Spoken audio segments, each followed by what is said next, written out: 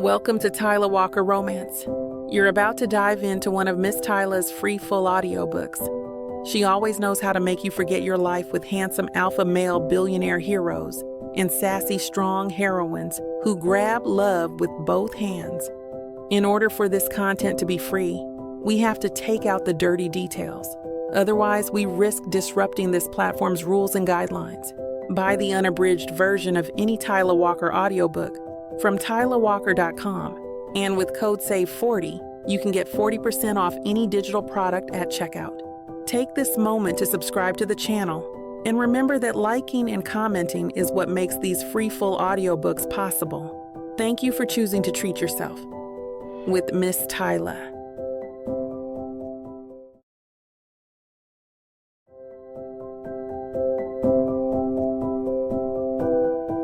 Chapter 1.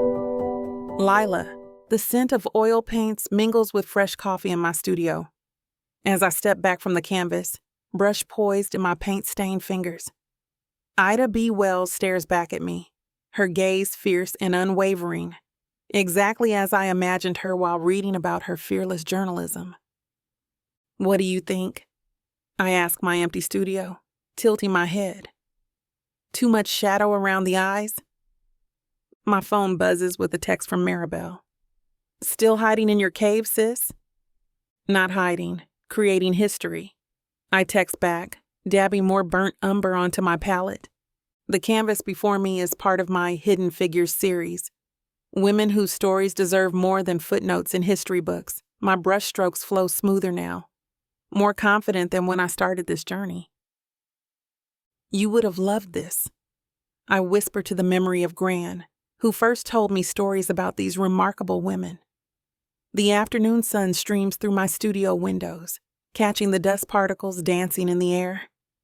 It reminds me of summer evenings on her porch, listening to tales of courage while fireflies blinked in the darkness. My phone chimes again. "Feed yourself something besides inspiration," Maribel insists. "Can't stop now."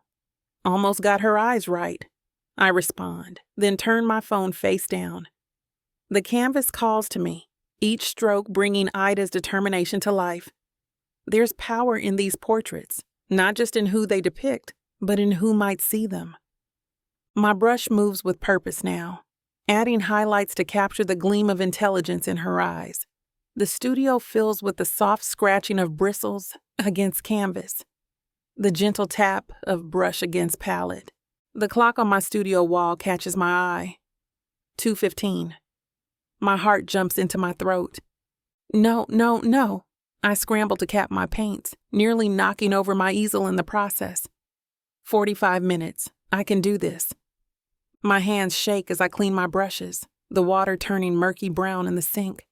The meeting at Riverside Gallery is at 3:30, but downtown traffic will be brutal this time of day. Keys, portfolio, business cards. I mutter, patting down my paint-splattered overalls. Need to change. I dash to the corner where I've hung my interview outfit. A yellow wrap dress that Gran always said brought out the warmth in my complexion. The fabric whispers against my mahogany skin as I slip it on, trying not to think about how many months of ramen noodles went into paying for my portfolio case. My phone buzzes again. Maribel. "Break a leg, sis. They'd be crazy not to love your work." "Thanks. Freaking out a little." I text back. Deep breaths. "You've got this." I grab my portfolio, double-checking that all 12 pieces are properly arranged. Ida B. Wells, Bessie Coleman, Dorothy Height, women, much like me, who never backed down from a challenge. The irony isn't lost on me.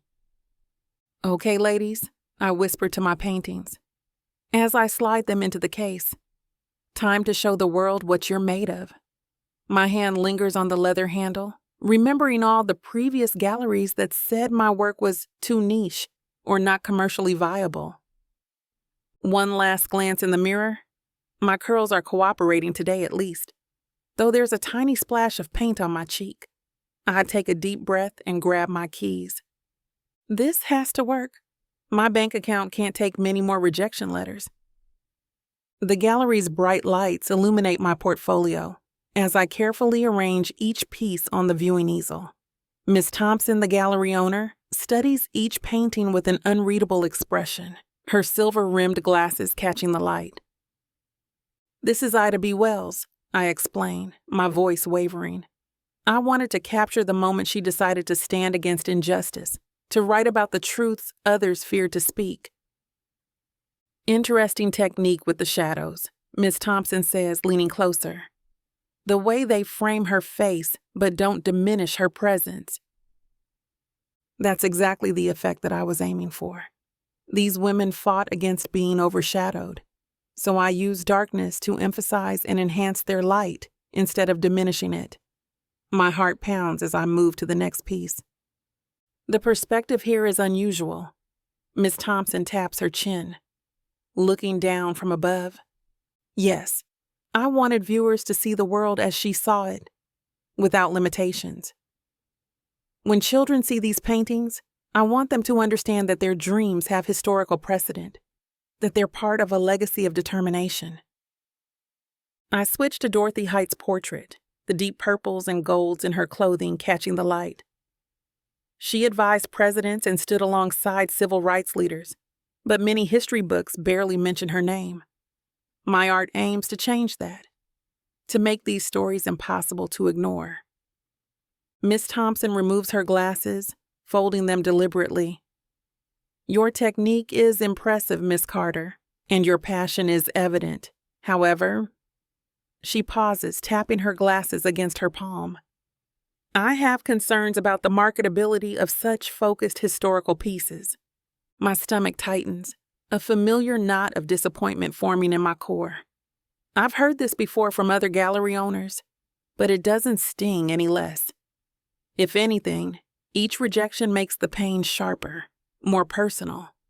My fingernails dig slightly into my palms as I try to maintain my composure. "Have you considered branching out? Perhaps some landscapes or portraits of contemporary figures? Our collectors tend to prefer pieces that complement their decor." The way she emphasizes complement makes it clear. My work celebrating historical Black women doesn't fit her vision of what belongs on wealthy collectors' walls. Complement their decor? The words taste bitter on my tongue.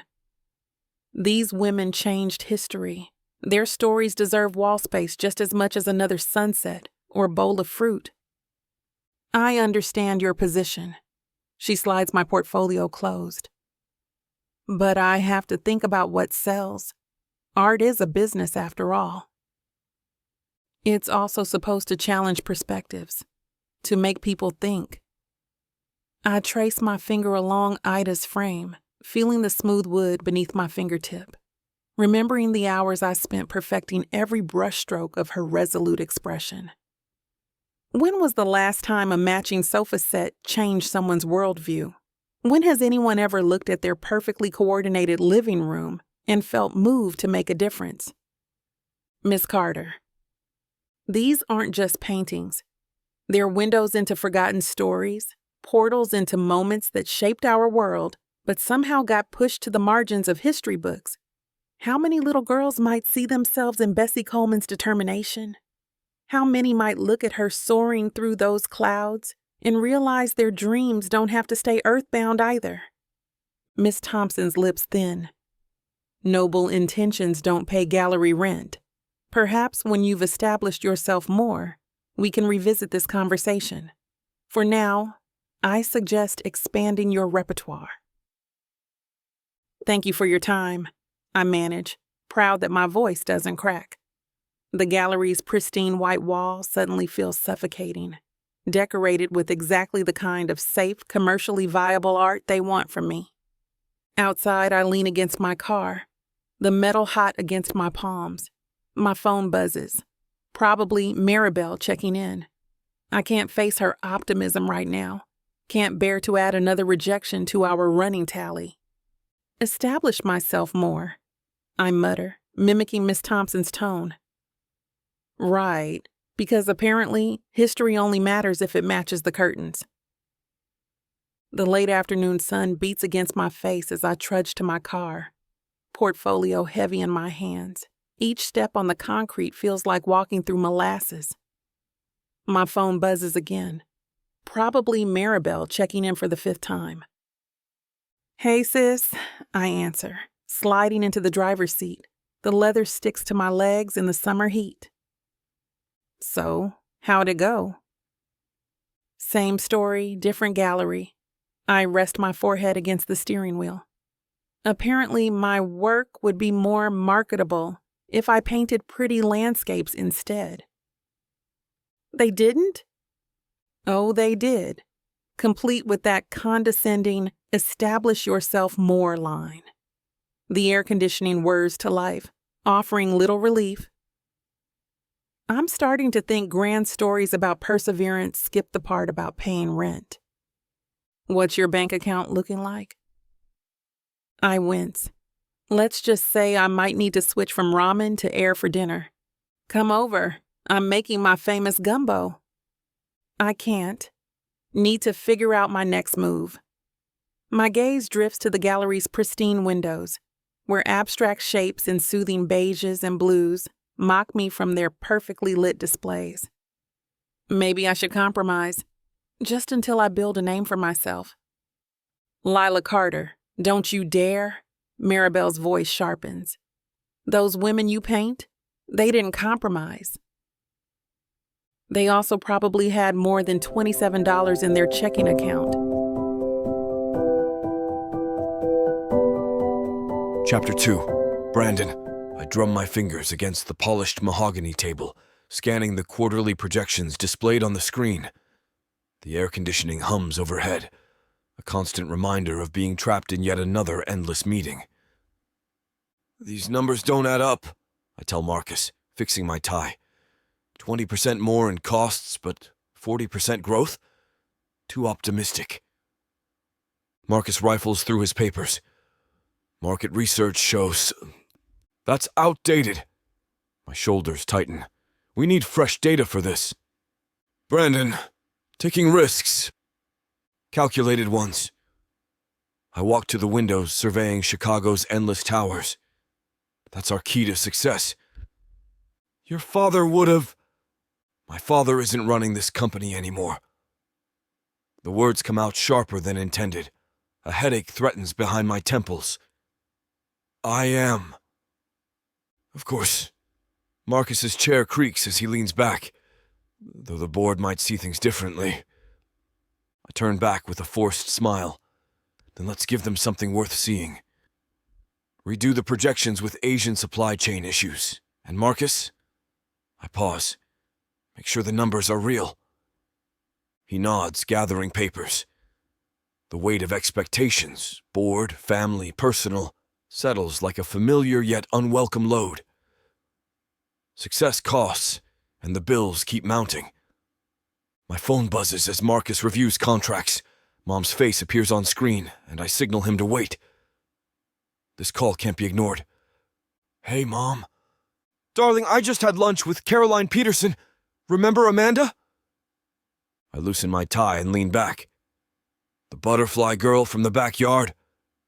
"That was 15 years ago. She's a pediatrician now." "Fascinating." The sun glints off the city towers. "Your point?" "She's single." "Mom, 28 is not young anymore, sweetheart. Your father and I were married at 20, had me at 21. I know." My free hand drums against the armrest. Times have changed. People don't get married right out of high school anymore. "Well, they should. Look how happy your father and I are." "Because you got lucky. Very lucky. Ridiculously lucky. Most people need time to figure themselves out first." "Is this about someone specific? Because honestly, darling, it's not about anyone." The drumming stops.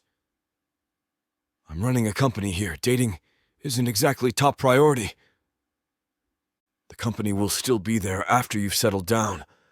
I just want you to be happy." "I am happy." The words taste hollow. Just differently happy than you and Dad. Different isn't always better, sweetheart. I check my watch, grateful for the excuse. Got another meeting in 5. Love you, Mom. Think about Amanda. She's really quite... Goodbye, Mom. I end the call, her words echoing. The city outside feels empty and sterile. My reflection shows perfection. Suit, tie, life. On paper, anyway. I toss my phone down, but Marcus's smirk catches my eye. What's so funny? Please, Brandon, we've heard this before. He leans back. The perpetual single CEO. Want to know what the board says? My jaw clenches. Do tell. They think a man who can't commit personally won't commit professionally. He taps his pen on the projections. The Taiwanese. Traditional. Family-focused. They'll scrutinize everything, including you. My private life doesn't affect my leadership. Everything connects in business. Marcus rises, adjusting his jacket. Look at Anderson Corp's CEO. 3 divorces, 15% stock drop each time. Perception and public opinion matter. Like it or not. What then? Choose from Mom's matchmaking catalog and pretend? Consider the bigger picture. Present a stable image. He lingers at the door. Or is someone specific keeping you single? His words cut deep. I face the window, seeing my broken reflection. The projections, Marcus. I want them. Tomorrow morning. Of course. He starts to leave, then stops. Remember, personal and professional lives often overlap. The door closes, abandoning me to unwanted memories. I sink into my chair, Marcus's lecture ringing in my ears. The skyline blurs as I think of Mom's endless parade of eligible women. Amanda, Sarah, Rebecca from the club. My phone vibrates. Mom again. Amanda's free for dinner this Friday. For God's sake, I throw the phone down. The Taiwan deal weighs on me. Marcus has a point about their traditional values, but orchestrating my love life for shareholders makes me sick. The office feels confining, its walls lined with solitary photos of my success. Play the game, I mutter, messing my hair. Remember Dad's advice. But Dad had it easy. Found his perfect match at 20, unlike me. The only time I felt that complete was... No, I shoved back from my desk. Lyla's ancient history. Like teenage romance, this is business. Reality. My reflection shows me pacing, disheveled. Not the stable CEO image the board expects. I stare at Mom's text. One dinner could give everyone the picture they want. Seems simple enough. But something inside resists. Pride, stubbornness, or knowing what genuine connection feels like makes this feel hollow. I text back, can't Friday, working late. Adding, and Mom, stop trying to fix my life. Please. Silence follows. At least I've won this round. I rest my head on cold glass, watching ant-like people rush below. My success soars 40 stories up, all steel and glass, but feels paper thin. Everything you wanted, right? I ask my reflection. Keep telling yourself that. Corner office, the view, 7 figures. Check. But the space beside me stays empty. No one for victories or defeats. My phone glows. Mom's latest match suggestion. I dismiss it, but her words linger. Different isn't always better. The sun sinks past skyscrapers, painting the sky orange-pink. It recalls another sunset when these colors meant more because I shared them. Stop it. I leave the window, fixing my cuffs. That's ancient history. But I can't shake it. Lyla's laugh, her touch, how she found magic in mundane moments. She'd see deeper meaning in this view, poetry and shadows crossing concrete valleys. I only see numbers and projections. My watch alerts me. Meeting in 10. Time to be the CEO they want. The model son, the star, the empty suit. I adjust my tie and hair, my practiced mask returning. For a brief moment I consider if Mom's right, if success matters without someone to share it. Not Amanda Peterson, though, or any other name from her list. Grabbing my briefcase, I'm relieved to escape. My phone buzzes. Sarah, my assistant, trying one last time to reach me. Mr. Reynolds, Jennifer from marketing called again about dinner. Tell her I'm tied up with the Taiwanese deal. That's what you said last week. Then she should take the hint. The garage doors part. My steps ring on concrete as I walk to my car.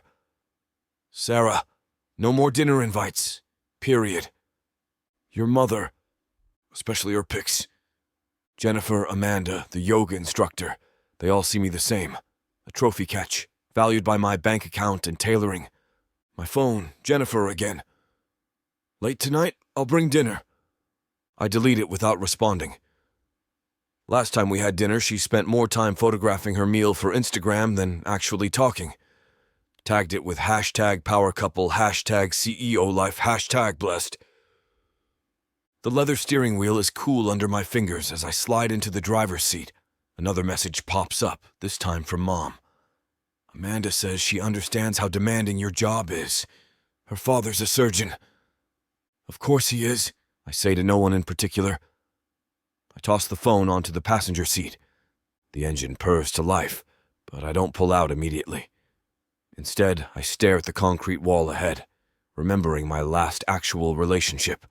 She'd smiled so sweetly when she said, I just think we want different things. You're married to your future, Brandon. I need someone who's committed to me. She wasn't wrong. The garage echoes with the sound of another car starting up. Somewhere in the darkness, life goes on. People connect, fall in love, build something real. Me? I've got quarterly reports and board meetings. At least they don't pretend to want me for anything more than what I can provide. Chapter 3. Lyla. I weave through suits at the networking event. The conversation's a meaningless hum. My portfolio feels like lead. The gallery's rejection still raw. Champagne? A server pauses, extending a silver tray with white glove precision. Thanks. I take a flute to occupy my hands. The bubbles shimmer in the gallery light, like strokes from my latest piece. A woman eyes my yellow dress before averting her gaze, lips pursed in judgment. I smooth the fabric, regretting not wearing black like the others. The dress had felt perfect at home, bright as Van Gogh's sunflowers, but now screams outsider. First time at one of these? Asks a man by the window, his reflection ghosting in the dark glass. His warmth offers relief from the room's subtle scrutiny. That obvious. I laugh nervously, toying with my wine glass. You've got that startled look. Plus, you're actually carrying your work instead of being pretentious about it. His eyes crinkle as he nods at my portfolio case, my anchor all evening. I laugh. At least you're honest. Brutal. I'm David, art curator at the Metropolitan. His casual mention of the museum makes my palms sweat. My heart jumps as I try to stay composed. Lyla Carter. I focus on historical pieces, celebrating Black women's stories. Despite practicing this pitch endlessly, sharing it with someone influential still feels raw. Interesting angle. May I? His face stays neutral, but his tone shows real interest. I open my portfolio with shaky hands. This one's about Madam C.J. Walker's influence on Black entrepreneurship. The painting shows her before her factory with the women she empowered. Striking composition. He examines it, like a seasoned critic, gesturing at Walker's determined gaze. Though historical pieces have a limited market, his insider's assessment makes me tense. My heart drops. Not this again. Have you considered more contemporary, accessible subjects? You mean profitable? I snap. Sales drive the art world, Miss Carter. So these stories only matter if they make money? His eyebrows lift. I've heard this before today. I shut my portfolio. Thanks for your time. I push through the crowd, face hot, champagne swaying as I hunt for the exit. Then I spot him and nearly collapse. Brandon, I halt, drink tipping. Across the room, Brandon Reynolds draws eyes like always, but sleeker now. His expensive navy suit and that familiar confident smile say he hasn't really changed. My gut twists. 5 years vanish, and I'm 18 again, saying goodbye in his driveway. Breathe, I whisper, clutching my portfolio until the leather protests. Brandon laughs, and I trace his sharpened jawline. He's refined his good looks, Italian shoes replacing the old Converse-wearing boy who once stole my kisses. A waiter passes. I need to go. Now? His eyes find mine. Recognition jolts him, smile dropping, shoulders stiffening. He's gathering himself, deciding. For a moment, we're suspended. The crowd dissolving around us, my chest tightens. The gallery rejection, that smug curator, and now this. The universe must be mocking me. Lyla? His voice drifts over, tinged with surprise. I shove through the crowd, ignoring who I bump. My yellow dress feels like a beacon. He mutters excuses behind me. No, not today. Not after everything. I'm almost at the exit when his hand finds my shoulder. The touch jolts me and I whirl, nearly dropping my portfolio. Hey, Brandon's voice turns soft, achingly familiar. I thought that was you. Brandon, my voice stays steady despite my nerves. You look, well, you too. His gaze sweeps my dress before meeting my eyes. The years have been kind. 5 of them. I grip my portfolio like a shield. I heard you're making waves in the art world. Trying to, tonight's been. I stop. Never mind. Rough night? You could say that. I wave my glass. My work's not commercially viable. I heard that twice today. His brow furrows. Their loss. That's what they all say before showing you out. The silence grows heavy with memories of summer nights and old promises. Listen, Lyla. I should go. I back away, but he fills the space like gravity. Can I see your work? I clutch my portfolio. I don't need pity, Brandon. It's not pity, it's... He musses his styled hair, reminding me of the boy I knew. Professional curiosity. Sure, you're an art expert now. I own a gallery downtown. The news stuns me like ice water. Perfect. The universe's cruel joke continues. I show him my portfolio, hand shaking. My Forgotten Pioneers series. Pages whisper as I turn them, and I'm extremely conscious of his nearness. His expensive cologne mixes with champagne, making my chest tight. These are... He moves closer, breathless. Incredible, Lyla. Their determination, their dignity. Thanks. I close it with a snap. I need to go. Let me buy you coffee somewhere. We could talk. Sweet offer, but no. My smile cracks. Good to see you, Brandon. At least take my card. Goodbye, Brandon. I turn away before his blue eyes can drag me back to memories of summer nights and broken promises. I flee, each step distancing me from a past I'd tried to bury. The night air shocks my face. I slump against the building, exhaling hard. My fingers trace my portfolio, the one he'd praised. His opinion shouldn't matter, but it does. A taxi splashes through a puddle, its yellow reflection rippling like my scattered thoughts. 5 years of careful distance, destroyed by one look from those eyes. My phone buzzes. Maribel, no doubt. I should tell her everything. The gallery, Brandon, but how to explain my racing pulse when he speaks my name? How his success both thrills and stings at the same time? I adjust my dress and portfolio. Tomorrow brings fresh resolve, focusing on my art.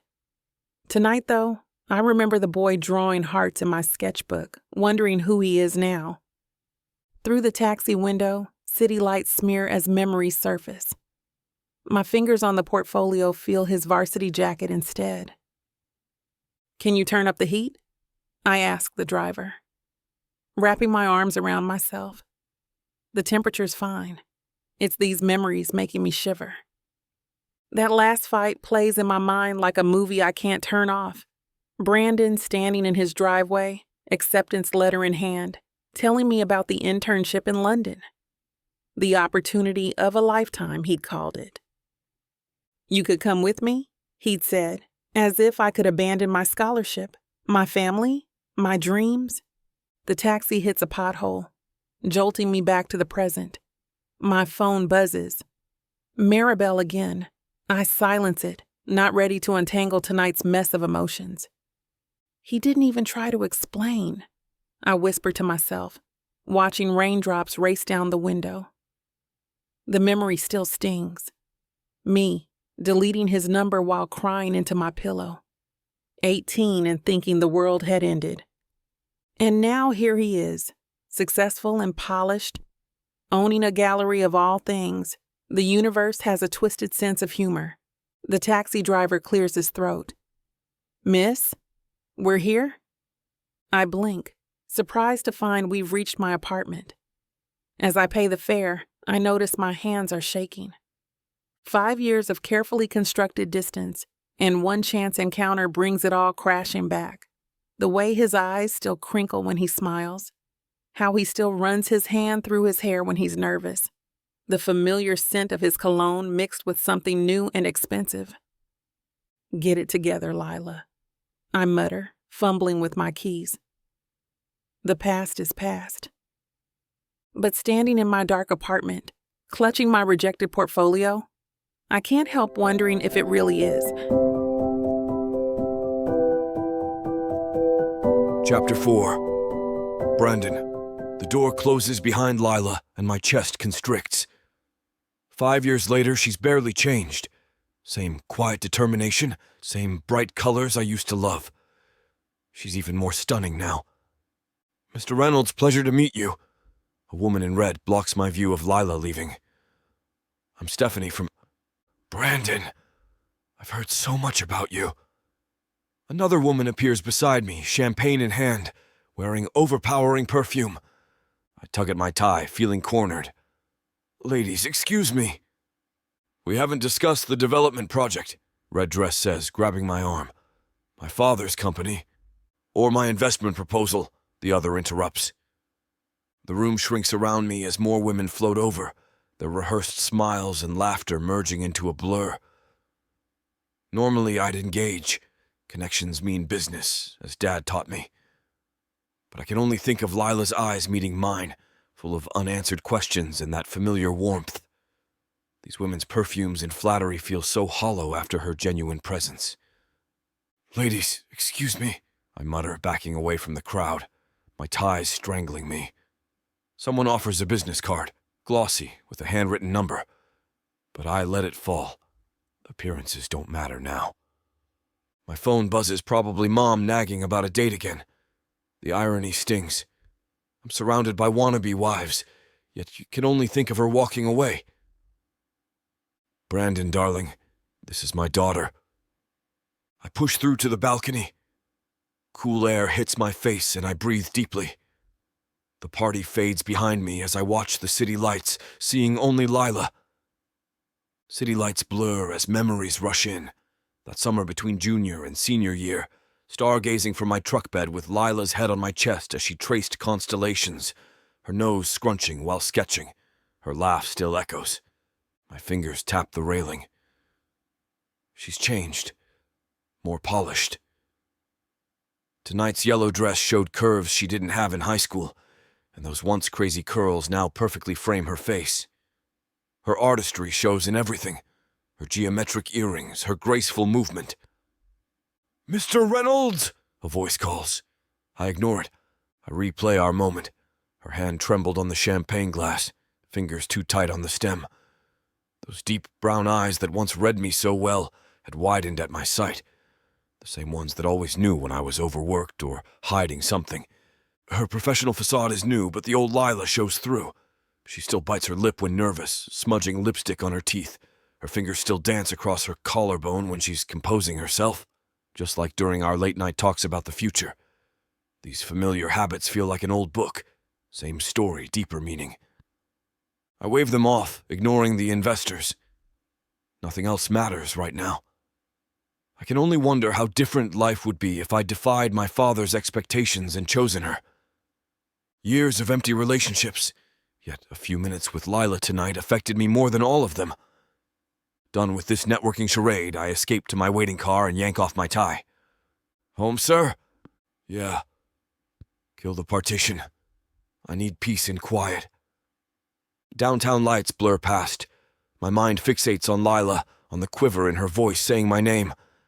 Home, I ditch my shoes and make for my study. The yearbook waits in my desk's bottom drawer under paperwork. I haven't opened it in years, but tonight I have to see her. The yearbook opens to Junior Art Club. Paint-stained overalls, messy bun. Caption: Lyla Carter, most likely to change the world through art. Damn, you were right, I whisper, touching her smile. Her note from our first date remains. Thanks for not laughing at my bowling. Next time I choose. L. We never saw that art gallery. Dad scheduled a business dinner. Called it more important than some teenage romance. Photos tell our story. Homecoming in her sparkling pink dress. Drama club candids of shared laughter. Each image recalls late drives and diner milkshakes while sharing dreams. My phone buzzes. Another investor message, no doubt. I ignore it. Tonight's for remembering the girl who saw beyond my family name and secretly sketched my profile. The yearbook drops, thudding through my study. That final night replays endlessly. Brandon, I can't do this anymore, she'd said, voice breaking beneath the streetlight. Cheeks streaked with mascara. What? Everything's fine. I'd reached for her, but she withdrew. Is it? When did you last come to a presentation of mine, or take my calls before checking with your dad? That's not fair. You know my responsibilities. To everyone but me, apparently. The way her voice had hardened still haunts me. I heard you talking to your dad about summer internships in New York. That was just another thing you didn't think to mention to me. Another decision you made without considering us? I rake my hair, the memory raw. I never told her I'd declined the internship, planning instead to surprise her with art program tickets she wanted. The promise ring I'd bought working extra shifts sat heavy in my pocket.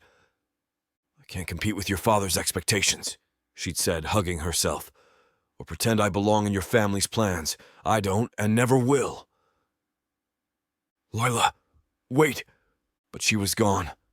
Her rain-soaked prom dress disappearing into the night, leaving me with unsaid words and that ring weighing down my pocket. I still don't understand what changed. One minute we were planning road trips to art museums. The next, she was gone. Dad said it was for the best, that high school relationships never last anyway. But the look in her eyes tonight at the networking event, there was something there. Something unfinished. My fingers brush against the yearbook's glossy pages, tracing the outline of her smile in that art club photo. What didn't I see back then? What signs did I miss? My phone lights up again. Mom's calling. I let it ring. The yearbook sits open on my desk, mocking me with memories of simpler times. Back when success meant getting an A in calculus, not closing multi-million-dollar deals. You're being ridiculous, I muttered to myself, running a hand through my hair. It's been years. But the way Lyla looked tonight, confident in her own skin, passionate about her art, it hits differently than those society women with their calculated moves. She's real. Always has been. My business partner's words echo in my head. A stable image is crucial for the Taiwanese deal. The Taiwanese deal could set us up for the next decade. Dad would say focusing on Lyla now would be career suicide, but Dad also said letting her go was the right choice, and that's haunted me for 5 years. The desk phone buzzes. "Mr. Reynolds, the board needs those projections by morning." "Thanks, Sarah. I'll get to it." But instead of reaching for the portfolio, my fingers hover over my phone. I could find her number. I have enough connections. One call could... "And what then?" I ask the empty room. "Hey, sorry I was in jerk 5 years ago. Want to grab coffee and potentially tank my biggest deal?" The yearbook photo catches my eye again. We were just kids then, but she knew exactly who she was, what she wanted. Meanwhile, I'm still playing the role everyone expects. My chest tightens as I remember her walking away in that rain. I never chased after her. Maybe that's what haunts me most, not knowing if things could have been different if I just fought harder. The city lights flicker outside my window, and somewhere out there, Lyla's probably working on her art, following her dreams. While I'm here, surrounded by everything I thought I wanted, feeling emptier than ever. I pick up my phone, then set it down again. The business deal looms over me like a shadow, but for the first time in years, I'm not sure it's enough anymore. Chapter 5. Brandon. The sommelier pours more Cabernet, and I fight downing it in one gulp. My date, Sienna Sandra, keeps droning about her Instagram following. Then I posted, "Manifest your dreams," and got 10,000 likes. Fascinating. I loosen my tie, my head throbbing despite the dim lighting. "Your mother said you're in business? Must be really stressful." "Mom, I'll kill you for this setup." I stop myself from rubbing my temples. Something like that. "You should try my meditation live streams. Very grounding." She touches my sleeve. "I could give you a private session." The waiter arrives with our food. "Rabbi for sir. Kale salad for the lady." "You eat meat?" She flinches. "I thought your mom said you cared about your health." Mom texts, "How's it going with Stephanie?" Stephanie.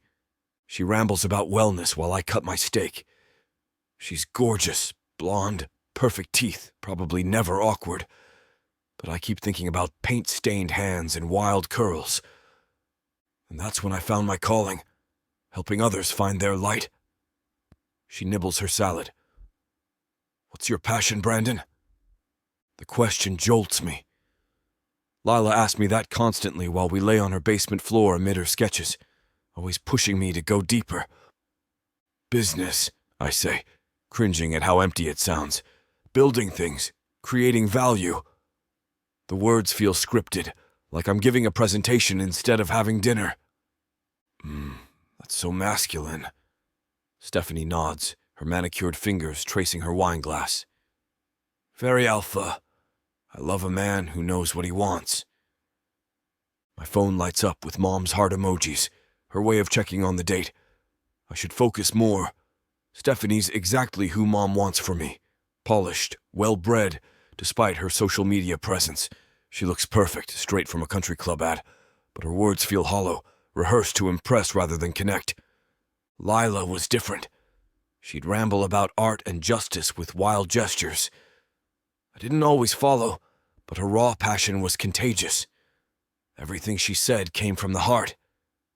"Brandon," Stephanie says, "you seem distracted." "Sorry, just work stuff," I say, motioning to my phone. She takes my hand.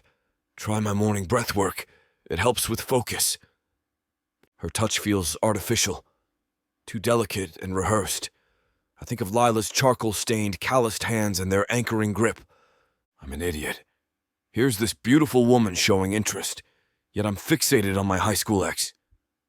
Once she's gone, I sink into my chair and yank my tie loose. As the restaurant empties, I scroll contacts for the number my assistant found today. I text Lyla before I lose my nerve. "Hey, it's Brandon. Had the worst date ever. Drinks?" The 3 dots flicker on and off, each pause tightening my stomach. My heart hammers loud enough to reach the next table. "How did you get my number?" I grin, picturing my assistant's eye roll. I have my ways. Save me from my misery. I'll tell you about crystal healing and chakra alignment. After a long pause. That does sound entertainingly awful. Someone needs to hear this train wreck. So, that's a yes? Brandon, I don't know if this is a good idea. I type without thinking. Just drinks, as friends, no pressure. And I won't bring up those hearts you drew around my name. I did not, once while doodling, so you admit it. Fine. One drink. Where? That dive bar by the old theater? Still there. Still awful. Really? You're a billionaire choosing that place. They make great Jack and Cokes. 30 minutes? I wait, lungs tight, worried I've overstepped. Okay, one drink. I signal for the check, already feeling lighter than I have all evening. That's all I'm asking for. The bar hasn't changed. Sticky floors, neon signs, stale peanut smell. Lyla's across from me, drawing on her glass with a finger. She's even more beautiful than at the gala. Another gallery rejection? Said I wasn't commercially viable. She sips her drink. Guess black women in history don't sell like abstract couch art. Their loss. At least your work means something.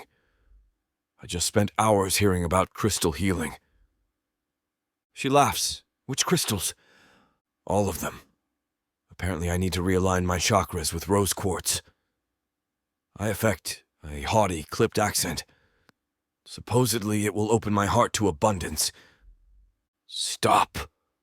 She's fully laughing now, that deep belly laugh I remember. And here I thought being a billionaire meant dating supermodels. Try Instagram influencers. Mom's latest attempt at matchmaking. She was lovely, don't get me wrong. Just not interested. Your mom's still playing matchmaker? Some things never change. Yeah, well, the board thinks I need to settle down to look more stable. I make air quotes with my fingers. Because apparently being single at 28 is a character flaw. Try being single at 23 with student loans and a stack of rejection letters. She sighs, stirring her drink. Sometimes I wonder if I should just give up and get a real job. Hey, your art is a real job. It's your passion. You can't quit. The words come out fiercer than I intended. Those galleries don't know what they're missing. Thanks. She gives me a small smile. It's just hard, you know? Following your dreams when everyone else thinks you're crazy. Tell me about it. Though I guess I can't complain about my problems to a starving artist. Please, complain away. It's oddly comforting knowing even billionaires have bad days. The jukebox switches to an old Rolling Stones song, and Lyla's eyes light up. Remember when we used to dance to this in your garage?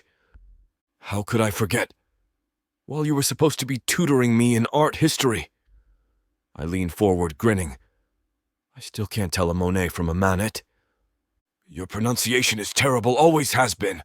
That's because you spent more time trying to distract me than studying. She tucks a curl behind her ear, and the gesture is so familiar it makes my chest ache. Hey, I passed, didn't I? Barely.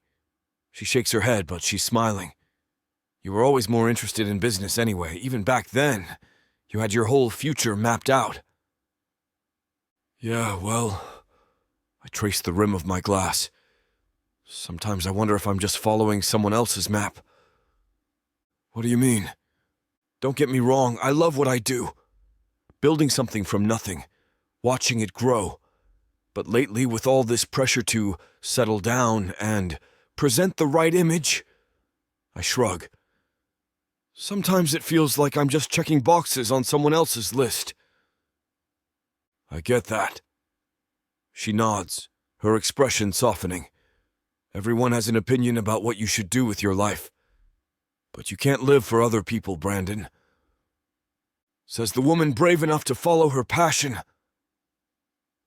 Brave or stupid. She laughs, but there's an edge to it. Sometimes I think about what my life would be like if I'd chosen something more practical. Don't. The word comes out sharper than I intended. Your art? It matters, Lyla. You're telling stories that need to be told. A slight blush colors her cheeks, and damn if it isn't the most beautiful thing I've seen all night. The way she bites her lower lip when she's thinking, how her hands move when she talks about her work. It's all exactly the same as I remember, yet somehow more captivating. Maybe we could help each other stay on track, she suggests. Keep each other from selling out to the man. I am the man, I remind her, and she throws a peanut at me. You know what I mean. Friends holding friends accountable? Friends. Right. Because that's totally possible when she's sitting across from me looking like every dream I've tried to forget. Her passion for art making her more magnetic than any Instagram influencer could ever be. But I force myself to nod. Yeah, friends, I'd like that. Now if I can just control myself, we'll be good.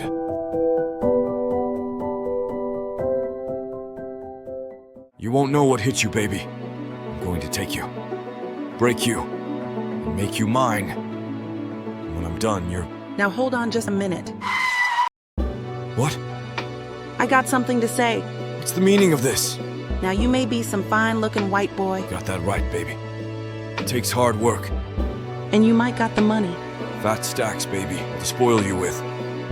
But that doesn't mean I'm going to give it up to you without a fight. A fight? You want some limp wilting flowers? Go to historical romance, baby. But you want sassy and spicy strong black queens that tame their alpha male bad boys? I think our listeners do. Then you go on and look at Miss Tyla's Bougie Brides and Billionaires audio bundle. 50 hours of me whispering the most romantic things in your ears. Fake marriages, alpha male billionaires, strong black women, steamy scenes that will make your eyes roll back. And everything wrapped up in a happily ever after that will put you in an afterglow.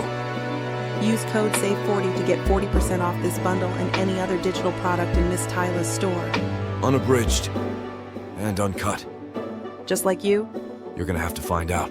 Tyla Walker Romances. Escape your life with sassy romance.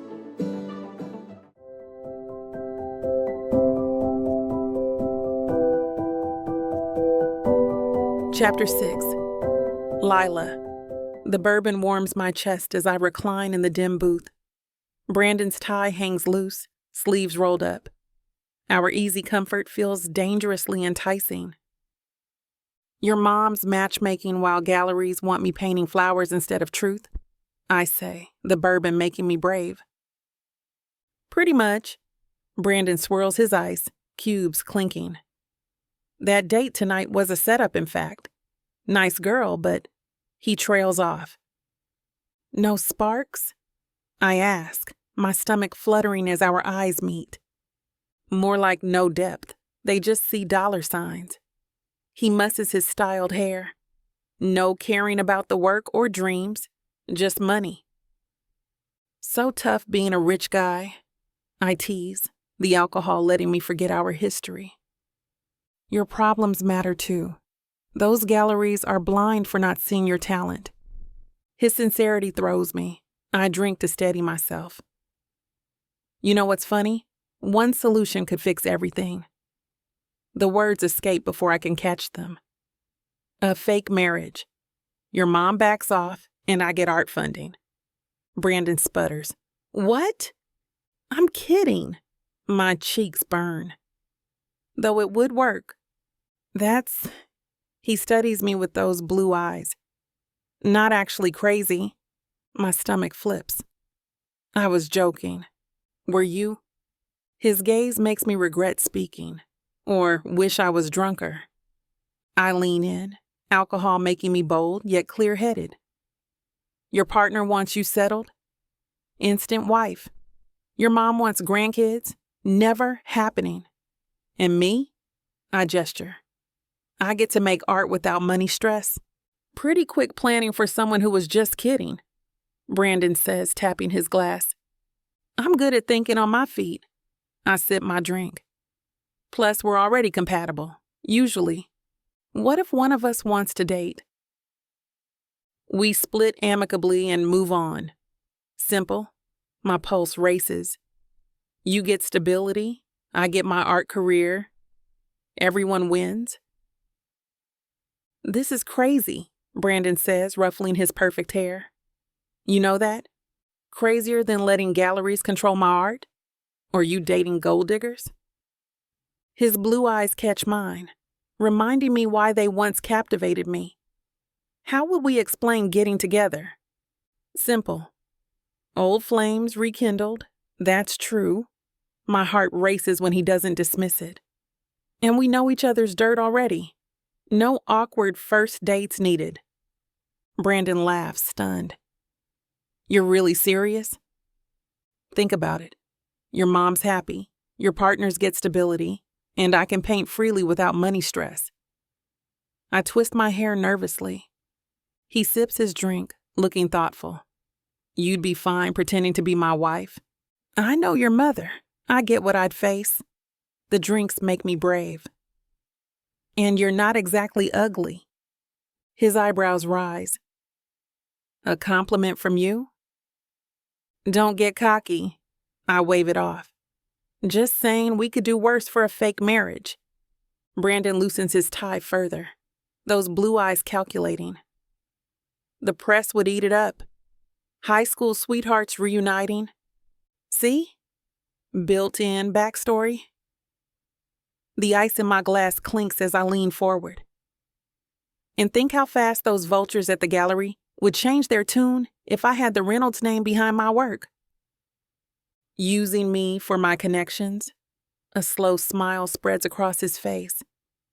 That's cold, heartless and cold, says the man whose business partners are pushing him to settle down for image purposes. He drums his fingers on the table, and I can practically see the gears turning in his head.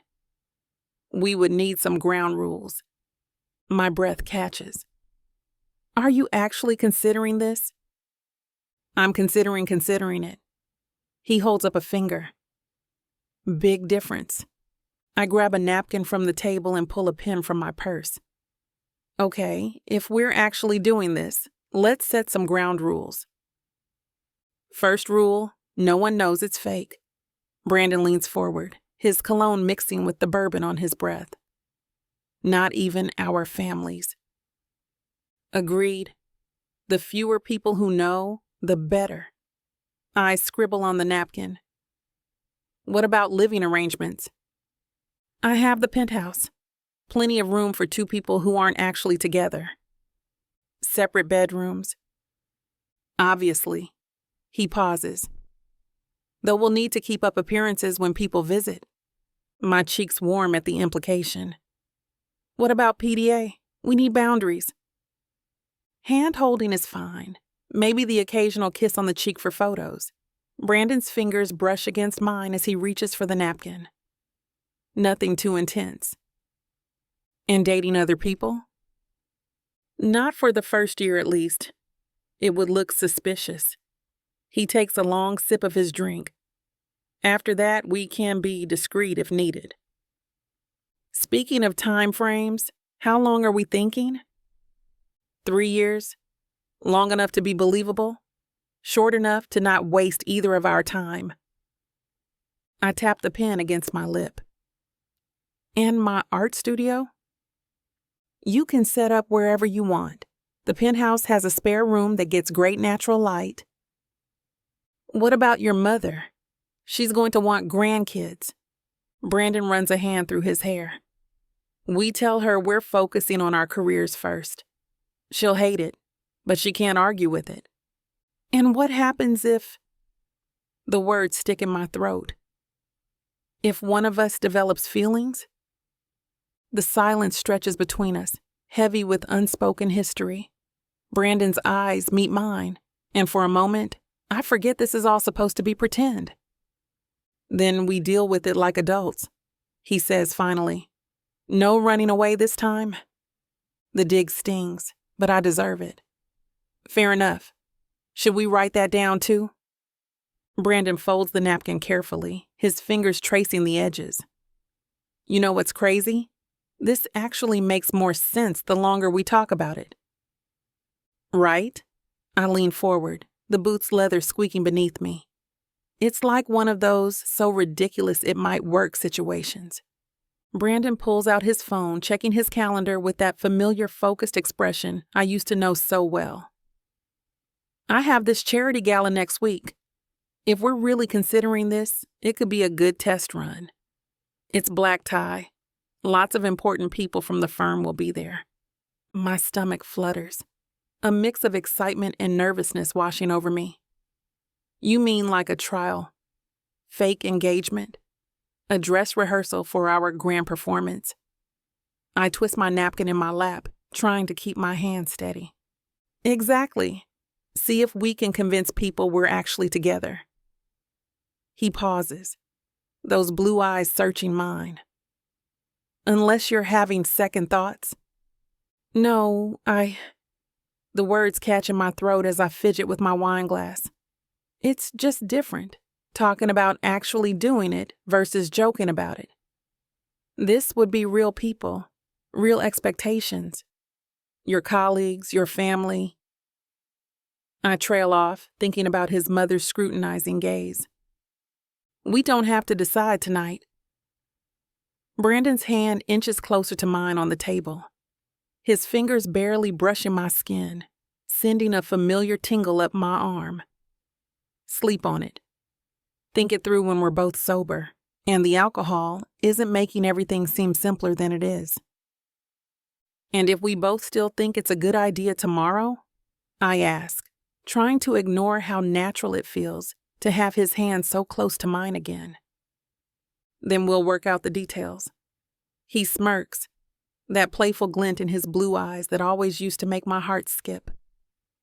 Like how I'm going to propose to you in a way that satisfies my mother's romantic sensibilities. You know how she is? Nothing less than a fairy tale will do. Oh God, she's going to want a big story, isn't she? Complete with rose petals and string quartets. You're enjoying this way too much. I nudge his foot under the table. Hey, if we're doing this, we might as well have fun with it. Brandon raises his glass. To potentially terrible decisions? I clink my glass against his. To potentially brilliant ones. Chapter 7. Brandon. Marcus barges into my sunlit office, worsening my hangover from drinks with Lyla. You're making us look bad, he says, sitting down. Those girls were all over you at the gala, but you left. I adjust my tie. Wasn't feeling well. Don't lie. The Hendersons saw everything. Maybe I'm just selective. No, you're not serious enough. Marcus plants his hands on my desk. They're old money. They want traditional family men managing their millions. My love life doesn't affect how I handle their portfolio. It affects everything. Image and stability count. He rakes through his graying hair, his classic pre-lecture move. That artist girl you were with, in the yellow dress who kept to herself? My jaw tightens, eye twitching. His dismissive tone infuriates me. Leave her alone, I growl. So something's going on. Marcus smirks, satisfied with his discovery. Tell me she's wealthy, at least. His tone says he knows she's not. We're done. The Hendersons will invest because we're the best. If they care more about my private life than our results, maybe we don't want them. You don't mean that. Try me. Marcus's words sting. I drum my fingers on my desk, fighting for control as anger builds. You were too busy flattering everyone to find someone real. We both know your relationships never last. That's rich from you. Memories of Lyla flood back. Real conversation, genuine laughter, her eyes bright talking about art. Not the fake small talk at charity galas. A connection that makes everything else feel empty. Fix this, Brandon. The Hendersons? His condescending tone makes me want to throw something, just like when I started here. The Hendersons, the Hendersons. I rub my throbbing temples. How can I find a girlfriend if I don't talk to women? You're missing the point. Marcus stands, fixing his cuffs. those society girls last night, they're what we need. Connected families, proper upbringing. Trophy wives, I say bitterly. Just hunting for CEO Instagram shots. They understand our world, he says at the door, unlike some bohemian artist. Enough, I snap, shoulders tight. Marcus paces, his ring flashing. Know why Thompson chose me over you? Your sparkling personality? No. He slams my desk, rattling my mug. Sarah was pregnant at the dinner. They talked nursery colors. That's more relatable than your single life. I loosen my tie, the Windsor knot suffocating in the sun-baked office. That's absurd. I lost millions because I'm not married. That's business. Family men earn trust. My wife and kids show stability. He taps his photo on his phone. Shows I understand legacy and building lasting things. I build lasting relationships with my clients through competence and results. So do I. Wake up, Brandon. The Stevensons specifically requested me for their portfolio review next week. Know why? He doesn't wait for my answer, his smug expression making my jaw clench. Because they met my son at the charity gala. Because they saw how I balance family and business. They want someone who understands their values, their priorities. So I should just what? Grab the first woman I see and start popping out kids? I can hear the bitterness in my voice, taste it like acid on my tongue. The thought of manufacturing a family just to please clients makes my stomach turn, even as a small voice in my head whispers that maybe he has a point. Don't be crude, but yes, you need to settle down. Show them you're more than just the eternal bachelor who works late and lives in his penthouse. Marcus straightens his jacket. These old money families, they want someone who reflects their values. Someone who gets it. The words sting because there's truth in them. I've lost 3 major accounts this quarter to Marcus, and each time the clients made some comment about his beautiful family. I'm not going to manufacture a relationship just to please clients. Then watch your client list keep shrinking. Marcus heads for the door. By the way, the Hendersons asked about my wife's due date before they even looked at the proposal. Think about that. The pressure builds in my chest as Marcus continues his lecture. My fingers curl around the edge of my desk, knuckles whitening. The morning sun feels like a spotlight, harsh and unforgiving. And another thing, Marcus says, pacing. The Wilsons specifically mentioned... Enough. The word comes out sharp as steel, cutting through his monologue like a blade. My jaw clenches as I fight to maintain composure. I'm trying to help you here, Brandon. Your numbers... My numbers are fine. I stand up abruptly, my chair rolling back and hitting the wall with a dull thud. The familiar taste of frustration coats my tongue. My work is impeccable, my client retention rate is dropping because you can't present a stable image. Marcus's words hit like a physical blow, making my shoulders tense. A stable image? Heat rises to my face, and I can feel the flush creeping up my neck. The absurdity of it all makes my stomach churn. What about integrity? What about actually caring about our clients instead of playing house? Some of us prefer to focus on delivering results rather than parading around like we're in a TV commercial for the perfect family. Playing house? Marcus scoffs. Some of us actually value family. For your information. The words burst out before I can stop them, my voice rising with each syllable, hot anger making my throat tight. I have a girlfriend who I intend on marrying and starting a family with, and I don't need you or anyone else questioning my commitment to building a life that matters. The silence that follows is deafening. Marcus freezes mid-step, his eyebrows shooting up toward his hairline. My own words echo in my head and I realize what I've just done. The declaration hangs in the air between us like a physical thing, and my stomach drops as I recognize I've just verbalized something I hadn't even fully admitted to myself yet. You... what? Marcus's shock morphs into skepticism. Since when? My throat tightens. There's no taking it back now. Lyla's face flashes in my mind. Our conversation from last night about a fake marriage suddenly feeling very real. "It's new," I managed to say, straightening my tie. "But it's serious." The weight of my impulsive words crashes down on me. My heart pounds against my ribs as Marcus's expectant stare burns into me. The morning sun feels like an interrogation lamp, and sweat prickles at my collar. "Serious, huh?" Marcus crosses his arms. "When do we get to meet her?" My mouth goes dry. "Soon, when the time is right. The Hendersons are hosting a charity gala next weekend." He drums his fingers on my desk. "Bring her. Show everyone you're not just talking out of your behind." "Next weekend?" The words come out strangled. My suit feels like a noose. Perfect opportunity to introduce her to everyone who matters. Marcus's smile doesn't reach his eyes. "Unless, of course, you're making this up." "I'm not." The lie tastes bitter on my tongue. "She'll be there." "Great. I'll let Sarah know to expect you both."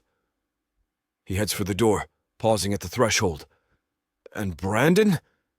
This better not be another one of your stunts."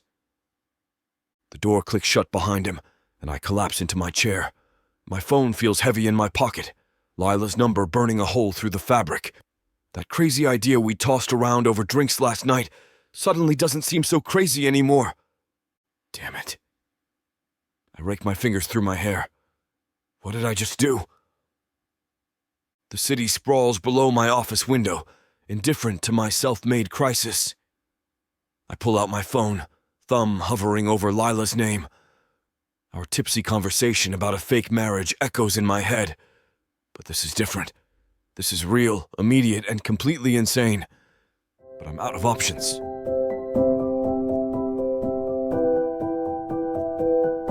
Chapter 8. Lyla. The brush quivers as I face Brandon's half-painted smile. 3 days since the bar and still no call. "What were you thinking, Lyla?" I asked the empty studio. Paint spots mark the floor. Blues and golds from last month, crimsons from last week. Each recalling easier times when creativity flowed without the burden of ill-advised proposals. I touched the dried paint, longing for when art came from inspiration, not obligation. The sun streams through industrial windows, casting shadows over my near-empty workspace. I dip my brush, watching colors swirl. The painting shows Brandon and me laughing at the fall festival during senior year, when he tried juggling oranges. That memory feels foreign now. My phone lies silent on the stained table. His last text still reads, "Great seeing you. Let's talk soon." "Soon," I mutter, dropping my palette. He's not calling. The canvas gleams, exposing Brandon's half-finished features, even sketched. His eyes captivate me as they always have. I hover my hand over the paint, not daring to touch. He probably thought I was kidding. I smear paint on my stained apron. Or he's fleeing after my stupid fake proposal. Nice work. Studio silence envelops me, save for distant cars and the old fan's hum. I grab my phone, write and erase messages repeatedly. It slips onto my messy table. Brandon's unfinished face watches me, embodying our past and what we've lost. My gut tightens as I remember our whispers, dreams, and how he beamed at my first real painting. This is crazy. I scrub my brushes too hard. A fake marriage? Is this some rom-com?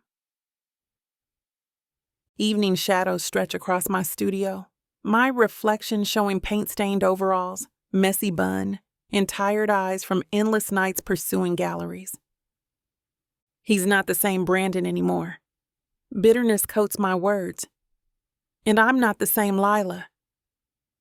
Our last real talk hits me hard. His wounded eyes. Those irreversible words.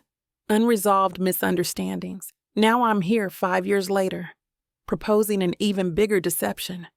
My sister's words haunt me. "Girl, you need to stop living in the past." I scrape dried paint from my palette knife, the metallic sound filling my studio as I weigh the risks of letting Brandon back in, even for business. His warm gaze at the bar felt too much like coming home. Some doors should stay closed, I tell my empty studio, my heart tight. The paint-splattered floor seems unsteady beneath me, like I'm teetering on a precipice. My brush slips, marring the canvas. Memories flood back, Brandon in his tux, corsage matching my dress. His face in the streetlight after prom when I walked away. You can't even paint him without messing up, I mutter, dabbing at the mistake with a cloth. The paint's already set, just like that night. I squeeze my eyes shut, but still see him. Brandon in his driveway, bewildered as I return his ring, choking on unspoken words. Should have told you about the scholarship. Everything. My whisper bounces off studio walls. On canvas, his smile is perfect. The same hopeful one when he promised we'd manage long distance. Before I knew art school would steal me away. Before I decided a swift ending beat slow decay. Now I want him to fake marry me? I laugh bitterly. After disappearing without a word, my phone stays quiet. The old Brandon, wearing his heart openly, believing in forever, is probably gone. I made sure of that. The paint dries as I study his unfinished portrait. His eyes hold that same warmth that made leaving impossible, the warmth I glimpsed at the bar days ago. Some things a business deal can't fix, I tell the painting, my chest tight, remembering his expression at my fake marriage suggestion. Raw pain beneath his practiced smile. I turn from Brandon's portrait to scan the unfinished canvases lining my studio. Each captures a moment, Coleman flying, Walker building, Simone performing. Powerful women paused mid-journey, like me. My phone buzzes with Mom's weekly text. Hope you're eating well. Off to Bermuda next week. Love you. Thanks, Mom. Have fun, I reply, knowing she won't ask about the gallery or hear my strain if I call. Sunset glints off my graduation photo. My parents' eager chatter about their next trip drowning out my moment. They'd supported my art dreams, then vanished to let me grow, maybe too far. What would you think now? I ask aloud, lifting Phyllis Wheatley's sketch. Your daughter plotting a sham marriage to her ex? My sister Maribel would have a field day with this one. She's always been the practical one, law degree, steady boyfriend, clear path ahead. Meanwhile, I'm surrounded by half-finished dreams and dried paint tubes. The truth sits heavy in my chest. My parents wouldn't understand this desperate gamble. They'd see it as another one of my artistic decisions, like choosing art school over business college. They love me, but from a comfortable distance where my choices can't disturb their well-ordered lives. I pick up another canvas, this one showing a woman standing at a crossroads. I'd started it months ago, never quite finding the right colors to capture her expression. Now I recognize her uncertainty in my own reflection. At least you had the courage to choose, I whisper to the painted figure. The irony doesn't escape me. I spend my days telling stories of brave women making bold choices, while I'm too scared to even check my phone for Brandon's response. The studio door creaks open, and Maribel's heels click against the wooden floor. Girl, what's going on with this painting? It's different from your usual style. I turn to face my sister, who's examining Brandon's portrait with her lawyer's analytical eye. Her pressed navy pantsuit and perfect makeup, not a single dark red lip out of place, make my paint-splattered appearance feel even more chaotic. There's a smudge of cerulean blue on my forearm that I hadn't even noticed until now. Just experimenting. I shrug, setting down my brush.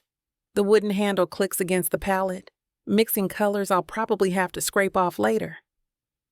Maribel raises an eyebrow, the same way she does when cross-examining witnesses in court. And it has nothing to do with running into Brandon at that networking event, the one where you practically sprinted away from the hors d'oeuvres table? How did you? My stomach drops, knowing I've been caught. Monica from accounting saw you two talking. She perches on my work stool, crossing her legs with practiced precision.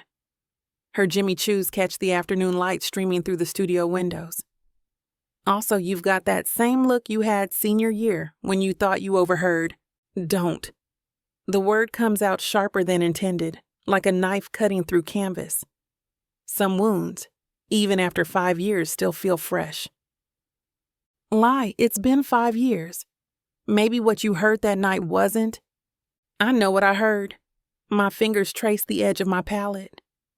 Him talking about how I'd never fit into his world, how his parents would never accept. You ran away before hearing the whole conversation. Maribel leans forward, her expression softening. And you never gave Brandon a chance to explain. The truth of her words stings. I couldn't bear to hear him say it to my face. Or maybe, Maribel stand, placing her hands on my shoulders. You were scared of finding out you were wrong. When is the last time you had a real conversation with him? Not just small talk or whatever happened at that bar the other night. Heat creeps up my neck. How do you know about? Because I'm your sister and I know everything. She smirks. Talk to him, Lie. Clear the air. You owe yourself that much.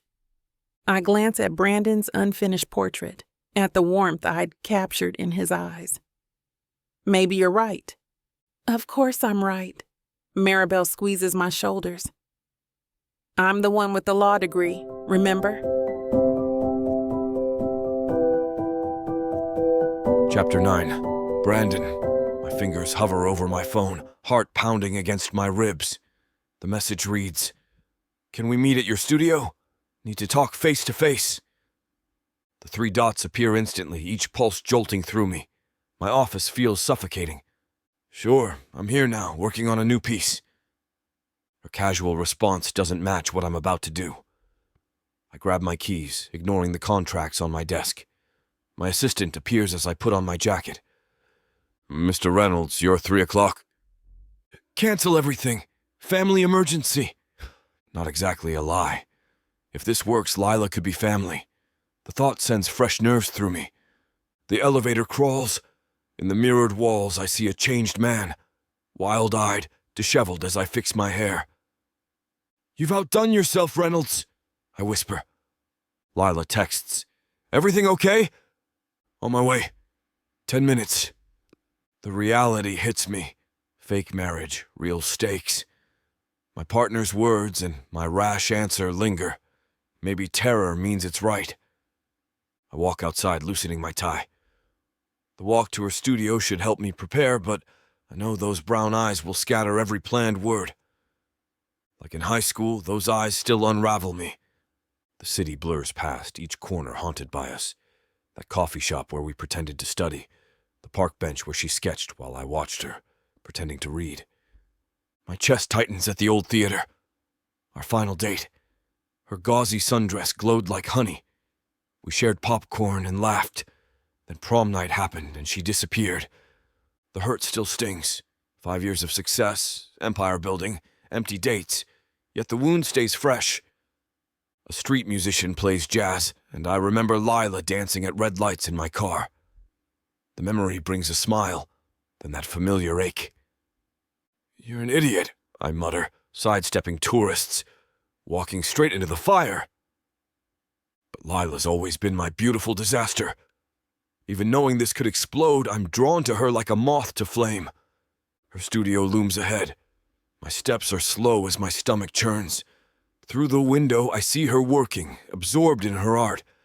That familiar intense focus, that slight furrow in her brows.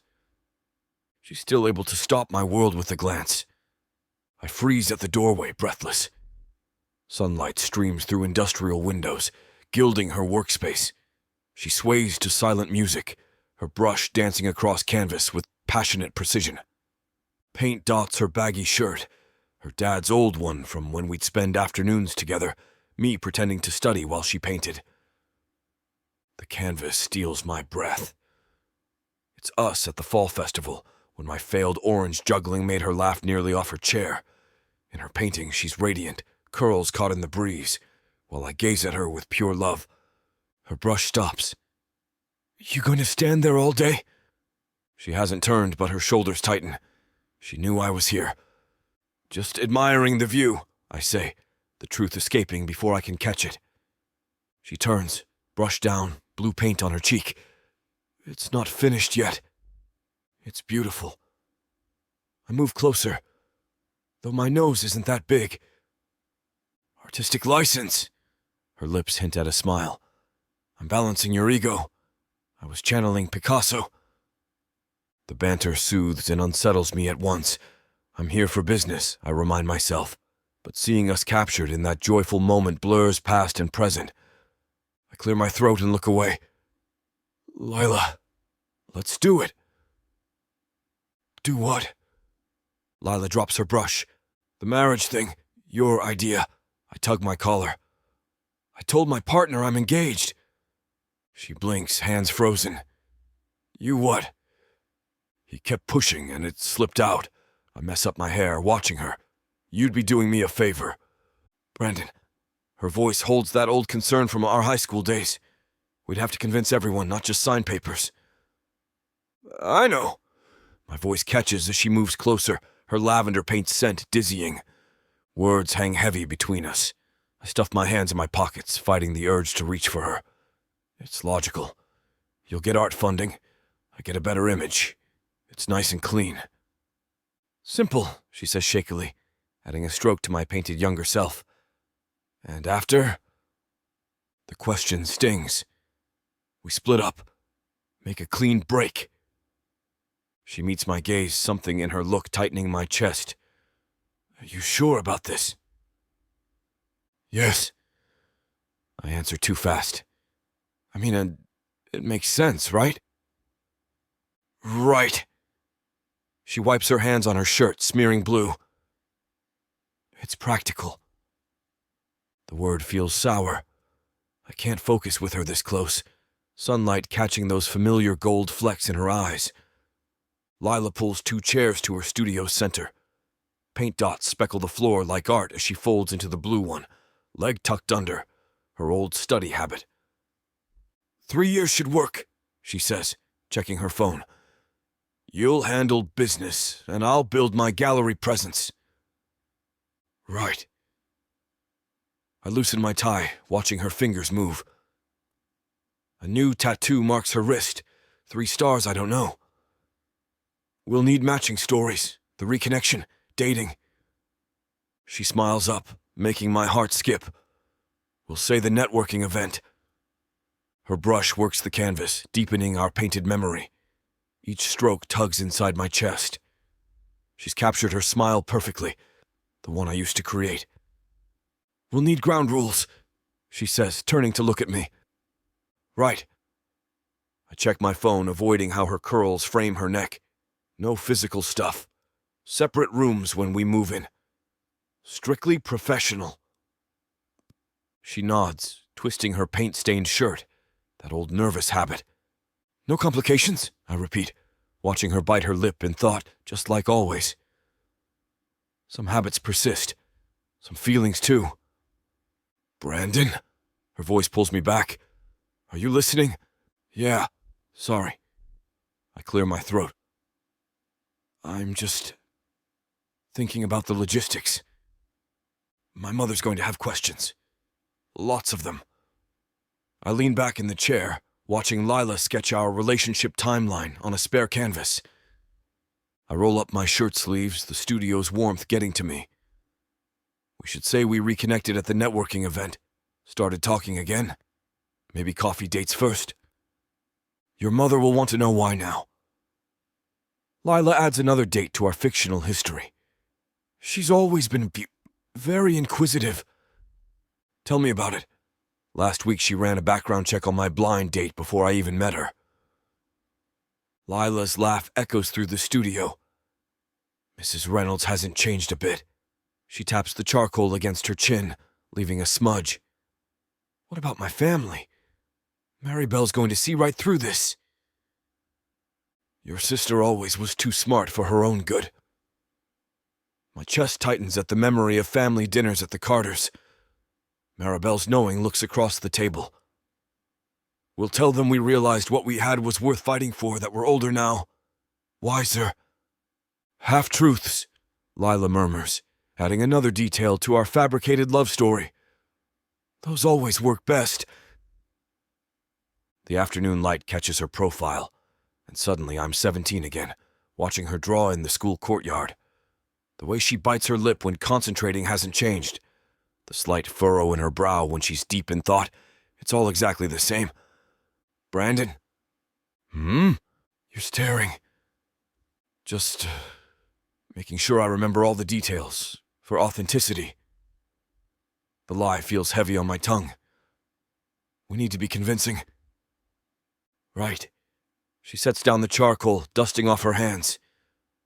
Convincing. The word hangs between us, loaded with everything we're not saying. Looking at our made-up timeline, at the girl I never really got over, I realize the real challenge won't be selling this story to our families. It'll be remembering it's just a story at all. Chapter 10. Brandon. Is this high school memories or miseries? I ask, lifting a worn box. Your writing's still terrible. Hey! Lyla grabs it, hair bouncing. It's artistic, see the flourishes. If that's what you call it. I grab a supplies box. Will paint leak in my car? I'm a professional, she says, box on her hip, smirking. She critiques my taste the whole elevator ride up. The moment we reach my penthouse, her eyes lock on the abstract art in my foyer. Really? Squares and circles? She drops her box, pointing at the art. This is just like your sophomore bedroom poster. I'm consistent. I set my box down and fix my tie. That's a Morris original. It's something. She drifts through the living room, touching the white walls. Did your decorator choose everything? What's wrong with minimalism? It's fine for a doctor's office. She photographs the room. This needs life, color, soul. It has soul. Brandon. She gestures to my expensive chrome sculpture. You have a metal pretzel on your table. It represents infinity, I say defensively, though I've had the same pretzel thoughts over coffee. It's about endless possibilities and circular time. It's a pretzel. Her teasing smile, the one that always cracked my serious shell, hasn't changed since childhood. Face it, Reynolds, your art taste is still trying to look sophisticated. Her words sting with truth, reminding me of practicing thoughtful looks at galleries to impress her. Says the nail polish vandal of our cafeteria table. That was a statement on institutional conformity. You mean time in detention? Remember your black and white photography phase? I lean on the counter, watching her wander. All those moody park benches. You should talk, Lyla says, examining a paperweight. Mr. Everything must be monochrome. You wouldn't even wear colored socks. They were designer black. Boring.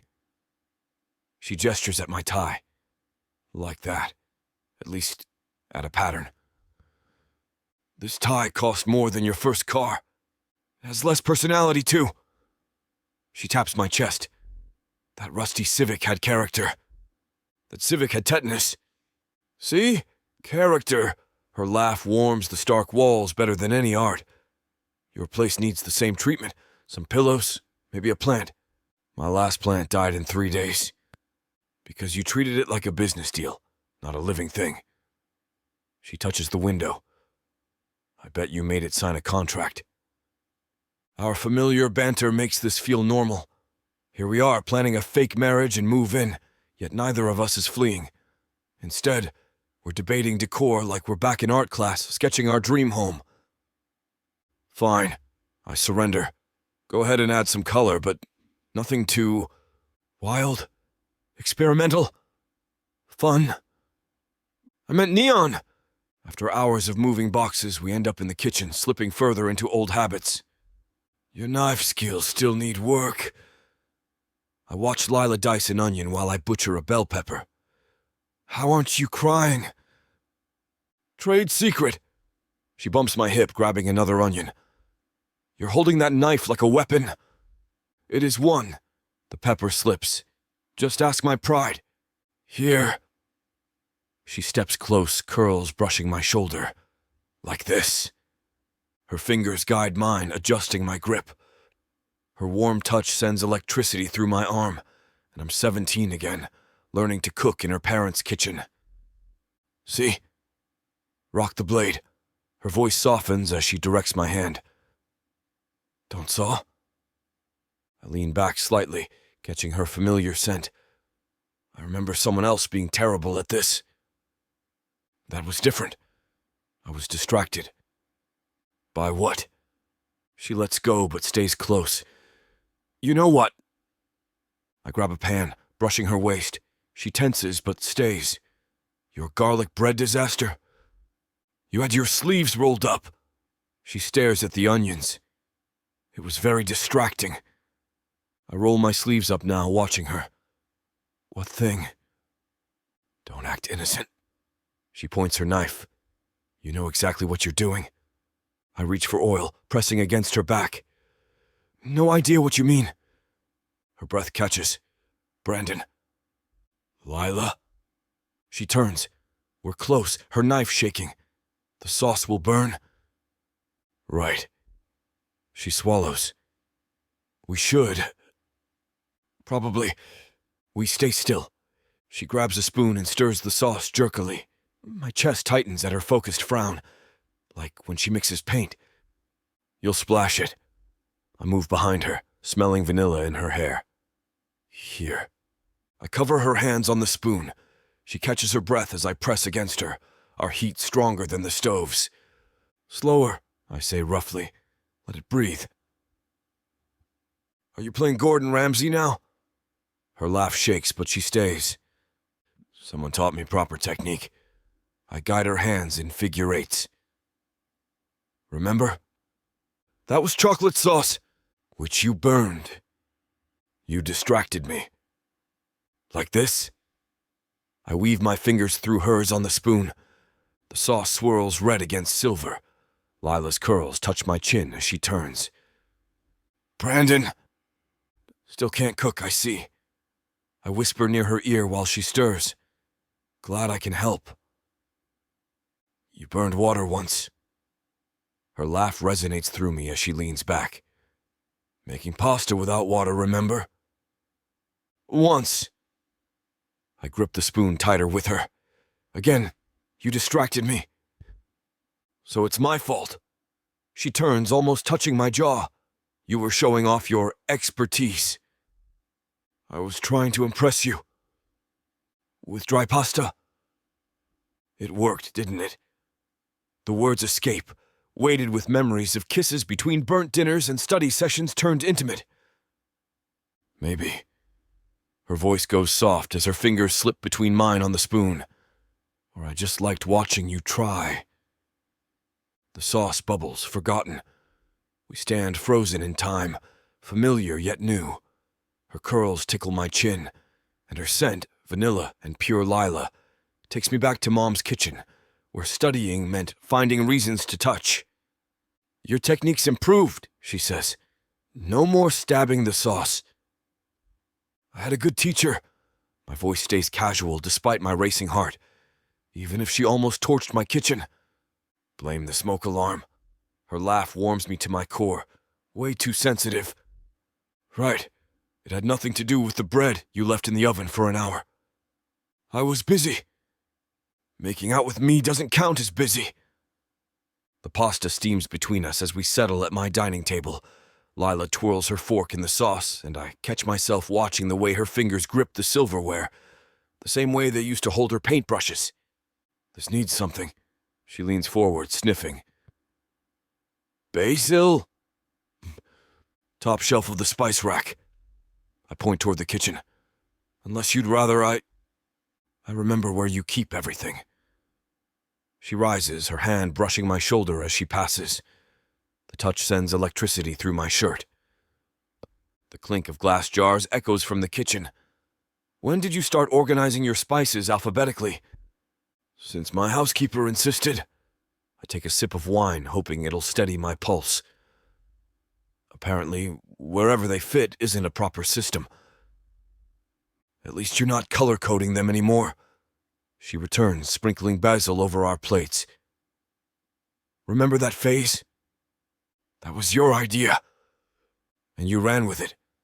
Her fork captures a perfect spiral of pasta. You reorganized your entire room by color spectrum. It was efficient. It was adorable. The word hangs between us, heavy with memory. She quickly adds, in a completely obsessive-compulsive way. Our forks scrape against the plates, filling the silence. I watch her take small, careful bites, another habit that hasn't changed. The way she savors each taste, like she's memorizing it for a painting. This is good. She gestures with her fork. You've improved. I had to. Can't live on takeout forever.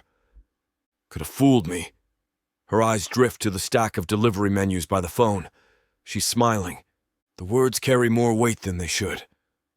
I reach for my wine glass at the same moment she does, our fingers brushing. Neither of us pulls away immediately. This is dangerous territory. Every shared glance, every accidental touch, every familiar gesture threatens to unravel the careful fiction we're trying to build. But sitting here, watching her twirl pasta like she used to in that little Italian place downtown, I can't bring myself to care.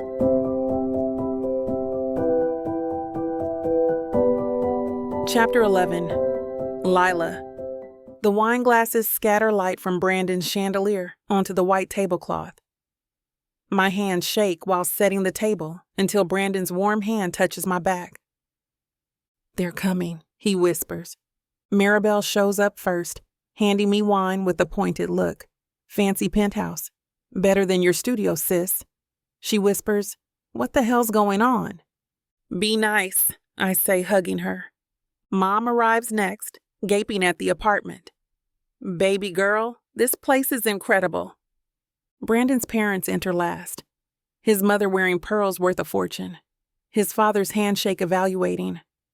That calculating look hasn't changed since our high school visits to their mansion. The table looks lovely, Mrs. Reynolds says with veiled criticism, eyeing my homemade centerpiece. Lyla, good to see you again. Brandon's father asks in a cool tone, clearly unamused at this turn of events. We sit, silverware clinking through the silence. Brandon squeezes my hand under the table, his familiar calloused thumb sending shivers up my arm. So, Mom asks in her protective tone, this is a surprise. How did you two reconnect?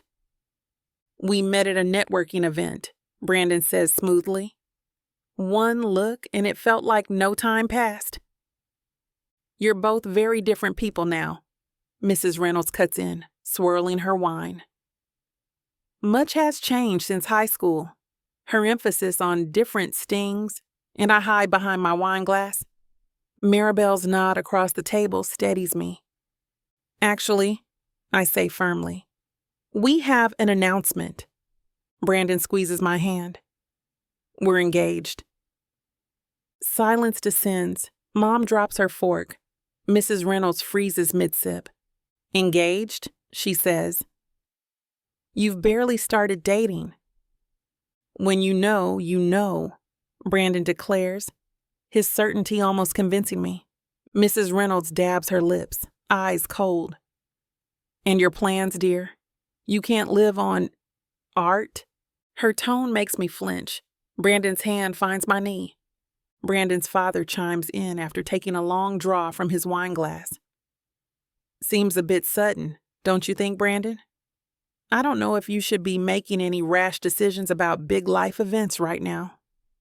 His look is icy as he glares across the table at me. My work focuses on influential Black women in history, I say evenly. I'm working on, how delightfully niche. Her practiced smile cuts me off. There's always teaching if gallery sales don't work. What do your parents think? Dad sits straighter. We support Lyla's passion. Passion doesn't pay bills? Mrs. Reynolds says. Brandon needs someone who understands his world, business dinners, charity events. Lyla will adapt, Brandon says tightly. Like in high school? She arches an eyebrow. Didn't you leave my son without any explanation? Silence falls, broken by Maribel's gasp. Guilt tightens my chest. Mother, Brandon warns. I'm concerned. Rushed engagements rarely work, especially with such differences in background and upbringing. My wine glass shakes. Brandon grips my hand, but her words strike home. Have you considered Brandon's reputation? The business world is very unforgiving. The crystal nearly breaks in my grip. Her words slice deep in my core. I stare at the tablecloth, fighting tears. Lyla's art is revolutionary, Brandon interjects. It matters. Of course, darling. As a hobby. A tear slips free, my mascara stinging my eyes. Actually, Maribel cuts in. My sister's work was just... Let's discuss the wedding, Mrs. Reynolds interrupts. The Reynolds always wed at St. Patrick's Cathedral, though that may not suit, given... Well, given what? Mom's fork screeches across her plate. I grip Brandon's hand beneath the table, pleading silently. His chosen ring, simple, nothing like his mother would expect, weighs on my finger. I mean, Mrs. Reynolds dabs her lips. Our circle has standards. Brandon's position demands a certain image to uphold. The word image lingers silently. Each gallery rejection floods back, their polite dismissals all saying the same, not our kind. Brandon squeezes my palm, but doubt still seeps in. Maybe his mother's right. Maybe I'm deluding myself about fitting into his world. Maribel rises sharply, slamming her wine glass down. Actually, Mrs. Reynolds, my sister's work just showed at the Whitney's Emerging Artists showcase. Her Rosa Parks piece sold for $20,000. Mrs. Reynolds' perfect lips part. And, Maribel adds with her lifelong protective fire, the National Museum of African American History wants to commission her. They chose her because she uniquely captures our history's dignity and power. Brandon squeezes my hand beneath the table as his mother's face tenses. My sister, Maribel says, grabbing her phone, creates meaningful stories, not just art. Look at this. She shows them my Dandridge painting on her phone. This one sold instantly to a collector on multiple gallery boards. I didn't know, Mrs. Reynolds says, examining it closer. Speaking of high standards, Maribel says with edge. Lyla graduated top of her class at RISD, speaks 3 languages, and teaches art to underprivileged kids. Maybe your standards need updating. Mom squeezes my other hand. The silence that follows feels lighter. Are they actually supporting me in this? Brandon breaks it by refilling our wine glasses, smiling warmly. We're merging our interests, he says, meeting my eyes. Oh, his father asks, intrigued. Lyla's teaching me about art investment, Brandon says, holding my hand. African American art's value is up 40% in 3 years. That's quite impressive, his father admits. Brandon's helping me understand the business side of the art world, I add, feeling more confident. We're thinking of opening a gallery that focuses on emerging artists from underrepresented communities. Mom beams. That sounds wonderful, baby. It would be the first of its kind in the financial district, Brandon explains, his voice softening when he glances my way, combining fine art with investment opportunities. The space Brandon found is perfect, I say, warming to the topic. Those floor-to-ceiling windows will make the lighting incredible for installations. Remember that sunset we watched there? Brandon's thumb traces my knuckles. the way it painted the walls gold. How could I forget? You said it reminded you of my autumn collection. Mrs. Reynolds sets down her wine glass. You've clearly put thought into this. We complement each other, Brandon says simply. Lyla sees beauty where I see numbers, and together. He trails off, looking at me with such conviction that my heart skips. Together we make sense, I finish, surprising myself with how true it feels. Maribel raises her glass. To making sense? To perfect balance in a relationship? The toast ripples around the table, and as crystal clinks against crystal, I catch Brandon watching me with that same intense look from high school, the one that always made me feel like I could conquer the world. After dessert, Mom helps me clear the dishes, while Brandon walks his parents to the door. His mother's parting words surprise me. Your autumn collection? I'd love to see it sometime. Of course, I manage, nearly dropping the plate I'm holding. Once they're gone, Maribel wraps me in a fierce hug. You did good, sis. And that gallery idea? Brilliant. Thanks for having my back. Always. She pulls back, studying my face. Though I still want details about this whole whirlwind romance later. This came out of nowhere. Mom joins us, pressing a kiss to my forehead. We are so proud of you, baby. Following your dreams, making them real. Love you so much. After they leave, I sink onto the couch, kicking off my heels. Brandon loosens his tie and sits beside me, close enough that our shoulders touch. That wasn't terrible, he says, running a hand through his hair. Your mother actually smiled at the end. I thought her face might crack. He laughs, deep and genuine. The gallery idea was divine inspiration. It just came to me. I turned to face him. But you know what? It could actually work. The location you mentioned earlier, it really would be perfect for installations. I wasn't making that up for show. His eyes meet mine. I've been thinking about it since you moved in. The space is available, and with your eye for talent and my business connections. You're serious? Dead serious. He takes my hand, tracing the ring. We might be pretending about some things, but I believe in your vision, Lyla. Always have.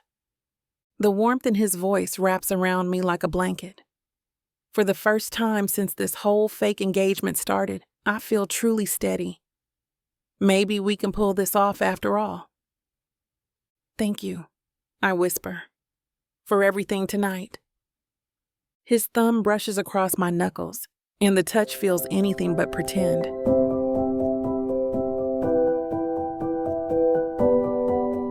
Chapter 12. Lyla. I pace our living room barefoot. Post-dinner, family's gone. My mind races while Maribel's texts pile up. Girl, we need to talk. Tell me how this started up again. I toss my phone aside, rubbing my temples. The unfinished canvas mocks me. Due in 3 days, untouched since I moved in. You okay? Brandon fills the door to the kitchen. No, I collapse on the couch. Your mother's dinner reaction? Like I'm just a gold digger. Hey, that's not... Maribel's suspicious too. I show him her messages. She knows me too well. We'll figure it out. Will we? I should be painting, not pretending we're in love. The gallery's not pretend, Brandon says softly. Mom texts next. Hearts and wedding venues. Let's go shopping this week. God. I hide my face. Everyone's invested now. Your dad's talking business, Mom's planning weddings, and I'm suffocating. Lyla? No. This is what I was afraid of. We're too deep. Too fast. How can we manage a couple of years when I can't handle my own life? The canvas in the corner seems to mock me. Its unfinished state a perfect metaphor for everything else in my life right now. Brandon moves to sit beside me on the couch, and my skin tingles at his proximity. The familiar scent of his cologne mingles with the lingering aroma of dinner, creating an intimacy that makes my chest tight. My fingers fidget with the throw pillow in my lap, seeking something to ground me in this moment that feels both achingly familiar and terrifyingly new. Remember when we used to stay up all night talking?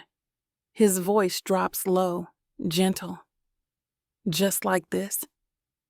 The softness in his tone takes me back to those teenage nights, sprawled on his parents' basement couch, sharing dreams and secrets, until the sun peeked through the windows.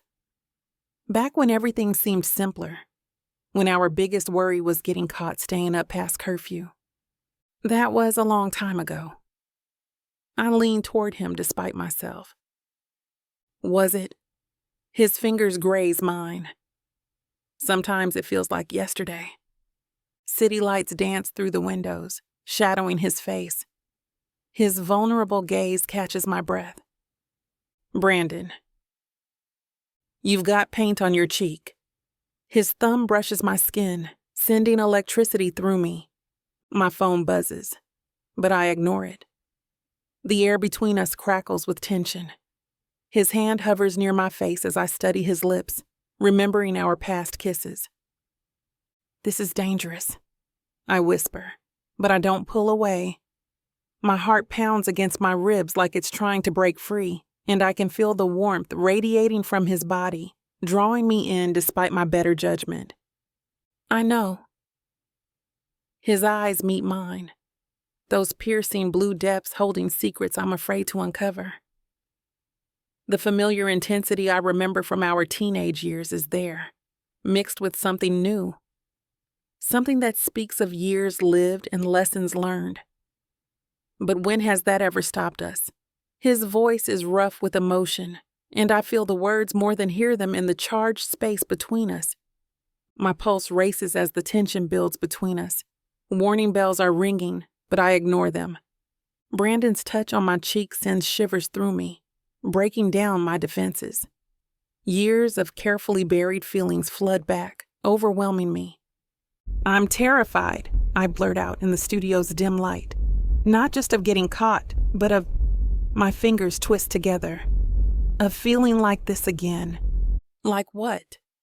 His voice is barely above a whisper, but it fills the space between us with an electricity that makes my skin prickle. Like I matter. Like I'm not just chasing impossible dreams. I gesture at my unfinished canvas, the half-formed figures of historical women staring back at me with judging eyes. Every time I pick up a brush lately, I hear your mother's voice in my head, wondering if she's right. If I'm just fooling myself, trying to be something I'm not meant to be. Brandon shifts closer, the familiar scent of his cologne wrapping around me like a dangerous comfort. Lyla. No, let me finish. I take a shaky breath. When we were kids, everything seemed possible. You made me believe I could do anything.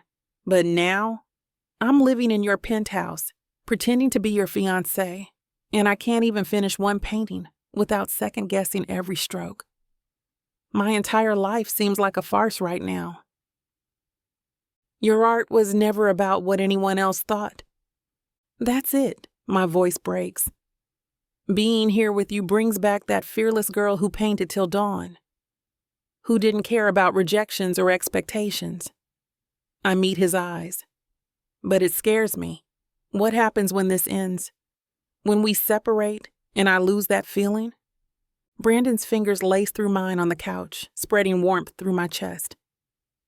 Who says you'll lose anything? Who says this has to end? His sincerity makes my heart skip.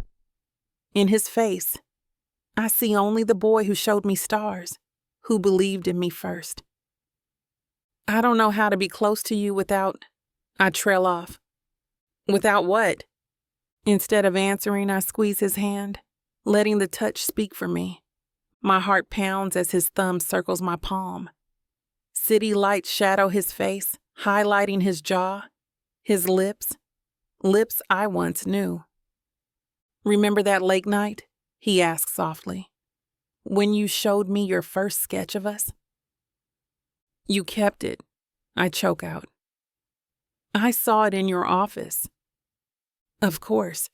His hand brushes my hair back, and I lean in reflexively. I kept everything. The space between us shrinks. My skin buzzes with electricity, where his fingers graze my cheek. The rational part of my brain screams to pull back, to remember this is supposed to be pretend, but my body betrays me. I drift closer, drawn by his familiar scent and the warmth radiating from his skin. Brandon, my voice comes out breathless. His eyes drop to my lips, and the air grows thick with possibility. Tell me to stop, he whispers, his breath fanning across my face. But I don't. Instead, I find myself leaning in, my fingers curling into the fabric of his shirt. The world narrows to this moment, the soft brush of his thumb across my cheekbone, the subtle catch in his breathing. Then, my phone buzzes again, sharp and insistent. Reality crashes back like a bucket of cold water. Images flash through my mind. The gallery rejections, his mother's disapproving stares, the night of prom when everything fell apart. I jerk back, my hand flying to my chest. We can't. The loss of his touch leaves me cold, but the fear coursing through my veins is colder. We're playing with fire, and I've been burned before. I leap up from the couch, putting distance between us. My hands shake as I wrap my arms around myself. The ghost of his touch lingers on my skin, making it impossible to think straight. This isn't real, I say, more to myself than to him. We can't blur these lines, Brandon. The whole point was to keep things professional. We're crossing a line here. Brandon runs a hand through his hair, his chest rising with a deep breath. Right, professional. I mean it. We have to stick to the plan. My voice wavers. Your business needs this image, and I need the gallery space. I know. His jaw tightens. You've made that perfectly clear. The bitterness in his tone stings. I turn toward my canvas, needing something to focus on besides the hurt in his eyes. Maybe we should set some more ground rules. Such as? No moments like this. No touching unless we're in public. No late-night conversations that make me forget. I swallow hard. That make us forget what this really is. And what exactly is this, Lyla? He stands and I force myself not to step back. Because from where I'm standing, we're both pretending pretty hard not to feel something real. Don't. My fingers dig into my arms. Please don't make this harder than it needs to be. Chapter 13. Brandon. Electric tension fills the air as Lyla pulls back. Her almost touch burns my skin, leaving me confused. A chasm grows between us. Hey! I reach for her retreating hand. What's wrong? Nothing. She folds her arms defensively. We shouldn't. Why not? I whisper. Talk to me. What are you thinking? This isn't real, Brandon. She chokes out. We can't blur lines. The arrangement. Is this about the arrangement? I shift closer while keeping space between us. Of course it is. Her vulnerable gaze catches me off guard. We're pretending. If we start... She shakes her head. It'll complicate everything. Maybe I want that. The truth escapes me. Don't say that. She fidgets with her shirt. This is business, remember?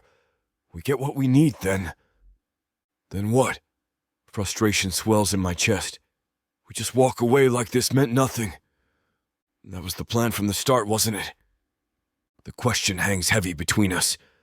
I want to tell her this stopped being business when I first saw her, but the words catch in my throat. Lyla forces a laugh, fingers combing through her curls. I'm just tired after the family dinner. My emotions are everywhere. Don't do that. I move closer, refusing her deflection. Don't blame this on exhaustion. I know you better. Do you? Her eyes flash. It's been years. People change. Not us. Not this. My shoulders tense. I felt it when we met at that event. You did too.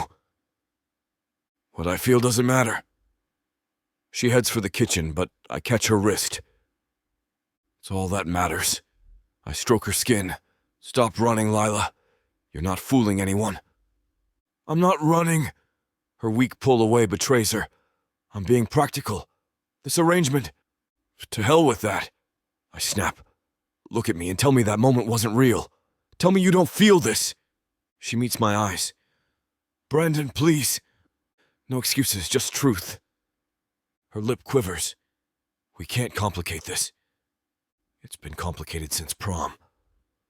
I let go of her wrist, but hold her gaze. Since you walked away. This is business, she says shakily.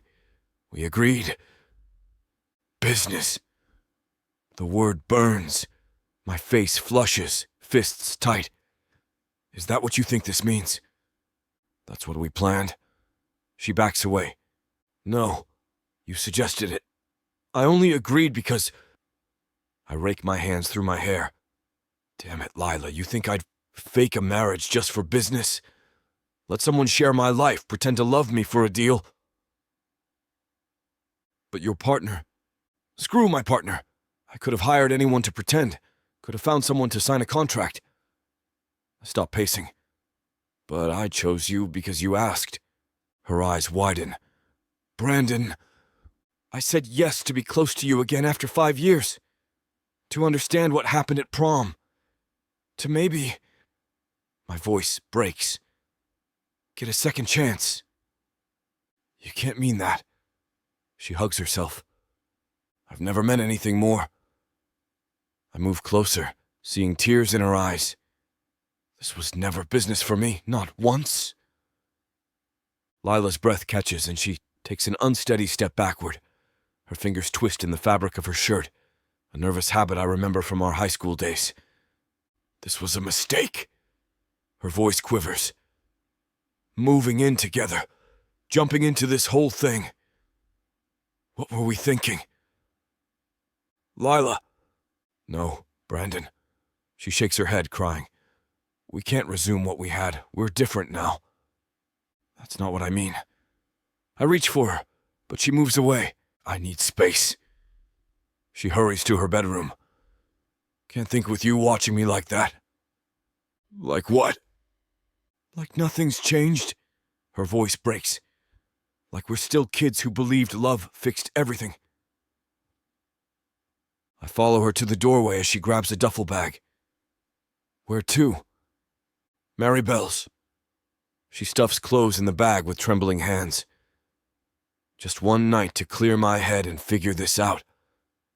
Don't go, I plead. Let's talk. That's why I have to go. She wipes her eyes. When you're here, I forget why this is wrong.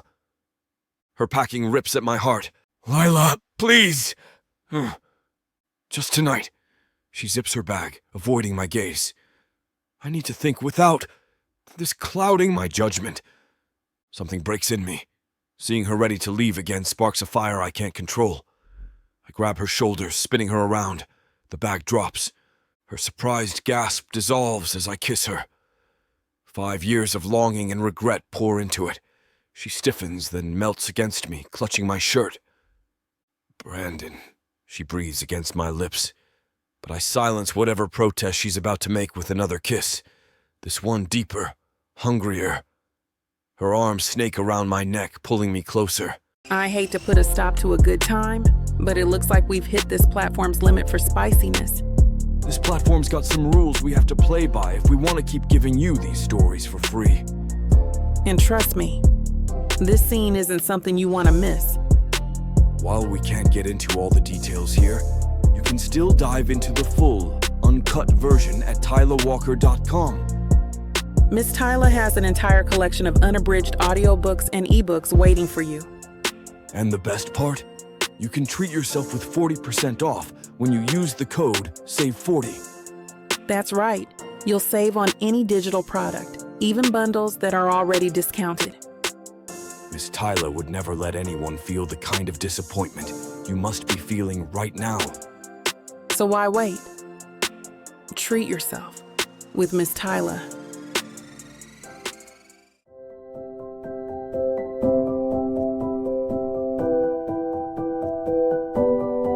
Chapter 14, Lyla. The morning sun floods the penthouse as Brandon drops a duffel at my feet. Pack light for an adventure? But my 3 commissions? Handled. He grins, tossing me my phone. Check your email. I find messages from all clients confirming extensions. How? I played your manager? He shrugs with that stomach-flipping smile. Now pack. The mountains await. Mountains? Cedar Ridge Resort. Full spa package. Private villa. The works. He steps closer, his fingers brushing my cheek. You've been burning yourself out. Let me take care of you for once. The tender look in his eyes makes my breath catch. I don't need... Yes, you do. I've seen you fall asleep at your easel 3 times this week. His thumb traces my jawline. Please? Driving up mountain roads in Brandon's Audi, we leave the city for soaring pines and cliffs. His hand finds mine, thumb circling my skin. Remember our camping adventure? I ask, watching the view. When you said we didn't need a tent because the stars are our ceiling? The rain wasn't my fault. But sleeping soaked in my car while you called it romantic, that was all you. The memory warms me more than it should. This is a bit of an upgrade from that disaster. I can afford better now. He squeezes my hand. And you deserve it. Always have. Mountain air tosses my curls through the open windows as Brandon steers the winding road. His white Henley and relaxed manner are nothing like his usual business self. I'm impressed. When's the last time you really rested? Brandon glances over, eyes twinkling. Passing out on paintbrushes doesn't count. I take breaks, I protest weakly. Just yesterday I sketched while watching a documentary. Research for your next piece doesn't count as relaxation, Ly. Says the guy who reads business journals for fun. I poke his arm. At least my work involves actual creativity. Hey, hostile takeovers can be very creative. He catches my hand, bringing it to his lips for a quick kiss that sends warmth spreading through my chest. And I'm not the one who turned their living room into an art supply warehouse. It's called organized chaos. Is that what we're calling the paint splatter on my Italian leather couch? That splatter is art, Brandon Reynolds. And your couch needed some personality anyway. Your entire apartment is black, white, and chrome. It's like living in a fancy robot's house. Better than living in a rainbow explosion. You love my rainbow explosion. The words slip out before I can stop them, loaded with more meaning than I intended. His smile softens. Yeah, I do. Brandon's warm hand rests on my thigh as guitar riffs play on the radio. You kept our road trip playlist? Had to remake it after someone used the CD as a paint coaster. Once. I drum his hand to the beat. You made me laugh while painting. Sweet Home Alabama starts playing. Brandon groans. You played this every trip. It's a classic road trip song. We never went to Alabama. It's all in the spirit of adventure. The spirit of making me lose my mind, maybe. His fingers squeeze my thigh playfully. Remember that time we drove 3 hours just to try that burger place you read about? Best burgers ever. I lean back, letting the memories wash over me. Though the highlight was definitely you, trying to convince that waitress you were a famous food critic. Brandon's laughter mingles with the music. At least I didn't try to convince a cop we were lost time travelers like someone I know. That was a perfectly reasonable explanation for why we were parked in that closed park at midnight. Studying the stars for our temporal navigation calculations. Got us out of a ticket, didn't it? His smile softens as he glances at me. You always did have a way of talking us out of trouble. You're so creative. The chorus starts, and we sing badly together, transporting me back to our teenage years when everything seemed possible. The resort appears through towering pines like a fairy tale. Windows stretch skyward, mirroring mountain peaks. I long to sketch it. Brandon, I'm speechless as we enter the lobby with its towering stone fireplace. Worth skipping your commissions for? He guides me to check in, arm around my waist. Pine and wood smoke scent the air as we follow the bellhop. I stop at our suite's doorway, stunned by the panoramic view, mountains in blues and purples glowing in the sun. There's my favorite expression. Brandon's voice is soft behind me. What expression?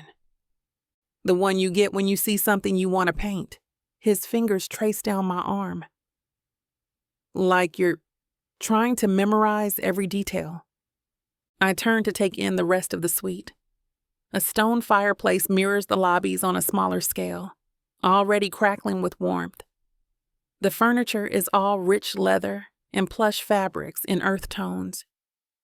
Through glass doors, I spot the private deck with its steaming hot tub. This is too much. Nothing's too much for you. Brandon drops our bags and pulls me close. Besides, that hot tub has your name written all over it. My name specifically? That seems presumptuous of the resort. I may have called ahead. His lips brush my ear. Made some special requests.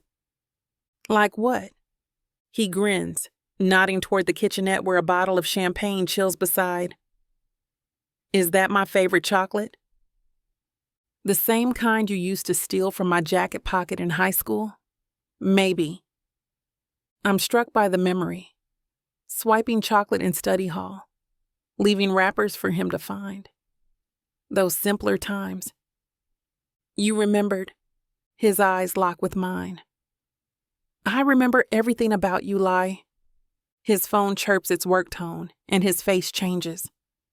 Sorry, it's Marcus. I have to take this. Go ahead, I say with a forced smile. He mouths 5 minutes before stepping out to the deck. As I unpack, his muffled voice drifts through the glass. The champagne tempts me, but I resist. Instead, I study the view, imagining how it would look painted in oils. No, that's not acceptable. Brandon's voice carries through. We discussed this yesterday. The terms were clear. I watch a hawk circle lazily above the pines. His voice grows sharper, more like the businessman I've seen in press photos, and less like the Brandon who sang off-key with me in the car. Listen, Marcus, I came up here for a reason. Can we table this until Monday? A pause. Fine, send me the revised numbers. But after that, I'm turning my phone off. The glass door slides open. Ly, Don't apologize. I turn, forcing lightness into my tone. Business doesn't stop for mountain getaways. It should. He runs a hand through his hair, messing up its perfect styling. And it will. Phone's going off right now. Brandon, you don't have to. Yes, I do. He holds up his phone, making a show of powering it down. This weekend is about us. Marcus can handle things for 48 hours. The knot in my chest loosens slightly. You sure? Positive. He crosses to the champagne, starts working the cork. Now, how about we properly start this vacation? The champagne cork pops. Brandon pours us each a flute, flashing that crooked smile that still flutters my stomach. To unplugging, he toasts. And making up for lost time. Our glasses meet. Despite the tickle of bubbles, I can't shake my earlier unease. Brandon sets his glass down and moves closer. I mean it, Ly. No more work. His fingers touch my cheek. I know I've been bad at balance lately. You don't have to. Yes, I do. He takes my glass away. Remember high school? I'd spend hours watching you paint in your garage, probably driving you crazy with my awful art comments. I laugh. You called stick figures minimalist expressionism. Still do? His hands settle on my waist. I forgot how to be present, but this weekend's just us. No work, no distractions. I study his face. Promise? Cross my heart. He makes an X on his chest like when we were kids. Though I'll stop you from making this suite your studio. I didn't bring paints. Saw the pencils in your bag? Those are just for emergencies. He laughs, drawing me closer. You're impossible. You love it. The words slip out, but Brandon just smiles, reaching for our champagne. Yeah, he says softly. I do. Chapter 15. Brandon. The massage room bathes us in warm earth tones. Lyla's table sits near enough to touch her. First time? She whispers. No, but I'm usually solo. This too intimate for you? Her eyes twinkle. You know better. I wink, making her laugh. The masseuses start. Strong hands work my shoulders, and I groan. Watching Lyla, I see her face relax, lips curling contentedly. Good idea, she murmurs, catching my gaze. I have those occasionally. Very occasionally. The gentle pressure on my back increases, working out a particularly stubborn knot. Lavender and eucalyptus float through the air, mingling with soft instrumental music. Lyla's hand dangles off her table, and I reach across the small gap between us to intertwine our fingers. Remember that time you tried to give me a massage in high school? I ask. You mean when I accidentally elbowed you in the kidney? That's the one. This is definitely an improvement, she says, squeezing my hand. We relax in silence as the masseuses work. When I catch Lyla's eye, electricity sparks between us. Earlier tension dissolves into something deeper and more intimate. Her thumb circles my palm, sending shivers through me unrelated to the massage. Her eyes find mine across the gap. In the soft light, shadows play across her features, accentuating her cheek and lips. I forget to breathe. The masseuse works my shoulder, but I only notice Lyla's glowing skin and her fingers gripping mine. Everything okay? I ask, my voice rougher than intended. She bites her lower lip, sending heat coursing through my veins. Perfect. The word comes out breathy, making my pulse quicken. Our hands are still linked, and her thumb traces a path across my palm that feels more intimate than any massage. The rest of the room fades away. The soft music, the aromatherapy, even the pressure on my back. There's only Lyla, her dark eyes holding mine with an intensity that makes it hard to breathe. You're staring, she whispers. Can't help it. A blush creeps across her cheeks, but she doesn't look away. Instead, her tongue darts out to wet her lips, and the simple gesture nearly undoes me. The air between us crackles with electricity, making the small space feel charged and dangerous. A short time later, the sun warms me as I lounge by the pool. Golden light catches Lyla's hair while she sips her mojito, her feet in the water. Your mom was quite intense at dinner, she says, stirring her drink. That's her M.O. I shut my eyes. Since Dad's retirement, she's fixated on grandkids. Is that why she's setting you up? Those setup dates were awful. Remember Caroline? The one who organized your socks? Exactly. Mom loved her. Perfect family, perfect degree. I take a drink. She never understood that I wanted more than a checklist. Lyla turns to face me, water droplets sparkling on her skin. What did you want? Someone real. Someone who'd call me on my nonsense. My throat tightens. Someone like... You know what I mean. I sit up, raking my fingers through my hair. Mom equated success with her timeline. Marriage at 25, kids by 27. When I chose the company instead, she took it personally. Parents and their schedules. Lyla squeezes my hand. Must be draining.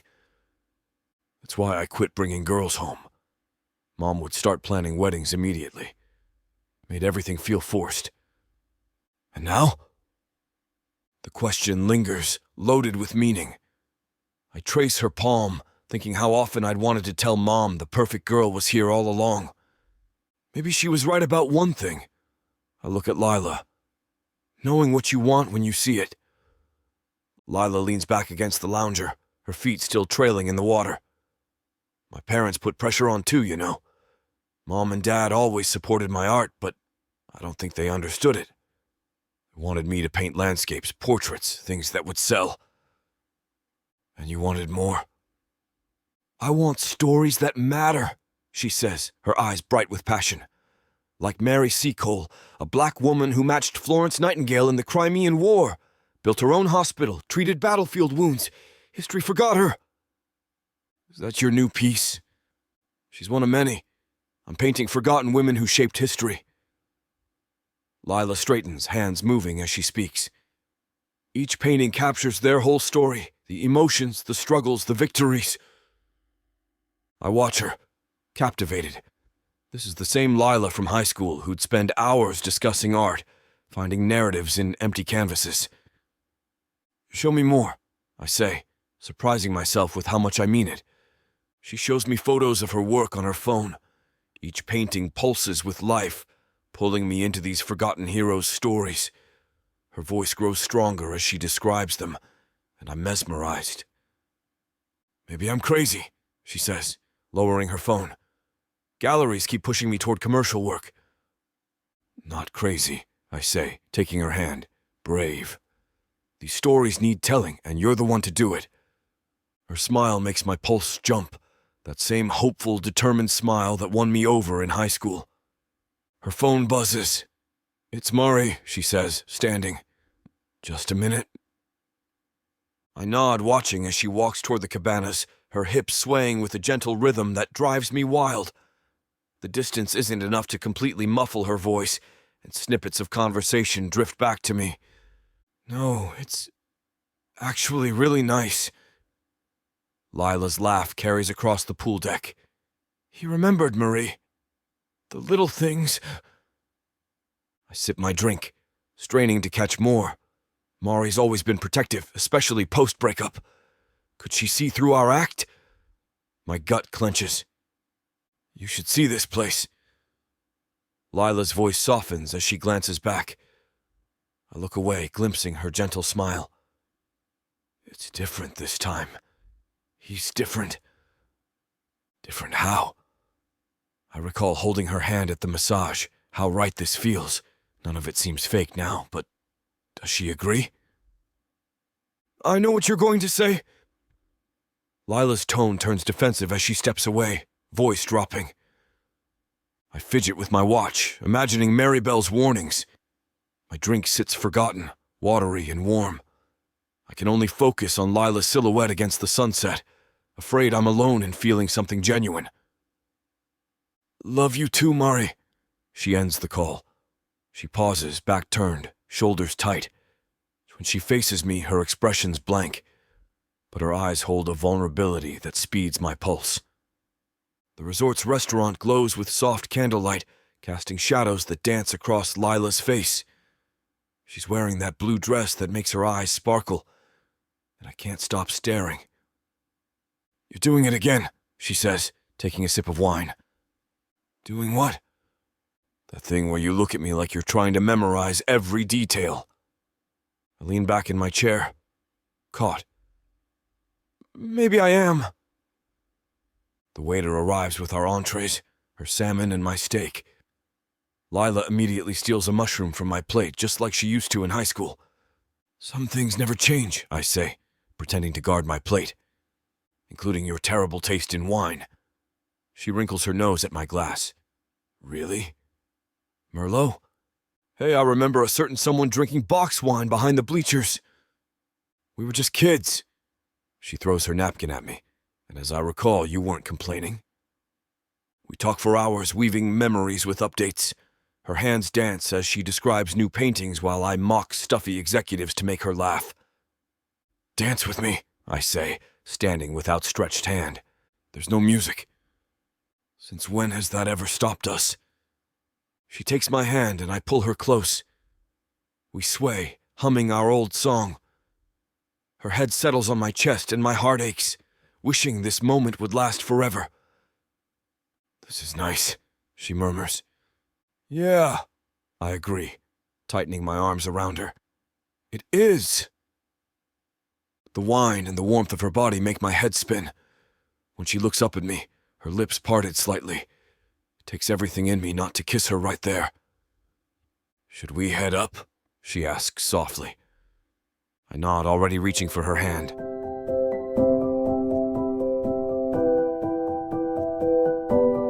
Chapter 16. Lyla, wine-buzzed, I saunter down the hall with Brandon's fingers laced in mine. He pulls me against the wall by a potted plant. You're beautiful, he whispers, kissing my neck. His cologne and massage oil scent dizzy me. Shh, I giggle, checking the empty hall. Someone might hear. Let them. His thumbs circle my hips. I've wanted to kiss you all day. I hate to put a stop to a good time, but it looks like we've hit this platform's limit for spiciness. This platform's got some rules we have to play by if we want to keep giving you these stories for free. And trust me, this scene isn't something you want to miss. While we can't get into all the details here, you can still dive into the full, uncut version at TylaWalker.com. Miss Tyla has an entire collection of unabridged audiobooks and ebooks waiting for you. And the best part? You can treat yourself with 40% off when you use the code SAVE40. That's right. You'll save on any digital product, even bundles that are already discounted. Miss Tyla would never let anyone feel the kind of disappointment you must be feeling right now. So why wait? Treat yourself with Miss Tyla. As we slowly come down, our breath returns to normal as we both contemplate the magnitude of this latest revelation. Brandon's heartbeat steadies against my cheek as we lay tangled in front of the fireplace. The carpet beneath us is soft, but his chest makes a better pillow. His fingers trace lazy patterns on my bare shoulder, and I can't help but think about those 3 words we both said in the heat of passion.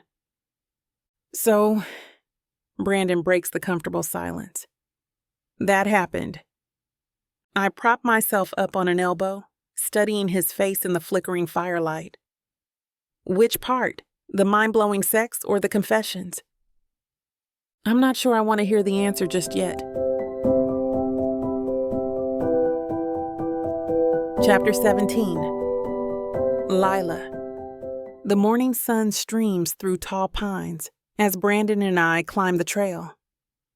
My muscles ache pleasantly from yesterday, the crisp air energizing.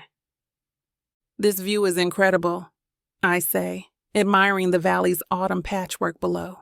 I wish I had my sketchbook. Brandon's hand finds mine. Almost as incredible as you, he says, eyes bright in the sunlight. Smooth talker, I bump his shoulder, feeling his warmth. His jaw is tense, like in high school. Something's bothering you. I can tell. Even years later, I still read him easily. He sighs, raking his hair. That obvious? Only to someone who knows you. We sit on a fallen log, shoulders touching. Brandon watches a hawk circle overhead. Brandon, what's wrong? I can feel it from here. This merger. He shakes his head. If it fails, we lose everything. The company, our employees. Hey, I face him, gripping his hands. You're the most capable person I know. You're not alone. The board wants stability. Like marriage makes me more qualified. His thumb circles my palm. But with you, it doesn't feel fake anymore, Ly. His vulnerable tone makes my heart skip. I brush a leaf from his hair. Then let's stop pretending. We're in this together, fake marriage or not. His eyes lock onto mine. Together? Together. Brandon kisses me deeply, making my toes curl in my boots. The forest vanishes. There's only his warm mouth and strong arms. He presses his forehead to mine. What did I do to deserve you? Just got lucky. I steal another kiss. His phone buzzes as we walk down the trail. He checks it and falters. I know who it is before he speaks. It's Mom. He looks apologetic. Take it. I release his hand. Pine needles crunch under my boots while he answers. Hi, Mom, he says, forcing a smile. I examine a flowering bush, but hear every word in the clear mountain air. No, not at the office. Brandon runs a hand through his hair. Yes, with Lyla. At Cedar Ridge Resort. A pause. His jaw tightens. Mom, we had dinner with you last week. His free hand clenches. What do you mean, rushing things? I trace the bark patterns on a nearby tree, pretending not to hear as his mother's voice rises through the phone, sharp as ice in the mountain air. She's not using me for my money. Brandon's voice turns still cold, making me shiver. And what exactly do you mean by her type? My stomach knots painfully. Some wounds never heal. His mother's reaction to us dating in high school still stings. Her veiled comments and disapproving looks at 17 feel as fresh now as they did then, like pressing an old bruise. You know what? I'm losing reception. Brandon's knuckles whiten. No, don't do that. I love her, Mom. She sees me, not just the Reynolds name or CEO. His conviction makes my heart skip. This feels real now. No, Mother. Brandon's voice rises, then stops. I need to go. My fingers grip the tree bark. His mother's words carry over. Is this an arrangement? Are you paying her? Brandon ends the call, pocketing his phone. His jaw clenches as he faces me. Ly, I'm so sorry. She had no right. It's fine. The words snap out. My heart pounds wildly. She knows. Somehow she knows. It's not fine. Brandon steps closer, but I back away, hugging myself. She's right, isn't she? This is an arrangement. That's not... He musses his styled hair. You heard what I told her about my feelings. I flush. You were playing your part. Was I? His intense blue eyes catch mine. I think neither of us is just playing anymore. His words hit hard.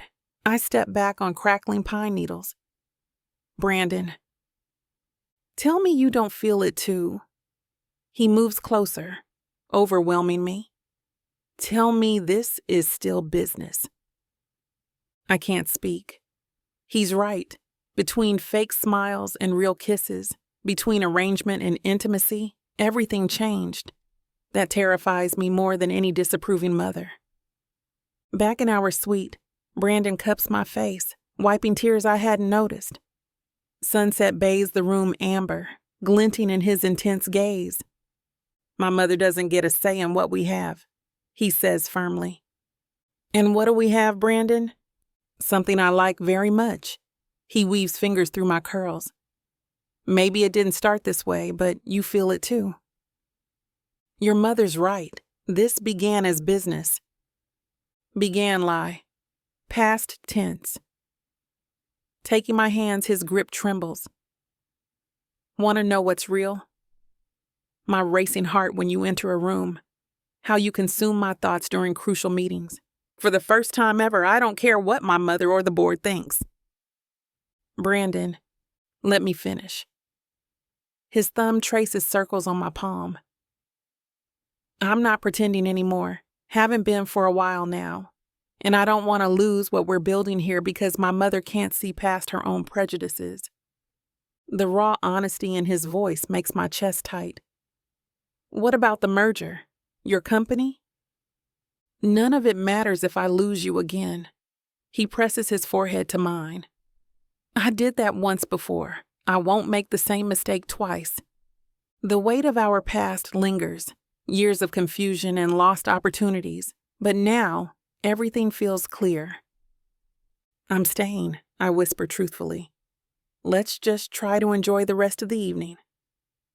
Steam drifts from the hot tub as Brandon opens champagne on the private deck. The sunset paints the mountains in orange and purple. To surprises, Brandon says, filling our glasses. I ease into the warm water, feeling my muscles unwind. Like your mother's timing? Hey. Brandon passes me a flute and joins me, our knees touching. Let's not think about her right now. You're right. I sip, bubbles tickling my nose. The view's too beautiful to sit here and worry. Brandon offers me a strawberry. Remember sneaking into my parents' hot tub after prom, when the gardener almost caught us? I laugh, taking the fruit. You pushed me under so fast I nearly drowned. I saved your reputation. My reputation. I splash him. You didn't want your mom finding out? His expression softens. Some things never change. And some things do. I meet his eyes, feeling brave. Like us. Yeah? He moves closer, arms sliding around me. Yeah. I lean against him, inhaling his cologne and mountain air. This feels more real than before. Brandon traces my shoulder.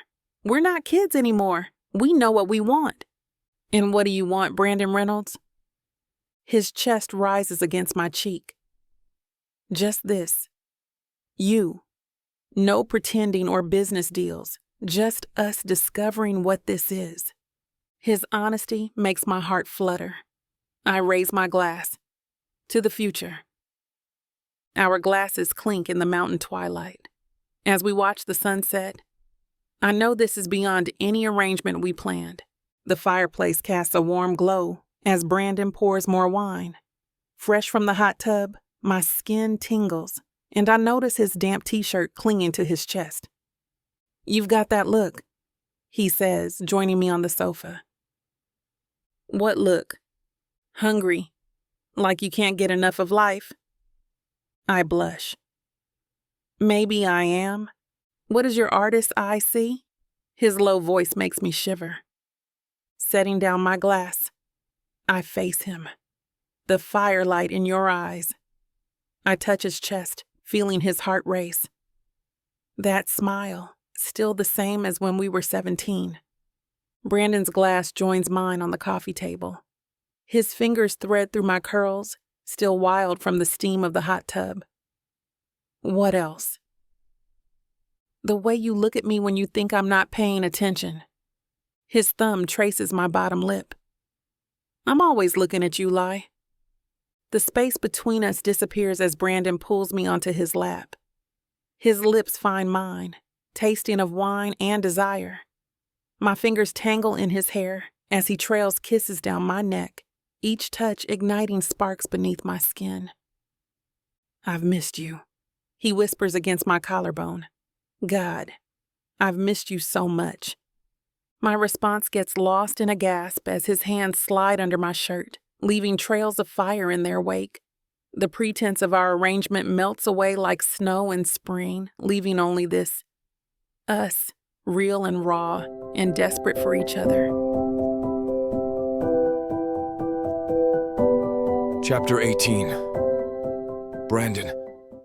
I can't help but smile as Lyla shifts in my lap, her wild curls tickling my cheek and filling my nose with the subtle scent of her coconut shampoo. The wine glass in her hand tilts precariously as she leans in closer, the burgundy liquid swirling dangerously close to the rim. The firelight dances across her smooth skin, still flushed from our afternoon soaking in the hot tub, casting a warm glow that makes her practically luminescent. Careful with that wine, I murmur, reaching out to steady her hand with mine, enjoying the familiar softness of her skin. This suite probably costs more than my first car. That old Honda Civic had been a rust bucket, but it had gotten us through countless high school dates. Oh, please, Mr. Big Shot. She takes another deliberate sip, her lips now stained a deep red that matches the wine. Her eyes sparkle with playful defiance as she looks at me. Like you can't afford to replace anything in here. The teasing lilt in her voice makes my heart skip a beat, just like it did back in high school. My fingers trace lazy patterns on her thigh. Maybe I'd rather spend that money on something else. Like what? Like taking you to every art gallery in the country until someone recognizes your talent. She sets down her wine glass and wraps her arms around my neck. You don't have to do that. I want to. The words come out rougher than intended. The heat of her body against mine, combined with the wine and the lingering intimacy of our day together, makes it hard to think straight. Brandon. She presses closer and my hands slide up her back. This weekend has been perfect. I finish for her, capturing her lips in a deep kiss. She tastes like wine and desire, and when she moves against me, I can't hold back a groan. We should probably move this somewhere more comfortable, she whispers against my mouth. I don't know. My hands grip her hips. I'm pretty comfortable right here. Her laugh turns into a gasp as I trail kisses down her neck. The floor isn't very forgiving. How about back to the hot tub for another session? That'll be one for the books. I wrap a fluffy towel around Lyla as we step back inside, her skin still flushed and warm against mine. The firelight catches the water droplets in her curls, making them shimmer like tiny diamonds. My chest tightens at the sight. She's absolutely stunning. And somehow she's here with me. Come here, I murmur, pulling her close as we settle onto the plush couch. She curls into my side, fitting perfectly against me like she always has. This weekend has been incredible. She agrees, tracing patterns on my chest. I almost forgot what it was like being with you like this. My heart skips at her words. Like what? Just us. No pressure, no pretending. She looks up at me, those deep brown eyes vulnerable. It feels real. I brush a damp curl from her cheek. Maybe because it is real, at least for me. She stills against me, and for a moment I worry I've said too much. But then she presses closer, her lips brushing my jaw. For me too, she whispers. Relief and joy flood through me as I tilt her chin up to kiss her properly. When we break apart, I rest my forehead against hers. I don't want to pretend anymore, Lyla. I want this, us, to be real. And that's where we're going to put a pause on pleasure. It looks like the rest of this chapter is just too naughty to put on the air. As much as we'd love to share every little detail, we've got to stick to this platform's guidelines to keep these free audiobooks coming. They've got some rules about what we can show, and we wouldn't want to risk losing the chance to bring you more content. As frustrating as it is to build the tension only to be interrupted, Miss Tyla always knows how to make it up to you. You can find the full, uncut scene over at tylawalker.com. With an entire library of unabridged audiobooks and ebooks, Miss Tyla's collection is waiting for you.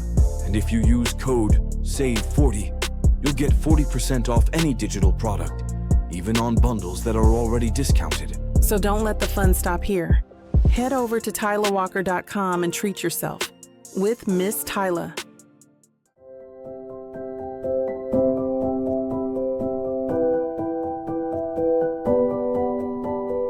Chapter 19. Brandon. I watch her paint, mesmerized by her furrowed brow and lip-biting focus. She's wearing my paint-stained t-shirt, looking more beautiful than any formal wear. You're distracting me. Lyla smiles, her eyes on her canvas. Just sitting here? Thinking too loud. She chooses amber paint. I feel you watching. Maybe I like watching you work, I blurt honestly. She pauses. Why? Because you're completely yourself when you paint. No pretense, just passion. Her eyes lock with mine, electric. That's deep for you. I have my moments. I approach her workspace. What's this one? Madam C.J. Walker. First self-made female millionaire in America. Built her fortune helping black women. Like you're doing with your art. She looks up, surprised. I never thought of it that way. I wipe paint from her forehead. You're making history too. The smile she gives me makes my chest tight. It's the same smile from high school, the one that made me fall for her in the first place. Only now, it feels deeper, more meaningful. Like we've both grown into people who understand each other better. When did you get so wise? She teases, but I can hear the emotion in her voice. It must be all the time I spend with this brilliant artist I know. I clear my throat. You've got paint. I gesture vaguely at my own forehead. Where? She swipes at the wrong spot, somehow making it worse. Here, let me. I step closer, her scent of lavender and paint overwhelming me. Cupping her jaw, I wipe the paint away with my thumb, feeling her warmth. Got it, I murmur, staying close. Her brown eyes meet my blue ones, electricity crackling between us. She wets her lips. Brandon. Her voice, soft and yearning, unleashes something in me. This feels real now. We should probably... She begins retreating. I hold her waist. Probably what? Set some boundaries. Her hands trail up my chest, betraying her words. We've never been good at those, I say, remembering stolen kisses and study sessions that weren't about studying. She laughs, making me shiver. No, we haven't. Her paint-stained hands are marking my shirt. I don't mind. I pace in my home office, the city lights twinkling below through floor-to-ceiling windows. My fingers drum against the mahogany desk, mind racing with thoughts I can't silence. You're going to wear a hole in that expensive carpet, Lyla calls from the doorway. Just thinking. I turn to face her and my breath catches. Even in sweatpants and a messy bun, she's stunning. Such a dangerous pastime. She crosses her arms, leaning against the doorframe. Want to share with the class? Remember when this was just about appeasing my mother and getting my business partner off my back? And helping me fund my art? Her expression shifts, concern creeping in. Why? I run a hand through my hair. Because I'm not sure that's what this is anymore. For me, at least. Brandon. Let me finish. I step closer. I once counted success in profits. Now, I measure it by your smiles, by your secret glances. She breathes shakily. We didn't plan this. Plans change. My voice turns rough. Mom's approval, business image, they matter less now, not like... Like what? Her vulnerable look breaks me. Like how you make me feel. Like what we're becoming. Silence fills the space between us. I've shown my hand, revealing how my priorities have shifted. We're dancing around each other in this penthouse, me trying to work while thoughts of her consume me. We have moments of perfect understanding, then suddenly feel like strangers, the tension growing unbearable. I watch her in the kitchen, humming over coffee, wearing my shirt from yesterday. That sight alone tightens my chest. These domestic moments aren't new, but now they feel more genuine. You're doing it again, she says, turning to face me. What? That thing where you get all quiet and broody. She slides a mug across the counter. What's on your mind? The truth catches in my throat. How do I tell her that watching her in my kitchen feels right in ways I never expected? That pretending not to care is becoming harder with each passing day? Just thinking about work. I lie, but the words taste bitter. She tilts her head, studying me. Try again. I know your work face. This is something else. Since when do you know my faces? Since high school. You still scrunch your nose when you lie. Fine. I inhale. I was thinking how natural this feels. Us, here. Her smile wavers. Brandon! I know. It's pretend. The words sting. Sometimes I forget. Sometimes I want to forget. She puts down her mug, hands shaking. We can't. Why not? Because... She looks away. Because you're you, and I'm me, and this isn't real. Her vulnerable tone matches my heartache. I want to tell her how real it feels when she laughs at my jokes, fixes my tie, when she's my last call at night and first thought each morning. I nod and sip my coffee, letting silence fill the space. It's safer keeping these feelings buried, though the walls holding them back grow thinner each day. In my office, I pour scotch and stare through the window.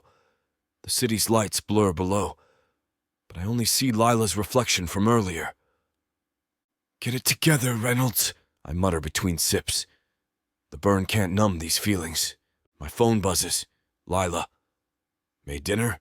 You coming out for a bit? I should distance myself.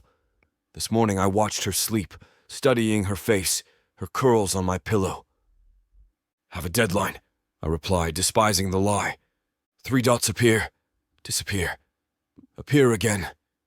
You need to eat. It's something delivered. Another lie. I didn't see anyone come in. Can't trust myself near her now. Each smile quickens my pulse. Every touch sparks like lightning. This should have been easy. Just business between friends. My phone buzzes. Brandon. I finish my scotch. Let it burn away her worried tone. She reads me too well. I'm fine, I text. Just swamped with work. The city blurs as memories rush in. Her breakfast laugh, those casual arm touches, how she fits against me at night. Each moment erodes my crumbling defenses. This isn't real, I remind myself. It's temporary. Just business. My reflection calls out my lie. Temporary shouldn't feel permanent. Business shouldn't feel personal. Pretending shouldn't hurt. Fine, I'm coming down, just for a bit. I watch Lyla at our table, her fingers circling her wine glass. The chandelier light catches gold in her eyes, squeezing my chest. You're staring again, she says without looking up. Just thinking. About how real this feels now. About planning vacations, anniversaries, a future. Remember when we made this arrangement? She looks up, wary. What about it? I thought it would be simple, clean, just business. I lean in, but nothing simple anymore. Brandon, let me finish. I take a deep breath. When my mother calls now, I don't feel annoyed. I want to tell her about your latest painting, about how proud I am of you. When my business partners mention settling down, I'm not thinking about the deal anymore. I'm thinking about coming home to you. Her hand still's on the wine glass. We agreed this was temporary. Maybe I don't want temporary anymore. The words hang between us, heavy with implication. Maybe I want Sunday mornings and paint-stained shirts and arguing about where to hang your art. Maybe I want real. Real is messy, she whispers. What are you saying? I'm saying I'm tired of pretending. Tired of acting like I don't want to kiss you good morning instead of just walking past. Tired of telling myself this is just for show when it feels more real than anything else in my life. Chapter 20. Lyla. The sun streams through Brandon's spotless kitchen as I measure coffee. Dark roast scent fills the air while my shaky hands pour water. Everything gleams, chrome, marble, and perfect order. Just like him. The weekend plays on loop in my mind, his tender touches that made me shiver. His tight embrace like I might vanish, our bodies fitting together perfectly. My chest aches sweetly and painfully. This wasn't part of my plan. I grabbed 2 mugs, including his chipped favorite he won't replace, and set them by the coffee maker. The brewing drips match my racing pulse, this routine now heavy with meaning I can't face. Get it together, Lyla, I whisper, clutching marble countertop. High school memories rush back. Study sessions becoming kisses, late calls, and the final heartbreak. I'm botching the pancake batter while Brandon sleeps upstairs on his fancy sheets, and I'm battling feelings I promised to bury. My phone buzzes. Marybelle. How's married life treating you, sis?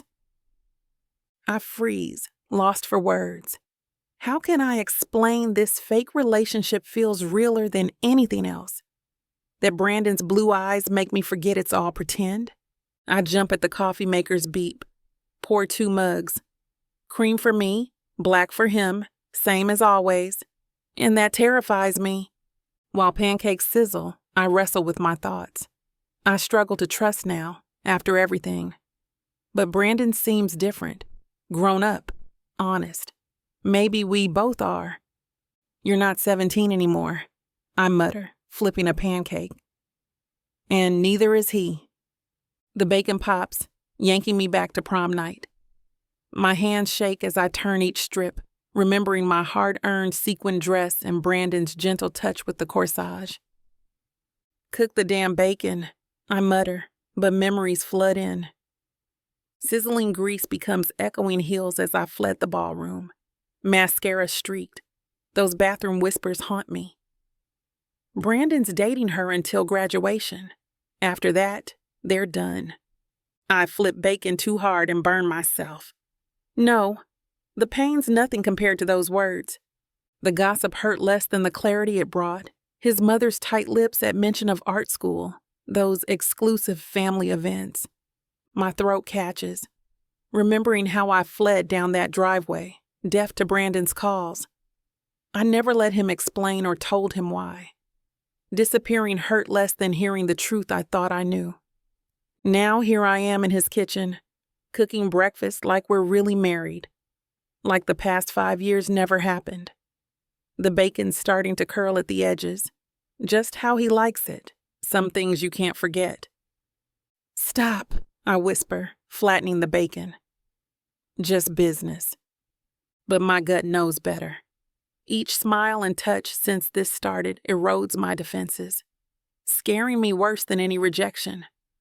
I drain the bacon and collapse in Brandon's kitchen chair. My phone weighs heavy as I find Maribel's number. She picks up fast. Hey sis, was thinking of you. Mari, I have to tell you something. I blurted out. Brandon and I, this relationship isn't real. It started at a bar. I knew it. Tell me everything. I had a feeling. I rest my head on the cool marble. It's meant to be temporary. He gets stability for his business. I get money for my art. Girl, Mari's voice goes gentle. Why keep it secret? It seemed logical then, but now, I peek at the stairs and whisper. I'm feeling things I shouldn't. His looks, his touches, like high school but more intense. And that's bad, why? What if I'm just convenient? His mom wants grandkids, his partner wants him settled. What if I'm just items on his checklist? Lyla, you're not listening. That man adores you. You don't get it. I fidget with a dish towel. When I start believing this could work, I remember those prom girls in the bathroom. Everyone but me knew I wasn't enough for him. Have you asked about prom? It never came up. I traced the marble counter.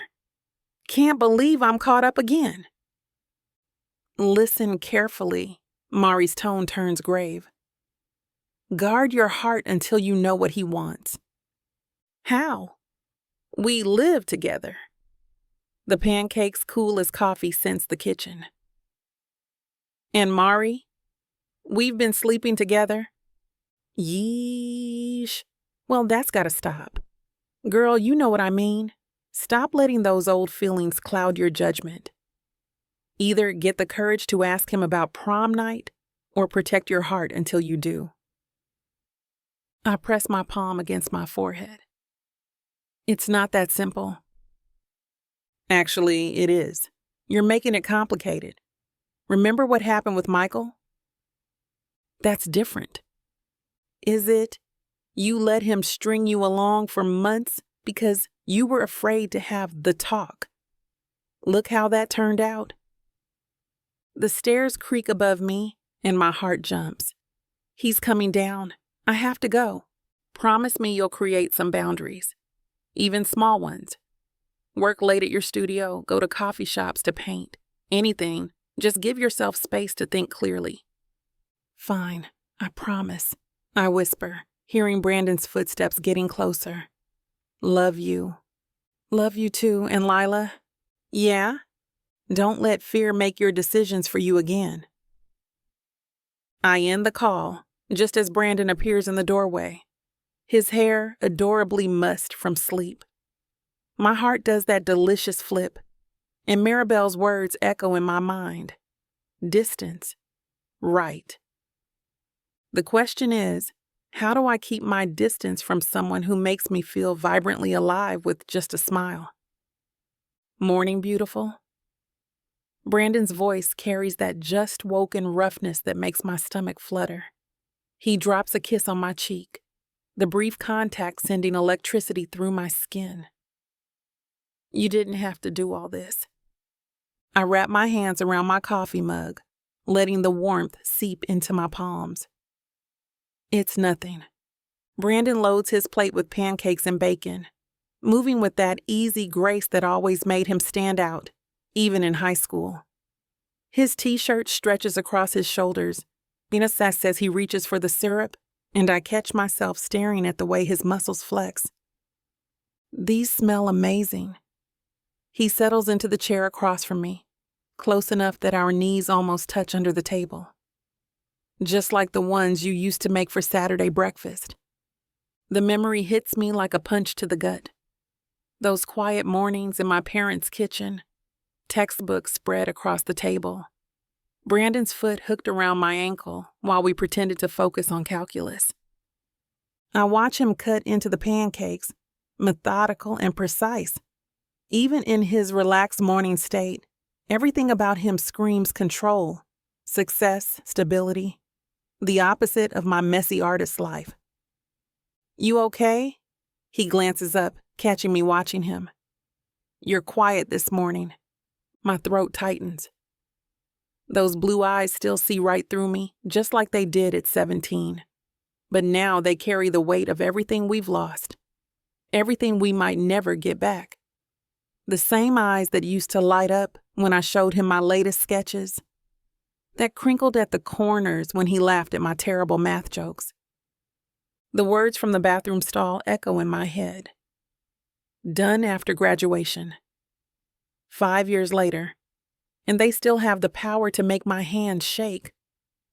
I can still remember the cold tile against my feet as I stood frozen in that stall, hearing the giggling voices fade away. My college acceptance letter crumpled in my fist. Just tired, I lie, forcing a smile.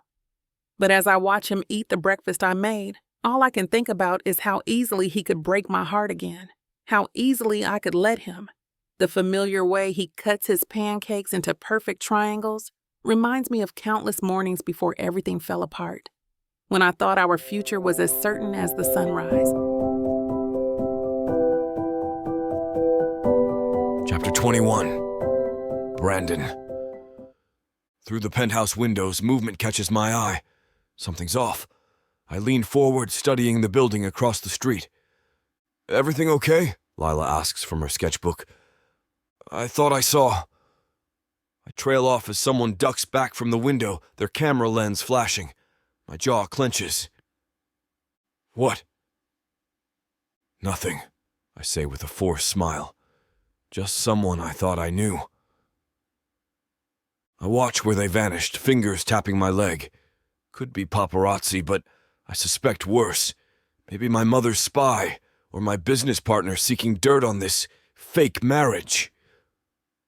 Lyla sketches beside me, sunlight in her hair. Her focused tongue between teeth as she works momentarily distracts me from the threat. I keep my worries to myself. What are you thinking about? She asks, still drawing. Thinking? You've got that brooding billionaire look, planning to take over the world? I give a tense laugh. Just work stuff. Liar. She meets my eyes, but I'll let you keep your secrets for coffee. Deal. I head to the kitchen, checking windows as I go. The figure's gone, but my unease remains. I'll have security sweep later. For now, I focus on protecting Lyla from our lies. Black! I call as the coffee machine starts. You remember? Some things stick. Like how she makes me feel safe enough to lower my guard. I stir her cup, hands trembling as I think of the photographer. One mistake could ruin everything. You're doing it again, Lyla call. What? Getting lost in your head. I can hear you thinking. I watch the coffee drip. My mother's asking why we haven't set a date. Oh, her voice shrinks. What did you say? That we're taking our time. She's not buying it. My business partner's getting antsy too. Says deals depend on my stable family image. I hand Lyla her coffee, our fingers touching. The spark makes it harder to remember this isn't real. Maybe we should... She trails off. Should what? She looks down, hiding behind her curls. Nothing. It's stupid. Tell me anyway. Maybe we should practice being a couple in public, to look more natural. She avoids my gaze. My throat constricts. Practice. As if every moment with her isn't already seared into me. As if I'm not already forgetting this is fake. Yeah, I say. That's smart. Can we handle that though, Brandon? The weight of pretending crushes me. Each day the line between act and truth blurs, her presence feeling more right. But I can't admit I might have stopped pretending weeks ago. I watch her work from the couch. Her usual graceful strokes are hesitant now, marked by constant erasures, her rhythm broken by something unseen. That piece giving you trouble? No more than usual. She doesn't look up, but her grip tightens on the pencil. Just can't get it right. Sunlight reveals her shaking hand. Mom's lunch comments yesterday, the digs at Lila's art career, questions about our future, replay in my mind. She'd smiled through it, but each hit struck home. You don't have to prove anything to them. Her pencil stops. I know. I'm fine, Brandon. You're not. I shift forward. I see you trying so hard with Mom, the dinners, everything. That's the deal, right? Her voice turns sharp. Play perfect couple, make everyone happy? Not if it hurts your work. Or you. She meets my eyes, revealing exhaustion I'd missed. I just need to balance it all. I'm late on commissions, and your mother keeps planning these family events. Cancel them. What? The lunches, the photo sessions. Cancel them. I'll deal with my mother. Brandon, I mean it. I move to sit beside her on the floor. This arrangement was supposed to help both of us, not drain you dry. She exhales shakily, leaning on my shoulder. Her perfume makes my chest ache. I wish I could protect her from this charade. I don't want to mess this up for you, she whispers. You won't. I fight the urge to hold her. Let me help carry the load. That's what partners are for. Partners lingers in the air, weighted with unspoken implications. I breathe deep. Lyla stays against my shoulder, sketchbook idle in her lap. The silence between us is heavy. Can we talk? I ask roughly. About us? This arrangement? She tenses but remains close. What about us? The situation. I need to know if that's all this is to you. The words tumble out before I can stop them. Because lately, it feels like... Brandon.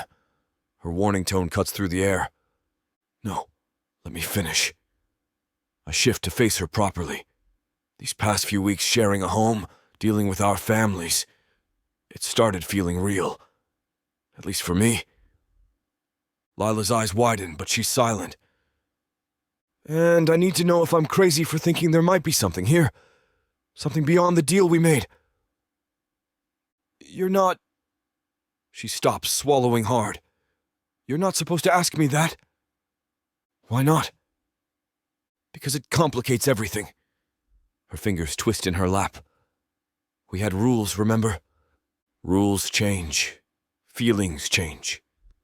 I reach for her hand, relief flooding through me when she doesn't pull away. I'm asking how you feel, Lyla, not what we agreed to. She stares at our joined hands, her thumb brushing across my knuckles.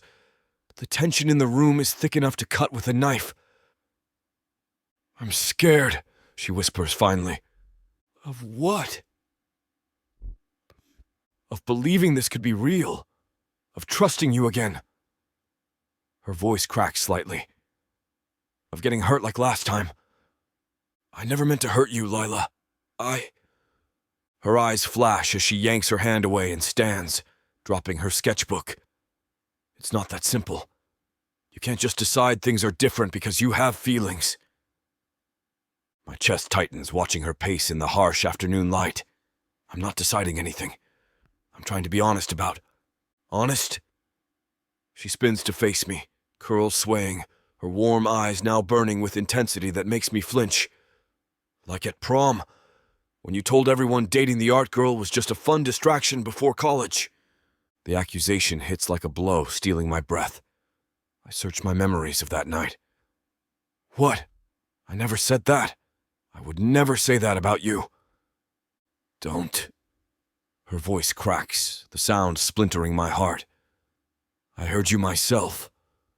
I stand, reaching for her instinctively, but she steps back, nearly stumbling in her haste to maintain distance. The space between us feels like miles, a chasm I don't know how to cross. Lyla, there's been some kind of mistake. I would never say that about you. About us. You have to believe me.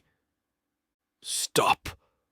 She hugs herself tightly, her fingers digging into the colorful fabric of her sleeve. Those expressive eyes that once held such warmth for me are now cold and distant, like winter frost on a window. This arrangement works because we know what it is. The minute we pretend it's something else, everything falls apart. We've been down this road before, Brandon. I won't do it again. My throat burns. All the moments we've shared these past weeks, the lazy mornings, the quiet conversations, the way she fits against me when we sleep, suddenly feel hollow. Like I've been reading a story that only existed in my head. So that's it. The words come out rough. We just keep pretending? That was the deal. She won't look at me now. Maybe we should spend some time apart, clear our heads. The suggestion lands like ice in my veins. I watch her gather her supplies, movements sharp and precise, while my carefully constructed world crumbles around me. Everything I thought was building between us dissolves under the weight of whatever happened that night at prom, a night I remember completely differently. You think you can catch me? You think you can tame me? Oh, I know I can. And you know it too, baby. I gotta tell you, you're not the first to try. But don't worry, baby. I'll be the last. With sass like that, maybe I'll be the one that needs to tame you. Let's cut to the chase, big boy. What you selling me? Your appetite is big AF. I have just the thing that'll satisfy you. Oh, really? And what's that? Over 120 hours of romance audiobooks. Brought to you by Tyler Walker Romances in the Big AF Audio Bundle. 120 hours? That sounds amazing. Your knees won't work afterwards if I do my job right. Don't make promises you can't keep. Well, I can keep this promise. Because these audiobooks are unabridged with all the spicy scenes that will make you put your earbuds on. You know, Tyler can get freaky because she marked the bundle down by 69% for a limited time. I can't wait to take this bundle for a ride. Visit tylerwalker.com and get this audio bundle. Just don't start listening if you're going to be cooking dinner. Because you might just forget to feed your family. TylerWalker.com. Escape your life with Tyler.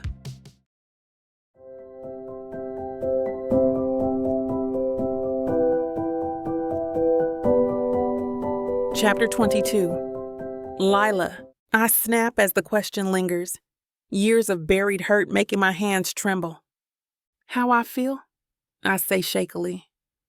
I'm living in a warped past, pretending everything's fine when it's not. What do you mean? Brandon steps forward, but I retreat. Prom night? I say bitterly. I saw you with a girl behind the gym. Heard you say I was just another conquest. Brandon goes pale. Lyla, that's not... Don't. I tried convincing myself I was wrong, but I know what I saw. Now we're playing house and you're asking about feelings? Tears threaten. Want to know the worst part? Even knowing what you did, I choke. I'm such an idiot. Whatever you think you heard, stop. He flinches at my tone. I need space. I whirl around. No, let's do this now. Why were you planning Stanford with her when we'd agreed on NYU? Brandon's eyes widen. What girl? I heard you both. We'll have so much fun in California together, Brandon. I mock. You just laughed like I didn't exist. I had my doubts going into prom because you'd been so distant lately. It was just the icing on the cake when I heard that conversation between you two. That's not... Brandon runs his hands through his hair. Is that why you left without even asking me about that conversation? What's to discuss? You'd made your choice. That gut punch feeling returns. I waited weeks for you to mention switching schools. You never did. We hardly talked at all the week leading up to prom. Because I wasn't going. Jessica talked about California. I told her I was staying at NYU. For you. As for the lack of communication, my mother was doing a great job of keeping me busy those last few weeks of senior year. I hardly had 2 minutes to myself. My throat constricts. But you said Stanford would make your mom happy, that she'd stop pressuring you about, I can barely finish, finding someone better. Better? Brandon grimaces. I never said that. Jessica's my mom's goddaughter. She pushed Stanford because mom wanted us dating. I refused because I chose NYU with you. The room tilts. Your mom's goddaughter? Yes, never met her before prom. Mom set it up to push Stanford. Brandon's hands clench. I shut her down fast. Said mom's matchmaking wouldn't work since I had who I wanted. My chest tightens. But you said your mother would be happy. Happy if I considered it. But I wouldn't. You left before hearing that. His voice cracks. Lyla, is that why you disappeared? You thought I'd leave you for someone I barely knew? Years of certainty crumble. I never saw her before. You never mentioned, I falter. Why didn't you tell me? It wasn't worth it. It was just another of Mom's schemes I killed right away. He rakes his hair. Didn't want to hurt you by revealing Mom's matchmaking. I sink onto the cool leather couch. You don't know what that night did to me. I had it all planned. NYU together, sharing an apartment, late nights helping each other study. Everything was perfect until I saw that conversation, wrong as I was. Brandon moves to sit beside me but keeps his distance. The space between us feels like miles. I spent weeks planning the perfect prom dress. Remember that blue one? The one that matched your eyes? My voice cracks. And then I saw you with her, and suddenly I felt so small, like everything we'd built was just a placeholder until something better came along. Lyla, let me finish. I hug myself, fighting tears. Hearing you laugh with her, sounding happier than ever with me, it made me question every late call, every promise, like it was all fake. I couldn't look at prom photos or hear our song. Even mentions of Stanford made me sick. At the gala, seeing you still shook me to my core. I let the tears fall, years of buried feelings rushing out. Lie, he reaches over, but I stop him. For months, I wondered why I wasn't enough. And the saddest part, I loved you anyway, even thinking you'd betrayed me. Pretty pitiful, right? Brandon stares at me, his blue eyes wide with shock. The silence stretches between us, like a rubber band ready to snap. His hand hovers in the air, caught between reaching for me and pulling back. Jesus, Lyla. His voice comes out rough. All this time, you thought. He drops his head into his hands, shoulders tense. When he looks up, there's a rawness in his expression I've never seen before. Like I said before, that conversation wasn't what you think. Jessica was my mother's latest attempt to control my life. She'd been pushing Stanford since I was 14, and when I chose NYU instead, with you, she got desperate. My throat tightens.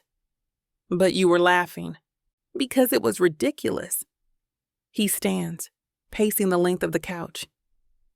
This girl I'd never met was telling me about all these plans my mother had made. How we'd take the same classes, join the same clubs. It was absurd. I was laughing because I couldn't believe my mother thought it would work. I saw right through all of it. Then why didn't you tell me about her? Because it wasn't important. He stops pacing, turning to face me. My mother had been throwing girls at me since sophomore year. I never told you because I didn't want you feeling insecure about something that meant nothing. You were everything to me, Lyla. Everything. His voice cracks on the last word. I had our whole future mapped out too. That tiny apartment in New York. Late nights with takeout and your art supplies everywhere. It was all I wanted. The conviction in his voice makes my chest ache. All these years I'd built up this narrative in my head, and now it's crumbling around me. When you disappeared after prom, he continues, I thought I'd done something wrong, but I couldn't figure out what. I called, texted, even came to your house, but you wouldn't see me. Do you know how that felt? I was devastated. Still am. When I think about how it played out. The light streaming through the penthouse windows cast shadows across Brandon's face, highlighting the pain etched in his features. My chest tightens as I watch him, really see him, for the first time in years. The wall I've built between us starts to crack. I spent so many nights wondering why you wouldn't talk to me, Brandon says, his voice rough. I thought maybe you'd met someone else, or that I'd pushed too hard about New York. Never once did I imagine you thought I was leaving you. I wrapped my arms around myself, fighting the urge to reach for him. Your mother never liked me, still doesn't, in fact. That's what makes this whole situation crazy. My mother doesn't like anyone who threatens her perfect plan for my life. He runs a hand through his hair, messing up the careful styling. But I never cared what she thought, not about you. The sincerity in his voice makes my breath catch. I think about all the nights I spent crying over him, all the times I convinced myself he'd never really cared. But looking at him now, seeing the raw hurt in his eyes, I realize maybe I wasn't the only one carrying scars from that night. I wish you'd talk to me, he says softly. Just asked me about what you heard. I was scared. I was just a dumb, naive kid. The admission feels like letting go of a weight I've carried for years. Scared that if I confronted you, you'd confirm everything I feared, that I wasn't enough. Brandon's blue eyes lock with mine, intense and unwavering. You were always enough, Lyla, more than enough. You were everything. Do I dare start believing that something is possible here? Chapter 23. Brandon. The room spins at Lila's revelation. I grip the coffee table, steadying myself. She thought I'd leave her for another woman? Her misunderstanding hits me like a wave. Years lost, gone forever. My throat tightens knowing I could lose her again after this. I couldn't bear it. I rake my fingers through my hair. my heart breaking at her pained expression. She hugs herself by the window, and I ache to hold her. Lyla, I'm so sorry. My voice breaks. I should have made you see me, talk to me, forced you to listen. I step closer. I never knew you saw us. I meant to explain everything, but never got the chance. She turns, a tear sliding down her cheek, gutting me. God, Lyla, I spent weeks trying to understand. I called, texted, came to your house. Your mother arranged it? Her voice trembles. Yes, Jessica. Our mom shared a country club. I run fingers through my hair. I never went to that college. Couldn't be that far from... I trail off.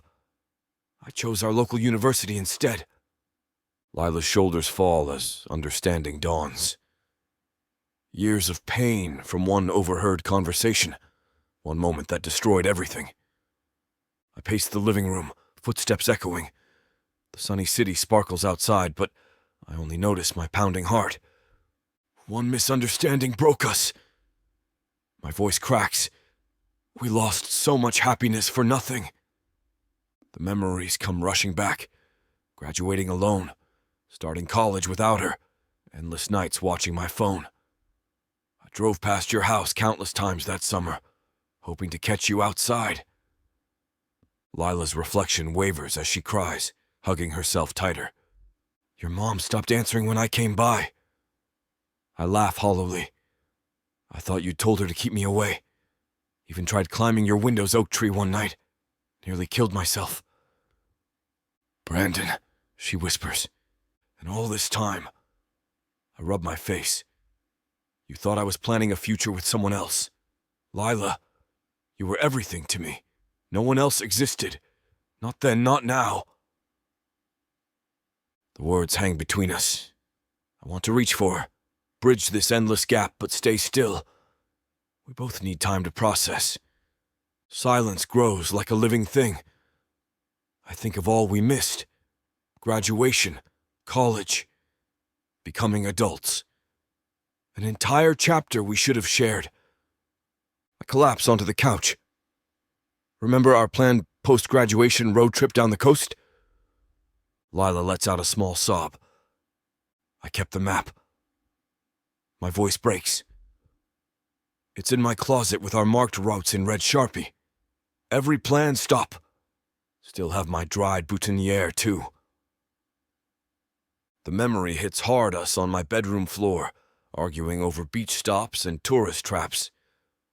We could have shared that crappy sophomore studio. You'd have hated the kitchen but made it yours with art and color. I shut my eyes. You'd have dragged me to galleries. I'd have grumbled but loved seeing you with other artists. Leaning on the wall, arms crossed, I face her. I snuck into your college shows. Watched from the back. Your work was amazing. The weight of missed milestones crushes my chest. Every shared dream vanished over one misread conversation. We could have had it all, Lyla. The truth of those words aches deep in my bones. We still can. Watching Lyla struggle with her emotions breaks something inside me. Her shoulders shake with silent sobs, and those beautiful brown eyes that once sparkled with creativity now shimmer with tears. My chest constricts at the sight. Hey. I step closer, my voice gentle. Come here.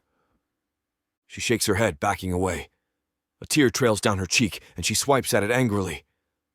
I wasted so much time being mad at you. We both did. I reach for her hand, and this time she lets me take it. Her fingers are cold against my palm. But you were protecting yourself, I get it now. Her bottom lip trembles. I should have just talked to you, asked you about it instead of assuming. Her voice cracks. Shh. I pull her closer, and she doesn't resist. We were kids, Lyla. Kids who were terrified of getting hurt. She presses her forehead against my chest, her body trembling. I wrap my arms around her, breathing in the familiar scent of her shampoo coconut, just like in high school. I'm so sorry, she whispers into my shirt, I ruined everything because I was too scared to face you. My heart clenches. Even now, she's taking all the blame on herself. I cup her face in my hands, tilting it up so she has to look at me. Her eyes are red-rimmed, mascara slightly smudged, but she's still the most beautiful thing I've ever seen. We both made mistakes, I say softly, wiping away a tear with my thumb. But we're here now. That's what matters. Lyla's tears break something loose in my chest. Her vulnerability, so raw and real, makes my hands itch to pull her even closer. But the space between us feels charged with electricity, dangerous and unpredictable. One wrong move could shatter this fragile moment. Remember that painting you did junior year? My voice comes out rougher than intended. The one of the sunset over Miller's Pond? She sniffles, looking up at me through wet lashes. The assignment you modeled for? Yeah. I take a tentative step closer. You made me sit there for 3 hours straight. You wouldn't stop fidgeting. A ghost of a smile plays at her lips. Because the mosquitoes were eating me alive. My fingers brush against hers, testing. When she doesn't pull away, I let them intertwine. But I would have sat there all night if you'd asked. Her hand trembles in mine. Brandon. I still have it, you know. I squeeze her fingers gently. That painting, I haven't dared to hang it up, though. She looks up sharply, surprise flickering across her tear-stained face. You kept it? Of course I kept it. My thumb traces circles on her palm.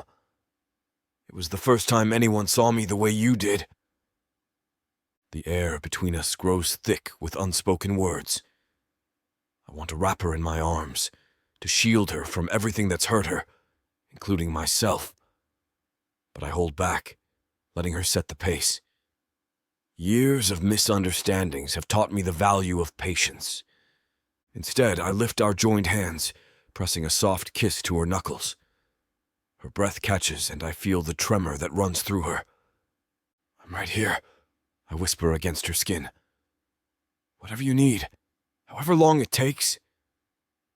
The silence stretches between us, but it's different now, charged with possibility instead of pain. Lyla's hand remains in mine, and my chest aches with a longing I can't contain anymore. I've missed you, I whisper, the words slipping out before I can stop them. Not just these past few months. All these years. Her eyes meet mine, those deep brown pools that have haunted my dreams for years. Brandon. No, let me finish. I step closer, my free hand coming up to cup her cheek. Every achievement, every milestone. Something was always missing. Someone. You were supposed to be there, celebrating with me, rolling your eyes at my terrible jokes. A small laugh escapes her, watery but real. Your jokes were the worst. They made you laugh, though. My thumb traces her cheekbone. God, I missed that sound. She leans into my touch, and the simple gesture nearly undoes me. I missed you too. Even when I was angry, I missed you. The admission hangs between us like a bridge waiting to be crossed. I want to kiss her. Really kiss her, not like our heated moments of passion these past months, but something deeper. Something real. Instead, I press my forehead against hers, breathing her in. I want to do this right this time. No fake marriage, no pretending. Just us, figuring things out together. Chapter 24. Lyla, the brush quivers in my hand as I face the canvas. The strokes feel wrong, my thoughts stuck on Brandon and our talk last night. God, I'm such an idiot, I mutter, cleaning my brush. The studio's silence amplifies my thoughts. Stepping back, I study my work. The colors are weak and uncertain, like me these past 5 years. My phone buzzes. Marybelle. Hey, sis, I answer, welcoming the interruption. How's the painting coming along? It's not. I slump onto my stool, fingers in my paint-streaked hair, I can't stop thinking about wasting 5 years being mad over a misheard conversation. Lyla, you were young. We all make mistakes. But I always do this. Assume things, let my mind spiral. I wave at my unfinished work. What if I'm still doing it with Brandon? Have you talked to him since last night? No. I fidget with a clean brush. I don't know how to apologize for ruining his life because I couldn't communicate. You're being too hard on yourself. Maybe not hard enough? I pace my studio. I destroyed something real because I was afraid to ask about what I heard. Now I doubt everything. I stop at my latest piece. And now what? I can't trust my judgment anymore. These paintings, what if they're like Brandon? What if I'm seeing things wrong again? Lyla, you're overthinking this. I gotta go, Mari. Thanks. I hang up and grab my brush, hands trembling. The canvas taunts me with flaws. Each brushstroke feels uncertain, like my life. The woman I painted reflects my doubt. Brandon texts, "Dinner tonight?" I freeze, thumb over the keyboard. Facing him after last night seems impossible. I flip my phone over. Paint dries on the canvas while I stand paralyzed. 5 years of misunderstandings collapse, revealing something scarier than the walls. "I made reservations at that Italian place you like," he texts. My chest tightens. He still remembers. That's the problem. Brandon is all memories and regrets. I reply, "Rain check? Deadline for this piece? Gotta keep getting ready for the art show?" Not quite lying. I do have a deadline. But as I paint another layer I'll likely remove, I'm stalling. Buying time to process these feelings, to decide if I can keep pretending. I paint with fierce purpose. The gallery holds my collection, but this piece is special. It's us, caught between memory and fear. "You've been at it for hours," my assistant Maria says, coming out of the back room. "The other pieces are arranged." This needs to be perfect. The painting shows Brandon and me almost touching, golden light connecting us through encroaching shadows. It's the centerpiece. It's different from your usual work. Everything's different now. I add blue to Brandon's jaw.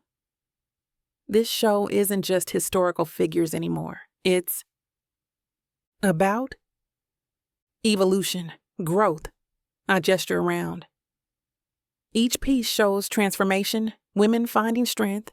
My hand shakes as I darken the shadows around us. This one's about facing your fears. Maria moves closer, examining the painting. The way you've captured his expression, it's like he's trying to hold on to something that's slipping away. That's exactly how it feels. I set down my brush, wiping my hands on my paint-stained apron. Every time I think I understand what's happening between us, I remember how easily things fell apart before. I shuffle through the promotional materials for the upcoming show, but my eyes keep drifting to my phone. 3 missed calls from Brandon. Each one makes my stomach flip. "These postcards turned out beautifully," Maria says, spreading them across my desk. "The contrast really pops." I pick one up, barely registering the image. Instead, I'm thinking about Brandon's hands on my waist in the kitchen, the way his breath felt against my neck. "Lyla? Earth to Lyla?" "Sorry, what were you saying about the contrast?" Maria sets down the stack of postcards. "You know, avoiding this won't make these feelings go away." I'm not avoiding anything. I'm focusing on the show. I gesture at the chaos of my desk guest list, catering menus, press releases. This is what matters right now. Right. That's why you've been staring at your phone every 5 minutes. I have not. My phone buzzes with a text. My heart leaps before I realize it's just the gallery coordinator, confirming tomorrow's walkthrough. "The thing is," I say, "organizing papers that don't need organizing." Even if I wanted to deal with whatever this is with Brandon, I can't right now. The show opens in 3 days. And after that, I pause, my hands hovering over a stack of invoices. After that, the memory of Brandon's laugh during our last dinner together echoes in my mind. The way his eyes crinkled at the corners, how natural it felt to lean into him. After that, I'll figure it out. But even as I say it, I know I'm lying to myself. Every decision about lighting placement, every caption I write, every detail I coordinate, they all feel tangled up with thoughts of him. It's like trying to separate 2 colors that have bled together on canvas. Impossible without destroying the whole piece. Another canvas before me swirls with conflicting emotions. Deep purples clash with bright yellows, creating an almost violent tension across the surface. My brush moves with quick, decisive strokes, each one carrying the weight of my confusion. "That's intense," Maria comments, setting down a fresh cup of coffee beside me. "I thought this collection was about historical figures." It was. I step back, tilting my head at the piece. 2 figures emerge from the chaos, one reaching out, the other turning away. Now it's about truth. Truth. How it changes, how memory distorts it. I dip my brush in crimson, adding depth to the space between the figures. 5 years ago, I thought I knew exactly what happened that night. Now, my phone buzzes again. Brandon's name flashes across the screen, making my heart skip. I turn it face down. "You can't ignore him forever," Maria said, and organizing press releases on my desk. "Especially not with the show opening in 3 days. Isn't he funding this whole thing?" Watch me. But even as I say it, I find myself painting Brandon's eyes into the reaching figure. That same piercing blue that sees right through me. This isn't just about us anymore. The gallery is expecting a cohesive collection about powerful women in history. And instead, I'm painting. I gesture at the canvas, frustrated. Your truth? Your history? My mess. My impossible, chaotic mess. I wipe my hands on my apron, leaving streaks of blue and purple. Every time I try to paint Harriet Tubman or Sojourner Truth, it turns into this. Into us. Into everything I'm afraid to face. The painting stares back at me, a testament to my internal chaos. The figures seem to dance between shadow and light, neither fully committed to staying or leaving. Just like us. The canvas pulses with unspoken words and half-finished gestures, every brushstroke a reflection of the turmoil I've been carrying since Brandon walked back into my life. "Maybe," Maria suggests, leaning against my studio doorframe with that knowing look she always gets when she thinks she's figured something out. "This is exactly what your show needs. Something raw, something real. Art isn't always about what we plan. Sometimes it's about what we can't help but create." I pick up my brush again, adding another layer of complexity to the space between the figures. My hand trembles slightly as I work, betraying my uncertainty. Or maybe I'm just letting my personal life destroy my professional one. The paint bleeds into the negative space, creating shadows that weren't there before, deepening the distance between my painted figures, even as they reach for each other. The colors blend and separate, like feelings I can't quite untangle, like the way Brandon's touch both terrifies and thrills me, like the truth I'm still learning to accept. Chapter 25. Brandon. The phone rings again, going straight to voicemail. I hang up and toss it onto my desk, running my fingers through my hair. My office feels emptier than usual, the sparkling city beyond the windows doing nothing to fill the void. "Come on, Lyla," I mutter, picking up the phone again. Nothing but radio silence. The screen shows my previous messages, each one more desperate than the last. "Hey, can we talk?" "Everything okay? Haven't heard from you." "At least let me know you're all right." The cursor blinks in the message field. I type out another text, delete it, type again. Nothing feels right. Everything I want to say sounds either too clingy or too casual. I pace my office, studying her painting on the wall. Vibrant and alive, unlike my minimalist taste. Perfect. Like her. I rest my hands against the window, watching the streets below. I thought clearing the air would fix things. My phone buzzes. Just my partner with deal updates. I ignore it to check Layla's contact again. Last time I saw her, those brown eyes held such vulnerability. Now she's buried in art show prep while I stare at my phone like a teenager. To hell with this. I grab my keys, then hesitate. Maybe she needs space. Maybe pushing would make it worse. Tossing the keys back on the desk, I collapse in my chair. While Lyla's probably painting somewhere, I'm stuck thinking of her. The contracts blur before me. 5 reads later, all I see is her face crumpling at the mention of prom night. Damn it.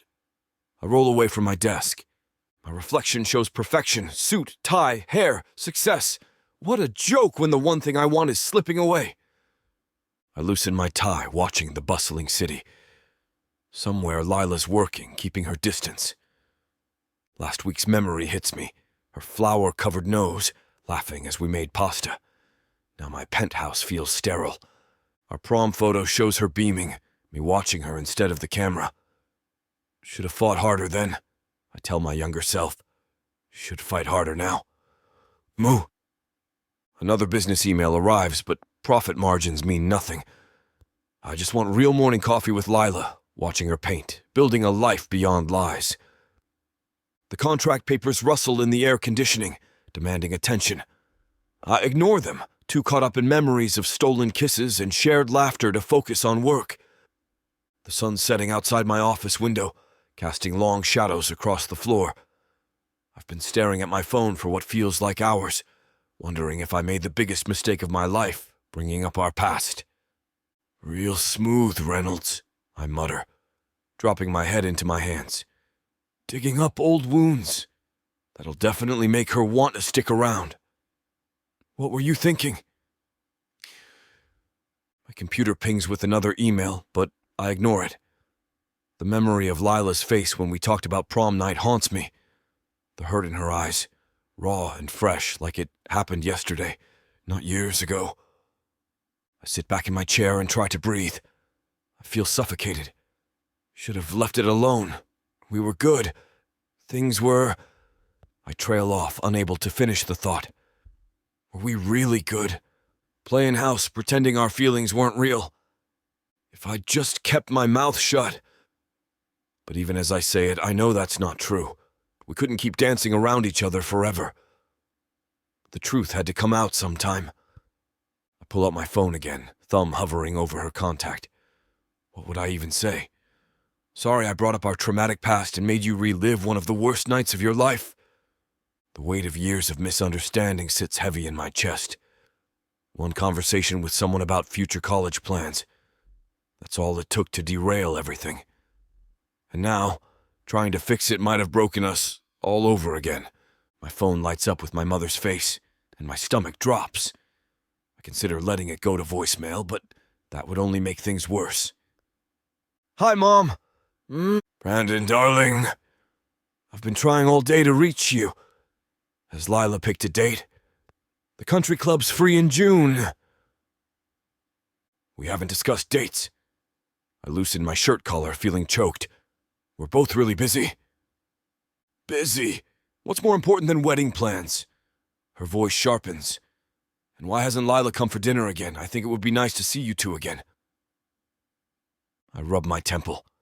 Mom! Something's wrong. I hear it in your voice. Her accusing tone makes me wince. What aren't you telling me? Nothing's wrong, just taking our time. Taking your time? She scoffs. Since when do you take your time with anything? You've always known exactly what you want. Can we not do this right now? Brandon Alexander Reynolds. The full name. Great. Are you having second thoughts? Because if you are... I'm not having second thoughts. My voice comes out sharper than intended. We're fine. Everything's fine. That's exactly what you said when your father and I asked about that merger last year. And look how that turned out. I stand up, pacing my office. This isn't a business deal, Mom. No? Then why do you sound like you're giving me a quarterly report instead of talking about your fiancé? The truth hovers on my tongue, threatening to spill out. I swallow it back. I have a meeting in 5 minutes. Don't you dare dodge this conversation. I let out a heavy sigh, pinching the bridge of my nose. Fine. Yes, we had a fight. I knew it. What happened? Did she try to break it off with you? Mom, please. The leather of my office chair creaks as I shift. It's between me and Lyla. As your mother, I have a right to know what's going on in your life, especially with this wedding coming up. No, you don't. My jaw clenches. Some things are private. Private? She scoffs through the phone. Since when do you keep secrets from me? I'm only trying to help. I appreciate that, but this isn't something you can fix. Lyla and I need to work through this ourselves. But... Mom, my voice carries a firmness I rarely use with her. I love you, but you need to let this go. She falls silent for a moment, and I can picture her pursed lips, the way she's probably gripping her phone too tight. You're just like your father, so stubborn when it comes to talking about feelings. Maybe he had the right idea. I loosen my tie. Sometimes things need to stay between two people. My mother's voice softens unexpectedly. Oh, sweetheart, I know that tone. You're really hurting, aren't you? The gentleness catches me off guard. I sink back into my chair, suddenly exhausted. Yeah, I guess I am. Come to dinner tomorrow night, just family. Your father's grilling those steaks you love. Mom, I don't know if I... Brandon. She uses my name like a caress this time, not a weapon. Sometimes when we're lost in our own heads, we need people who've known us our whole lives to help us find our way back. Please come, and let us support you through this. I rub my temples, considering. The thought of facing their questions makes my stomach turn. But there's something in her voice, a warmth I haven't heard in a while. No interrogations about Lyla? Cross my heart. She pauses. Though I can't promise I won't try to stuff you with food until you feel better. It's a mother's prerogative. A small laugh escapes me. Like when I didn't make varsity sophomore year, and you made 3 different desserts? And you ate every single one. The smile in her voice is clear. So, tomorrow at 7. I glance at Lila's painting again, my chest tight. Yeah, okay. Tomorrow at 7. That's my precious son. She hesitates. And Brandon, whatever's happening with Lyla, sometimes love needs a little patience. Your father and I didn't get it right the first time either. You never told me that. Well, maybe it's time for some stories over dinner, Thanks, Mom. The words come out rougher than intended. That's what mothers are for, darling. Even when we drive our children crazy. That you do, Mom. That you do. I'm smiling for the first time in days as I hang up the phone. Chapter 26. Brandon. The smell of grilled steak wafts through my parents' dining room as I push my asparagus around my plate. Mom's been watching me like a hawk since I arrived, and I know what's coming. So, she starts, setting down her wine glass. Have you and Lyla discussed any wedding dates yet? I take a deliberately slow sip of water. We're focusing on our art show right now. The art show isn't for months, Dad chimes in, cutting into his steak. Surely you can plan both. These things take time. I force a smile. We want to do it right. Mom leans forward, her eyes narrowing. Brandon, darling, when your father and I got engaged... You planned the whole thing in 3 months. I know, Mom. The words come out sharp and biting. I'm just saying people will start to talk if... Let them talk. I stab a piece of asparagus with more force than necessary. Margaret, back off a little, Dad interjects, but Mom waves him off. Have you at least looked at venues? The country club books up months in advance, and you know how perfect their garden would be for a summer wedding. My collar feels too tight. We haven't discussed venues yet. Haven't discussed? She sets her fork down with a clang. Brandon, what exactly have you discussed? We're taking things at our own pace. The lie tastes bitter on my tongue. Your own pace? She scoffs. Since when do you take things slow with anything? When you wanted that promotion last year, you worked 16-hour days for 3 months straight. This isn't a business deal, Mom. No, it's more important. She fixes me with that penetrating stare she's perfected over the years. What's going on between you two? I focus on cutting my steak into perfectly even pieces. Everything's fine. Then why won't you look at me when you say that? Mom taps her perfectly manicured nails against the tablecloth. What about the engagement party? We should at least start planning that. There's plenty of time. My knife scrapes against the plate as I stuff steak into my mouth. Plenty of time? She throws her hands up. Brandon, you haven't even introduced Lyla to the Hendersons or the Clarks. They're practically family. Margaret, Dad warns, but she's on a roll. And what about rings? Have you even looked at rings? Because I know this wonderful jeweler who... Mom, please. The words come out strained. Sweat prickles at my collar. Don't, Mom, please me. When you announced this engagement, I thought finally, you were taking your future seriously. She leans forward, lowering her voice. But now I'm starting to wonder if there's something you're not telling me. My chest tightens. Everything's fine. Is it? 'Cause this doesn't feel fine. The Brandon I know doesn't hesitate. He doesn't avoid questions about his future wife. He doesn't... What do you want me to say? The words burst out louder than intended. That we'll get married at the country club? That we'll invite all your society friends? That we'll do everything exactly how you've planned it in your head? Brandon. Mom's voice drops to that soft, pleading tone she used when I was a kid. I'm not getting any younger. I want to see my grandchildren before I'm too old to enjoy them. The words hit like a sucker punch to the gut. My fork clatters against the plate. Mom! Your cousin Sarah just had her second baby. Even Tommy's wife is expecting, and they've only been married 6 months. I push back from the table, my appetite gone. The weight of her expectations presses down on my shoulders, making it hard to breathe. This isn't a race or a competition. No, but it is your responsibility. The Reynolds name... The Reynolds name? I laugh, but there's no humor in it. Is that what this is about? Dad clears his throat. Margaret, perhaps we should... You're almost 30, Brandon. When are you going to give me grandchildren to spoil? Lila's face flashes in my mind, her smile when she's painting, the way her eyes light up when she talks about her art. The guilt twists in my gut.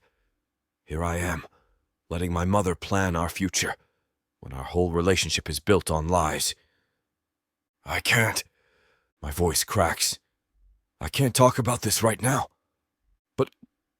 No. I stand up, my chair scraping against the deck. Lyla and I will have children when we're ready, not when it fits into your timeline. Children with Lyla. The thought sends a jolt through me, not of revulsion, but of longing so sharp it takes my breath away. Mom's perfectly composed facade cracks, her lips pursing into a thin line. I've been talking to Caroline Henderson. My stomach drops into my shoes. And? She saw you and Lyla at Rothschild's last week. She dabs her napkin at the corner of her mouth. Said you looked uncomfortable together. We were tired. The lie comes automatically. Were you? Her eyes narrow. Because Caroline mentioned Lyla barely looked at you during dinner. She lets out a sharp laugh. Brandon, darling, I wasn't born yesterday. This whole engagement, it feels rushed. Convenient, even.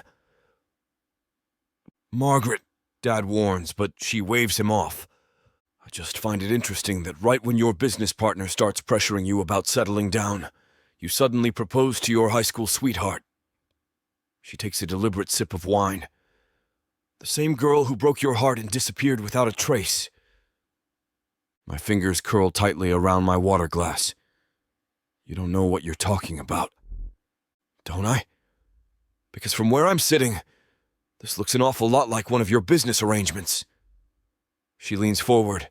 Tell me, Brandon, is this marriage even real? The glass nearly slips from my grip. How dare you? How dare I? I'm your mother. I've watched you scheme and strategize your way through life since you were old enough to talk. Her voice softens. But marriage isn't a business deal, sweetheart. You can't treat Lyla or any other woman like another acquisition. The accusation hits too close to home. My chest tightens until I can barely breathe. You think you know everything about my relationship with Lyla? I think I know my son.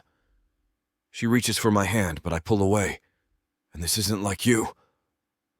The truth burns in my throat, begging to be released.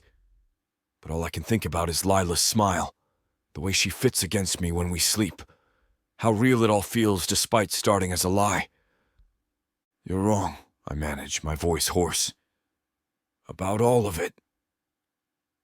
The evening air hits my face as I storm out of my parents' house, my footsteps echoing across the stone pathway. Behind me, the door opens. Brandon, wait! Dad's voice carries across the garden. Let him go, Mom calls from inside. He needs to sort out his priorities. My keys jangle in my trembling hands as I fumble with my car door. The leather steering wheel is cool against my palms, grounding me as I grip it tight enough to whiten my knuckles. Damn it!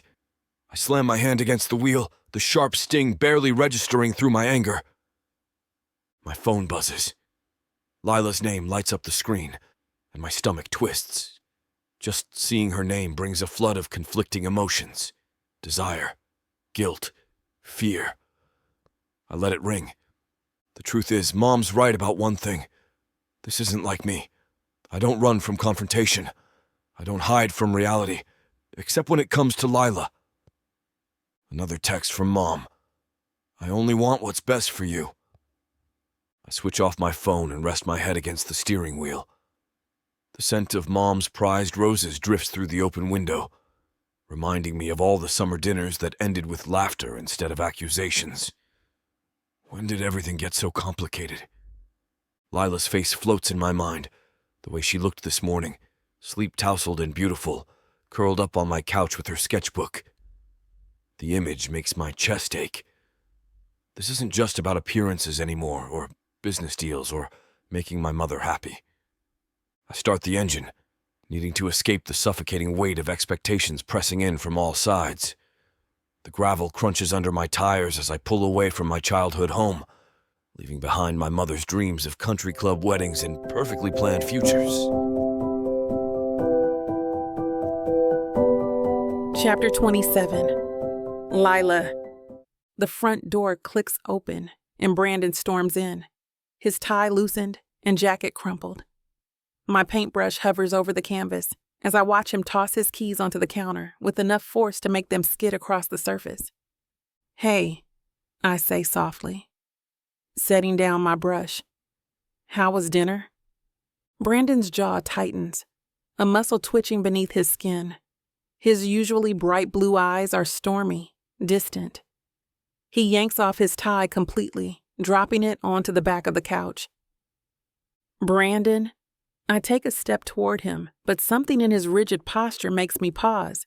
The air feels thick with tension, reminding me of thunderstorms rolling in across summer skies. Do you want to talk about it? He shakes his head, running a hand through his hair until it stands on end. Not now, Lyla. Please. I've never heard such pain in his voice. Brandon gets stressed about work sometimes, but this is different. His shoulders slump like they're weighted down, his hands flexing restlessly. My fingers twist in the hem of my paint-splattered shirt as I watch Brandon pace. The silence stretches between us like a rubber band ready to snap. Taking a deep breath, I step closer. I could make you some tea? The words come out smaller than I intend. Or maybe something stronger? Brandon stops pacing, his back to me. I don't need anything. Look, I know your mom can be... I trail off, searching for the right word that won't make things worse. Intense. He turns, and the pain in his eyes makes my chest ache. She kept asking about wedding plans, about why we haven't set a date. Then she started in about grandchildren. My stomach drops. Oh, yeah, oh. He slumps onto the couch, elbows on his knees. I couldn't take it anymore. I just left. I perch beside him, careful to leave space between us. Brandon, The words stick in my throat. What can I possibly say? This whole mess is partly my idea. I'm sorry she's putting so much pressure on you. Don't. His voice cracks. Don't apologize. This isn't your fault. I reach for his hand, then pull back, unsure if the touch would be welcome. Maybe we should talk about it, about what happened tonight. His shoulders tense. There's nothing to talk about, nothing that would help anyway. The defeat in his voice cuts deep. I want to wrap my arms around him. Tell him everything will be okay, but the words feel hollow even in my head. Instead, I sit there, useless, as he carries this weight alone. Brandon's fingers drum against his thigh, each tap making my nerves fray further. The silence stretches between us like a rubber band about to snap. You know what? I stand up, unable to sit still any longer. Maybe if you just tell your mother the truth about... The truth? His head snaps up. Which truth, Lyla? That this is fake? That we're lying to everyone? My chest tightens. I'm just trying to help. Well, don't. He pushes off the couch, pacing again. This isn't something you can fix with a pep talk or by playing therapist. The words sting more than they should. I'm not playing anything. I'm trying to be supportive. But you're acting like I'm the enemy here. You don't get it. He runs his hands through his hair again, messing it up further. This isn't just about my mother anymore. Then explain it to me instead of shutting me out. Heat rises in my cheeks. Or is that too much to ask from the great Brandon Reynolds? His eyes narrow. What's that supposed to mean? It means you're not the only one dealing with pressure here. My voice rises despite my efforts to keep it steady. But at least I'm trying to talk about it instead of brooding like some what? He steps closer, his presence overwhelming. Go ahead, finish that thought. I cross my arms, protecting myself from the intensity radiating off him. Forget it. Clearly you'd rather stew in your anger than actually have a conversation. The muscle in his jaw twitches again, and I know I've pushed too far. But the words keep spilling out anyway, fueled by hurt and frustration.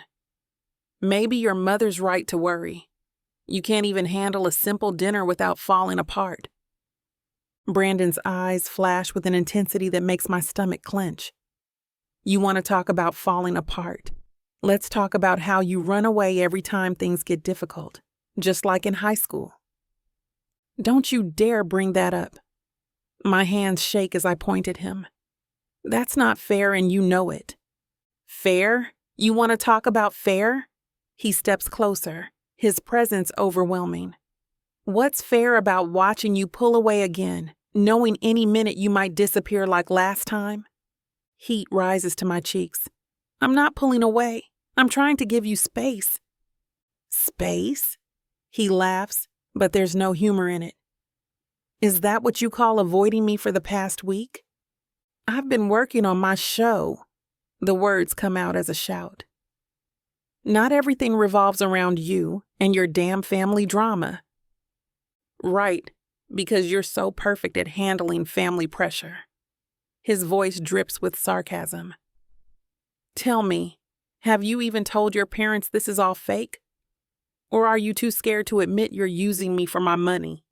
The accusation hits like a slap. Using you? Is that what you think this is? What else am I supposed to think? You barely look at me anymore. You're always working. And when I try to talk about us, this is business. The words explode out before I can stop them. That's the whole point of this arrangement, remember? Or did you forget this was all pretend while you were playing house? Brandon recoils like I've struck him. Playing house? Is that what you think I've been doing? I don't know what you've been doing. My voice cracks. But this, I gesture between us, isn't what I signed up for. No. His jaw clenches. Then what exactly did you sign up for, Lyla? Because from where I'm standing, you got exactly what you wanted. Financial security and a convenient excuse to avoid real commitment. Brandon's words slice through the air like ice. This isn't even a real relationship. I don't know why we're fighting like it is. The truth of it hits me in the chest, stealing my breath. My hands go numb, and the room suddenly feels too small, too confined. Without a word, I turn away from him, each step toward the bedroom, measured and careful, as if walking on broken glass. My overnight bag sits in the closet, the same one I brought when I first moved in. I pull it out, hands trembling as I stuff in the essentials.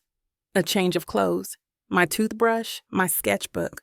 Behind me, the penthouse remains silent. No footsteps following. No calls of my name. The zipper sounds too loud as I close the bag.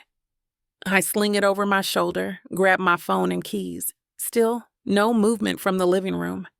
My throat burns as I walk past Brandon, who stands like a statue, his eyes fixed on some distant point beyond the window. The door handle is cold under my palm. I pause, just for a moment, giving him one last chance to stop me, to say something. Anything? Nothing. The click of the door closing behind me echoes in the empty hallway. Each step down the corridor feels heavier than the last, and by the time I reach the elevator, my vision blurs with unshed tears. He doesn't follow.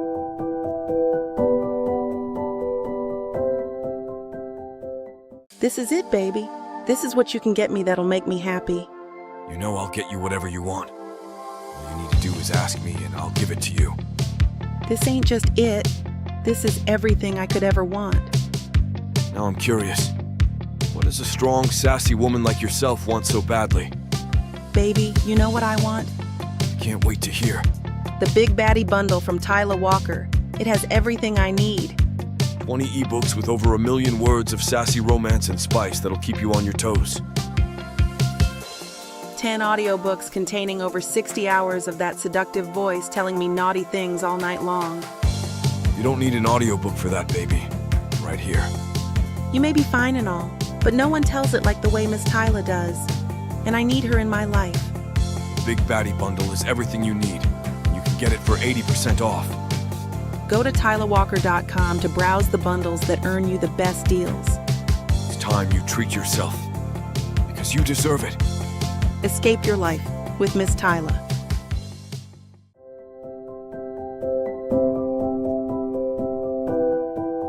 Chapter 28. Lyla. The morning light filters through Maribel's guest room window, casting shadows across my sketchbook.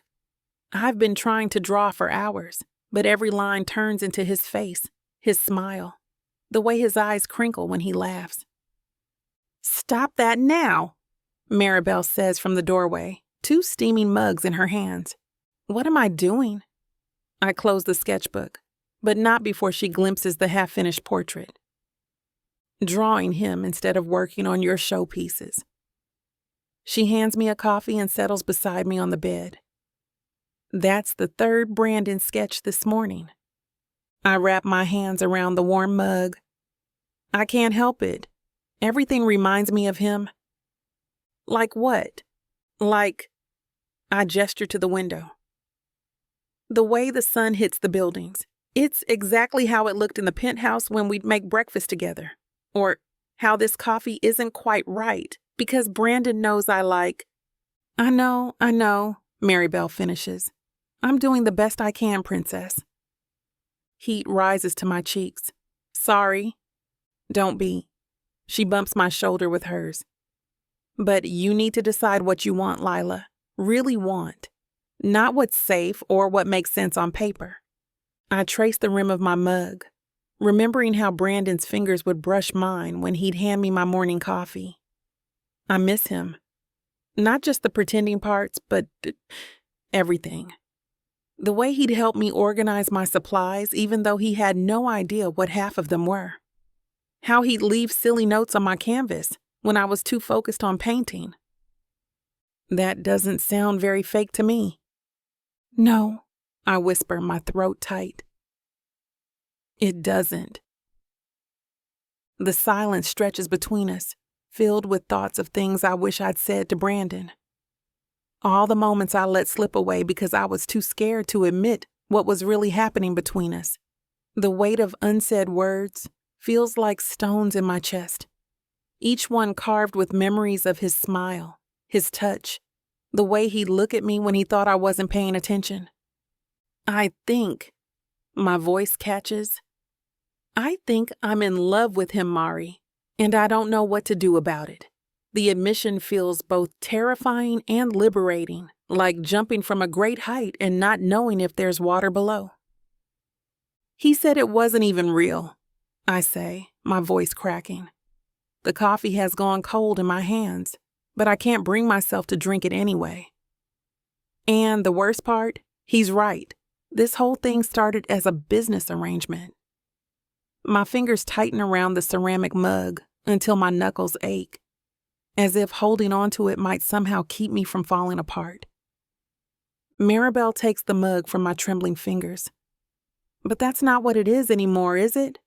Her gentle tone carries the wisdom of someone who's watched this unfold from the beginning, someone who maybe saw the truth before I was ready to face it. No. I pull my knees to my chest. Somewhere between the fake smiles and real laughs, I fell for him. Again. And I'm terrified, Marie. Of what? Of everything. Of trusting him. Of believing this could work. My fingers trace the edge of my sketchbook. What if I'm reading too much into things? What if he doesn't feel the same way? Girl, please. Maribel rolls her eyes. That man looks at you like you hung the stars. And don't think I didn't notice how he touches you when he thinks no one's watching. Heat creeps up my neck. That's just... Don't you dare say that's just part of the act. She grabs my hands. Listen to me, Lyla. I was wrong before, telling you to keep your distance. I see now what I couldn't see then. What's that? Why? That sometimes the scariest choices lead to the best outcomes. She squeezes my fingers. You're not in high school anymore. You're both different people. Better people. And maybe this whole fake marriage thing was just the universe's way of giving you a second chance. I bite my lip. But what if... No more what ifs. Maribel's voice is firm, but gentle. Love is always a risk, sis. But from where I'm sitting, this one's worth taking. Maribel's words echo in my mind as I stand at her window, watching the city wake up. My reflection stares back at me, and I see the same girl who ran away from Brandon all those years ago, scared, defensive, ready to bolt at the first sign of pain. My phone buzzes with a text from the gallery about my upcoming show. The irony doesn't escape me. I can pour my heart onto canvas, bare my soul to strangers through my art. But when it comes to Brandon, you know what your problem is? I ask my reflection. You're so afraid of getting hurt that you're hurting yourself instead. The truth of it hits me like a physical blow. Every time Brandon reached out, every gentle touch, every moment of vulnerability, I'd met them all with walls built from old fears. Even after we cleared up the misunderstanding about prom night, I kept one foot out the door, ready to run. My fingers traced the condensation on the window, drawing invisible patterns. Love requires bravery, I whisper, echoing Mari's words. And I haven't been very brave, have I? The morning sun breaks through the clouds, warming my face. In that moment, I realized something. The pain of losing Brandon again couldn't possibly be worse than the agony of never knowing what we could have been. Real. Honest. No pretenses this time. I stepped back from the window, my heart racing, but my mind clearer than it's been in days. The walls I've built aren't protecting me anymore. They're just keeping me from the very thing I want most. I pick up my phone, then set it down. Pick it up again. My fingers hover over the keyboard as I try to compose the perfect message. Just text him already, Maribel calls from the kitchen. You're making me nervous with all that pacing. I'm not pacing, but my bare feet have worn a path in her carpet. What if he doesn't want to talk to me? Then at least you'll know. She appears in the doorway, dish towel in hand. Better than sitting here wondering. My phone screen glows accusingly. 3 days since our fight, since I walked out. 3 days of silence between us. I sink onto the couch, tucking my feet under me. What do I even say? Sorry I freaked out and ran away again? How about can we talk? Maribel suggests. Simple, direct. I type out the message, delete it, type it again. My heart pounds against my ribs like it's trying to escape. You're overthinking again, Maribel warns. I know. I close my eyes, take a deep breath, and let my fingers move across the screen. Brandon, I miss you. Can we meet somewhere? We need to talk. Really talk this time. Before I can second guess myself, I hit send. The message swooshes away, and immediately 3 dots appear at the bottom of the screen. He's typing, then stopping, typing again. My breath catches in my throat as I watch those 3 dots dance. Chapter 29. Brandon. My phone buzzes with Lyla's message and I smile. We're meeting at our old coffee shop soon, where we'd pretend to study while just making each other laugh. Standing at my closet, I feel like a teenager again. Get it together, Reynolds, I mutter, fixing my hair. After deciding a suit's too much and a t-shirt too little, I picked dark jeans and the navy button-down she said matched my eyes. Our fight haunts me. I spoke from fear, not truth. What started as pretense changed somewhere between midnight talks, and how perfectly she fits against me at night. My hand shakes slightly as I check my watch for the 3rd time in 5 minutes. The penthouse feels empty without her art supplies scattered around, without her humming while she works. I miss the chaos she brings to my ordered world. I check my reflection, fixing my collar. Too early, I mutter, but anticipation has me feeling like a teenager again. Morning traffic flows around me unnoticed as I fixate on her text. Can we talk? Our place, 9 a.m. 7 words that might change everything. I'm 30 minutes early, parked outside the coffee shop. I hear Lyla's teasing voice. Even your anxiety runs on a schedule. My fingers tap the steering wheel as I watch the entrance, my heart jumping at every approaching figure, every car that stops. Because this time I'm not letting misunderstandings tear us apart. This time, I'm ready to fight for what's real. My phone vibrates just as I'm about to push open the cafe door. Marcus's name flashes across the screen, and something in my gut tells me this isn't about our usual morning briefing. Brandon, what the hell have you done? His voice cuts through the speaker, sharp and accusatory. Good morning to you, too. I step away from the entrance, my hand falling from the door handle. Don't get smart with me. There's a story breaking. Your little arrangement with Lyla. It's about to hit every major outlet in the city. The world tilts beneath my feet. What are you talking about? Someone got photos of you two discussing the terms of your fake marriage at that bar. They've got audio, too. Christ, Brandon. Did you really think you could pull this off without anyone finding out? My throat constricts. Through the cafe window, I spot Lyla walking in, her curls bouncing as she searches the room for me. How bad is it? Bad enough that our investors are already calling. Your mother's blown up my phone 6 times in the last hour. This could tank everything we've worked for. Marcus, fix this now, before the story breaks wide open. The line goes dead.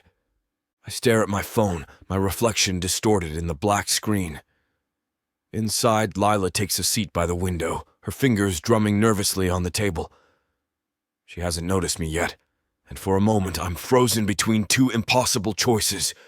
Walk in there and tell her everything's falling apart, or run back to the office and try to salvage what's left of my career. The photographer I spotted outside our penthouse. It all makes sense now. We weren't just paranoid. We were being watched, and now everything's about to come crashing down. Through the cafe window, I watched Lyla check her phone, her fingers tapping an anxious rhythm on the wooden table. The morning sun catches her curls, creating a halo effect that makes my chest ache. She's wearing that green dress I love, the one that makes her eyes sparkle when she laughs. My phone buzzes again. More messages from Marcus, my mother, probably half the board by now. The weight of what's coming crashes over me. Everything Lyla's worked for, her art show, her reputation. This scandal could destroy it all. The art world is brutal enough without adding a fake marriage scandal to the mix.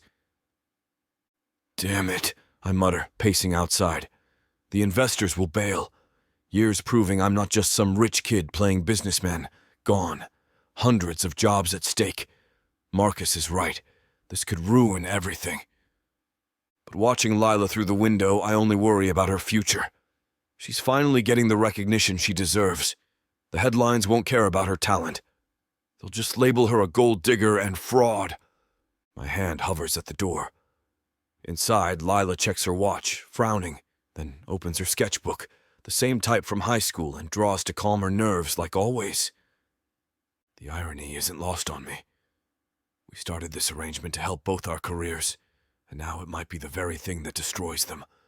But watching her sketch, completely unaware of the storm about to break, I realize there's only one choice I can make. I can't let her walk into this blind. She deserves to know everything before the world turns upside down. Through the cafe window, I watch as Lyla's pencil moves across her sketchbook in quick, confident strokes. My stomach twists. After this news breaks, will anyone in the art world take her seriously? Another text from Marcus lights up my phone. Stories dropping in an hour. Give me 30 minutes, I text back, shoving the phone in my pocket. Lyla tucks a curl behind her ear, her nose scrunching the way it does when she's concentrating. She hasn't spotted me yet, standing here like a coward on the sidewalk. The morning sun streams through the window, casting shadows across her face as she works. In the golden light, she looks exactly like she did that day in art class when I first fell for her. Focused, passionate, completely lost in her own world. My feet feel heavy as lead. Walking through that door means destroying the peace she has right now. It means watching her face fall when I tell her that our little arrangement is about to blow up in our faces. That everything she's worked for could crumble because of me. She glances at her watch again, a deep frown crossing her features. I check my own, 10 minutes late now. Classic Reynolds move, standing outside while she waits, just like prom night. Only this time, I'm not letting misunderstandings tear us apart. The bell above the cafe door chimes as I step inside. The familiar scent of coffee and fresh pastries hits me, but my stomach churns instead of growling like it usually would. Lyla's still absorbed in her sketchbook, her curls falling forward as she works. My phone vibrates again in my pocket. I ignore it. Hey, I manage, my voice rougher than intended. Lyla looks up, her smile bright enough to make my chest ache. I was starting to think you'd stood me up. Never. The word comes out more serious than I meant it to. I slide into the chair across from her, noting how her pencil stills against the paper. What are you working on? She tilts the sketchbook toward me. It's a rough design for her upcoming show. Figures dancing across the page, their forms intertwined in a way that makes it impossible to tell where one ends and another begins. Just like us. Brandon. Her voice softens with concern. You look like you're about to tell me someone died. My fingers drum against the table's wooden surface. The cafe bustles around us. A barista calling out orders, the hiss of the espresso machine, morning conversations floating through the air. All these normal moments that are about to shatter. I lean forward, trying to find the right words to tell her that everything we've built is about to come crashing down. The weight of what I have to say sits heavy in my throat as I watch her tuck another curl behind her ear, completely unaware of how our world is about to change.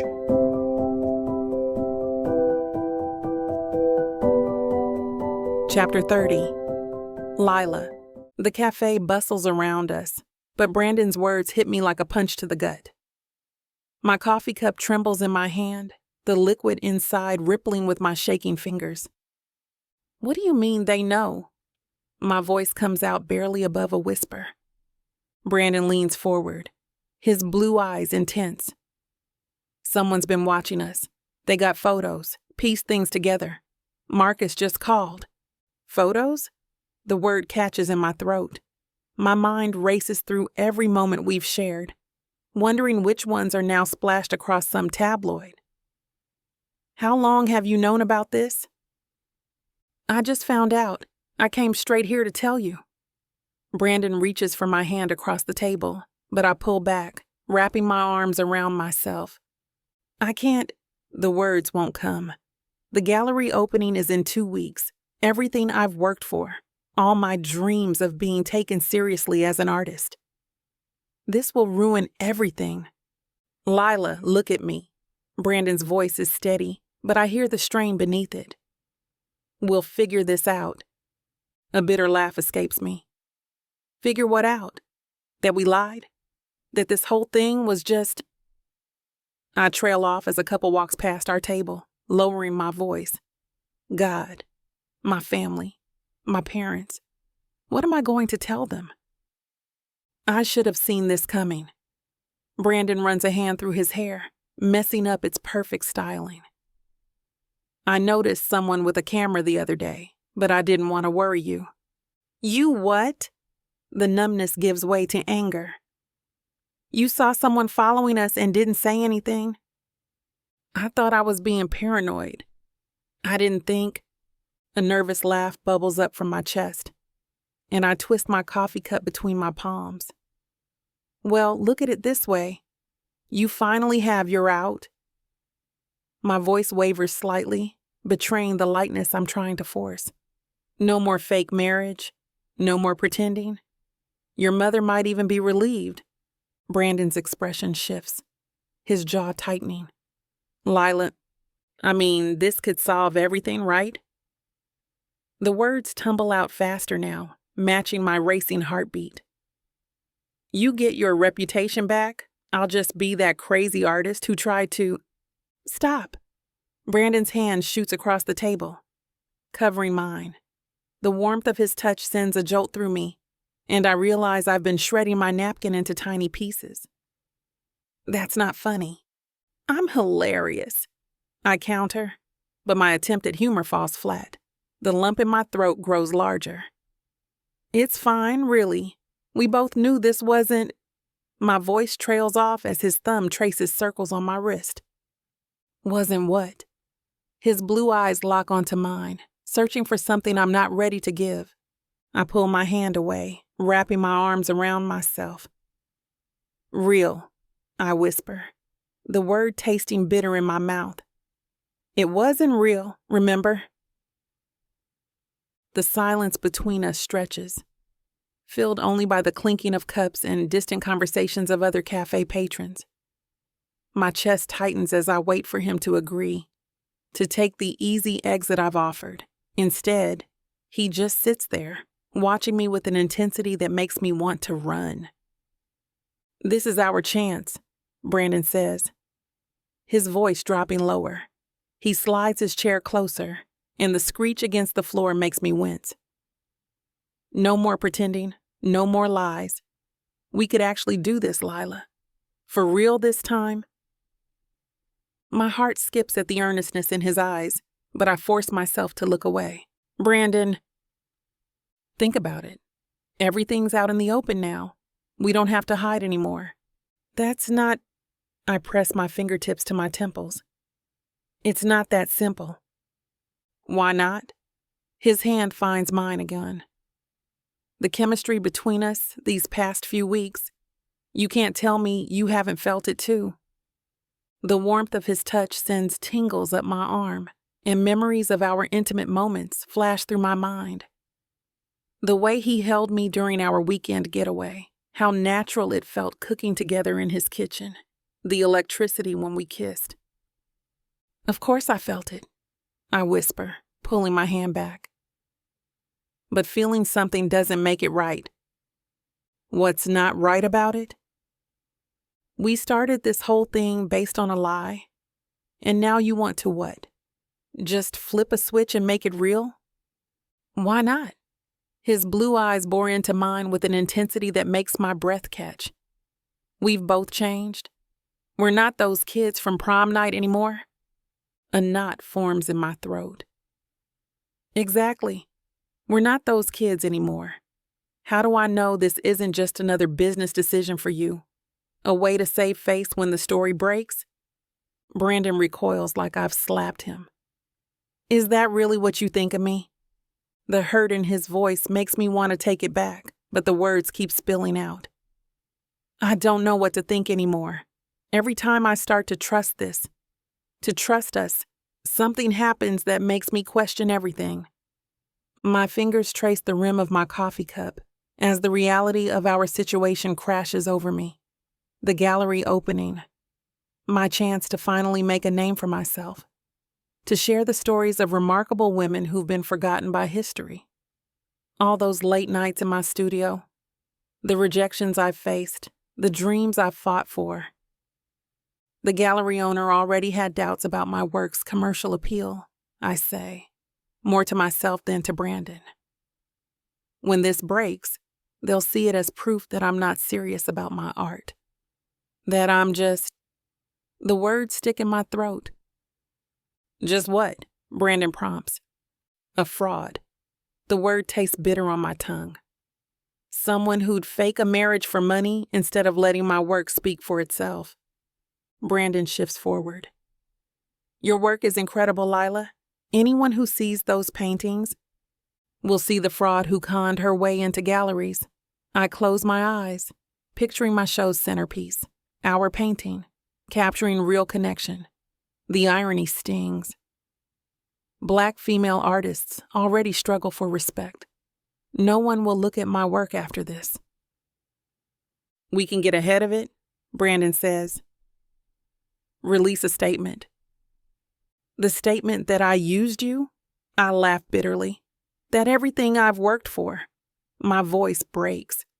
My paintings celebrate truth, yet here I am, living in a lie?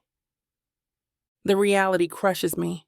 Every brushstroke, every artistic statement, corrupted by deception. Worse still, I did this to myself. I chose this path. Now my dreams dissolve, while the man I'm falling for tries to patch an unfixable wound.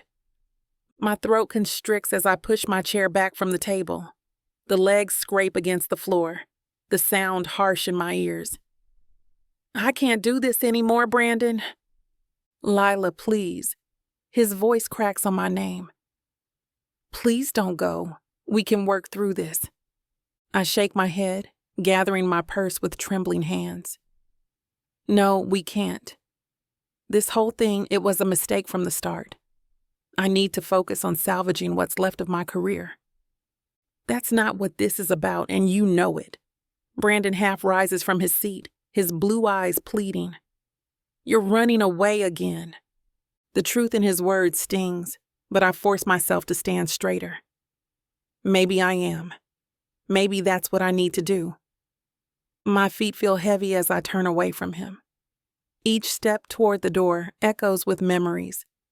His laugh in the kitchen, the warmth of his arms around me, the way his eyes lit up when he saw my paintings. The bell above the cafe door chimes as I push it open. The cool air hitting my face. Part of me wants him to follow, to grab my arm, spin me around, tell me I'm making a mistake. My steps slow as I reach the sidewalk, my heart pounding against my ribs. I glance back through the cafe window. Brandon sits exactly where I left him, his shoulders slumped, staring at my empty chair. The devastation on his face makes my chest ache. He looks lost, broken, everything I feel inside. I force myself to turn away, each step carrying me further from the man I've fallen for all over again. The distance between us grows, and with it, the certainty that I've made the right choice, even if it feels like I'm leaving my heart behind on that cafe table. Chapter 31. Lyla. The canvas before me blurs as tears threaten to spill. I blink them back, focusing on the bold strokes of red and gold that make up my latest piece. The studio feels emptier now, even with music playing softly in the background. My phone buzzes again, probably Maribel checking in. I ignore it, dipping my brush into a deep crimson. The paint bleeds across the canvas, creating patterns that remind me of the way Brandon's tie looked that first night at the networking event. Stop it, I mutter to myself, wiping my hands on my already paint-stained apron. Focus on the work. But the work itself betrays me. Every piece I've created this week somehow leads back to him. The curve of a woman's smile mirrors his. The determination in another's eyes reflects his unwavering gaze. Even my color choices seem influenced by memories of his presence. I step back from the easel, surveying the collection for my upcoming show. Each painting tells a story of strength, of resilience, Black women who changed history despite the odds stacked against them. Yet here I am, running from my own story. You're being ridiculous, I tell the empty studio. The scandal would have ruined everything anyway. But the excuse rings hollow, even to my own ears. The truth is, I miss him. Miss the way he'd bring me coffee while I painted, how he'd critique my work with that adorably serious expression. Miss the sound of his laugh echoing through the penthouse.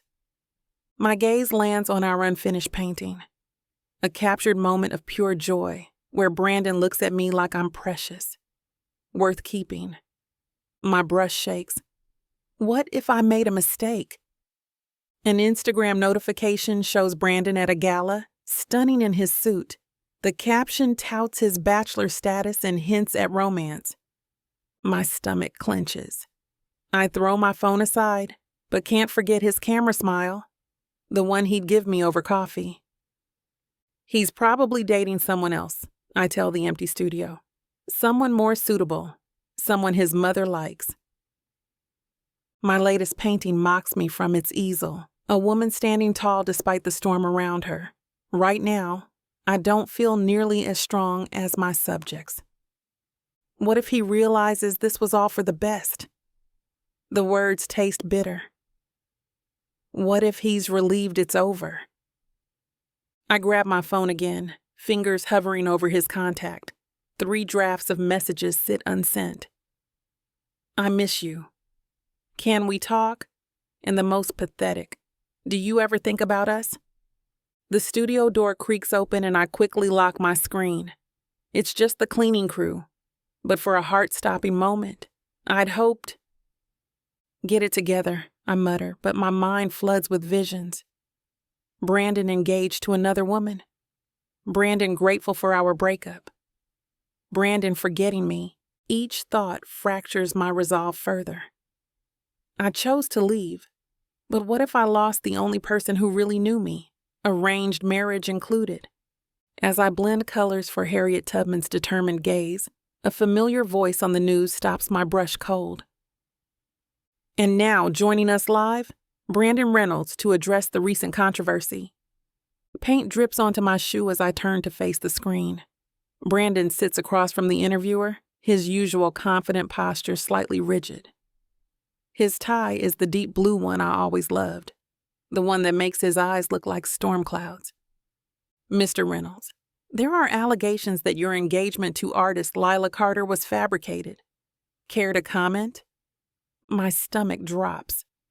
I grab the remote, thumb hovering over the power button, but I can't bring myself to press it. You're right. Brandon's voice is clear, unwavering. The engagement started as an arrangement, but that's not how it ended, at least not for me. The interviewer leans forward. What do you mean? I fell in love with her. Brandon's eyes lock with the camera, and my breath catches. Not the pretend kind of love we agreed to show the world, real love. The kind that sneaks up on you over morning coffee and late-night conversations. The kind that makes you realize every other relationship was just practice for the real thing. My paintbrush clatters to the floor.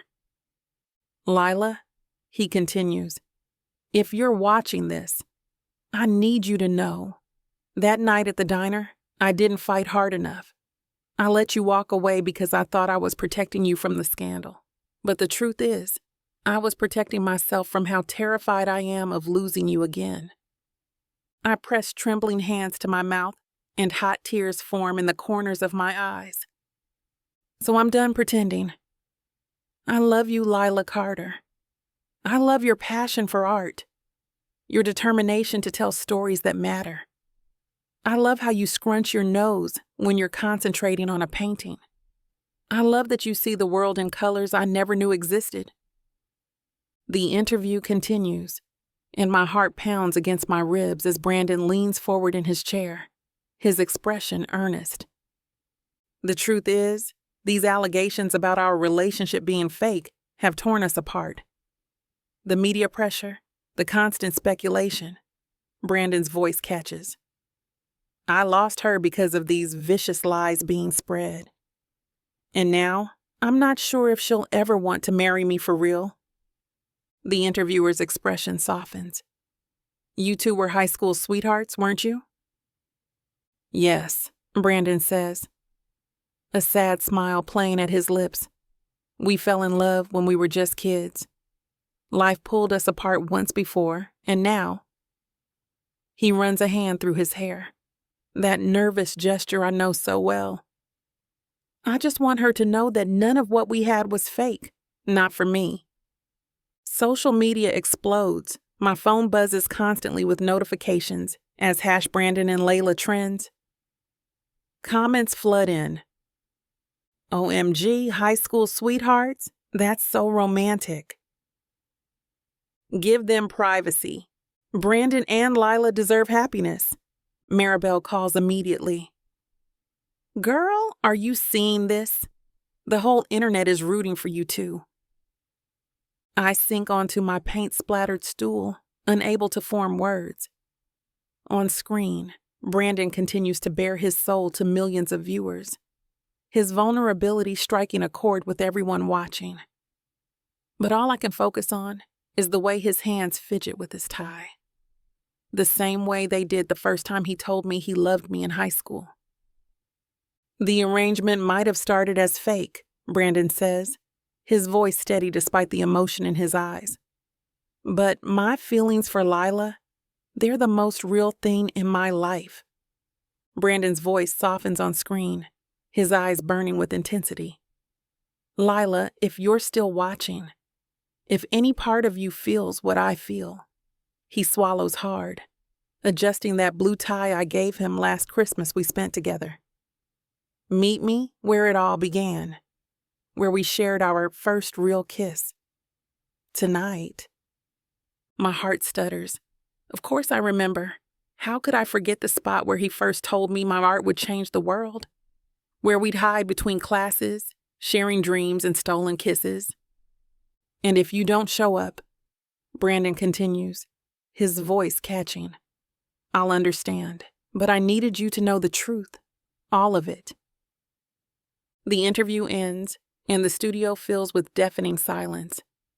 My phone lights up again. Mirabelle's calling for the third time. Did you see? She starts. Yes. Are you going? I swallow the lump in my throat. I don't know. Lyla. Her voice carries that familiar mix of exasperation and love. The man just declared his love for you on national television. What if it's just another performance? But even as I say it, I know it's not true. Brandon's hands fidgeting with his tie, that slight crack in his voice, those weren't acts. Those were the real Brandon, the one who used to help me carry my art supplies, who'd leave encouraging notes in my sketchbook. Girl, if you don't go meet him, I swear. I have to go. I cut her off, already reaching for my keys. I'll call you later. The oak tree. Our oak tree. Minutes left to decide if I'm brave enough to show up.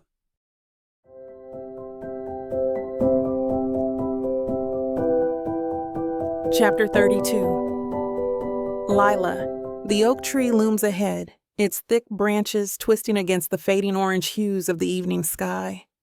It's just as I remember. Sturdy, sprawling, its roots spreading beneath the bleachers like it owns this corner of the world. My heart pounds with every step, echoing the crunch of gravel beneath my shoes. This place used to feel like a secret, a world only Brandon and I knew. Now it feels heavy, full of the weight of everything we've left unsaid. And there he is, Brandon. He's sitting with his back against the massive trunk, his legs stretched out, crossed at the ankles.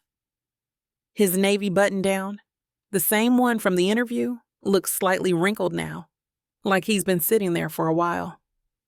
His tie is gone, the top button's undone, giving him that perfect mix of disheveled and polished. Even from a distance, I can see the tension in his shoulders, the way his hand rests on his knee, fingers tapping an uneven rhythm. He hasn't noticed me yet.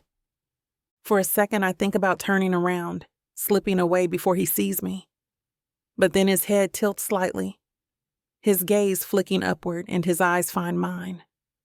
Time stops. For a moment, it's like we're back in high school. I'm 17 again, sneaking out after curfew to meet him here, my heart racing just like it is now. But I'm not that girl anymore, and he's not that boy. Lyla, he says softly, standing up. I don't think I've ever seen him look at me like that, like I'm the answer to a question he's been asking for years. His expression is open, vulnerable in a way that makes my chest ache. He takes a hesitant step forward, and then another, until we're standing just a few feet apart.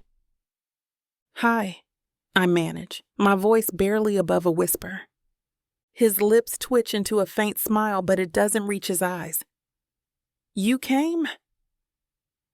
I saw the interview, I say finally, my voice trembling. I wasn't sure what to think. Brandon's hands slip into his pockets, his gaze steady on mine. Everything I said, I meant it, Lyla. Every word. I swallow hard, the weight of his words pressing against the walls I've built around myself. Brandon, I don't even know where to start. Then don't. He takes another step closer, his voice softening. Let me start this time. I open my mouth to respond, but he holds up a hand, his lips quirking into a wry smile. Let me finish, okay? I've been rehearsing this in my head all day. I nod, my chest tightening as I wait for him to continue. You were right about a lot of things, he says. I let fear drive me. I let myself believe that keeping things simple was the safest option. But with you, nothing about us has ever been simple. And I don't want it to be. I want messy. I want real. I want everything, Lyla, with you. The honesty in his voice leaves me breathless. My fingers curl into fists at my sides, the urge to reach for him, warring with my need to protect myself. Brandon takes another step, and now we're so close I can feel the warmth radiating from him. Then stop walking away, he says, his voice breaking. Stay. Fight with me this time. I'm scared, I admit, my voice barely more than a whisper. So am I, Brandon says, his thumb brushing over my knuckles. But I'd rather be scared with you than safe without you. The dam breaks. A tear slips down my cheek, and Brandon's hand cups my face, his touch gentle but sure. He wipes it away with his thumb, his eyes never leaving mine. Can I kiss you? He asks softly. Instead of answering, I close the distance between us, my lips meeting his. The world fades, leaving only the warmth of his embrace, the taste of him, the feeling that maybe, just maybe, we're exactly where we're meant to be. I hate to put a stop to a good time, but it looks like we've hit this platform's limit for spiciness. This platform's got some rules we have to play by if we want to keep giving you these stories for free. And trust me, this scene isn't something you want to miss. While we can't get into all the details here, you can still dive into the full, uncut version at tylawalker.com. Miss Tyla has an entire collection of unabridged audiobooks and ebooks waiting for you. And the best part? You can treat yourself with 40% off when you use the code SAVE40. That's right. You'll save on any digital product, even bundles that are already discounted. Miss Tyla would never let anyone feel the kind of disappointment you must be feeling right now. So why wait? Treat yourself with Miss Tyla.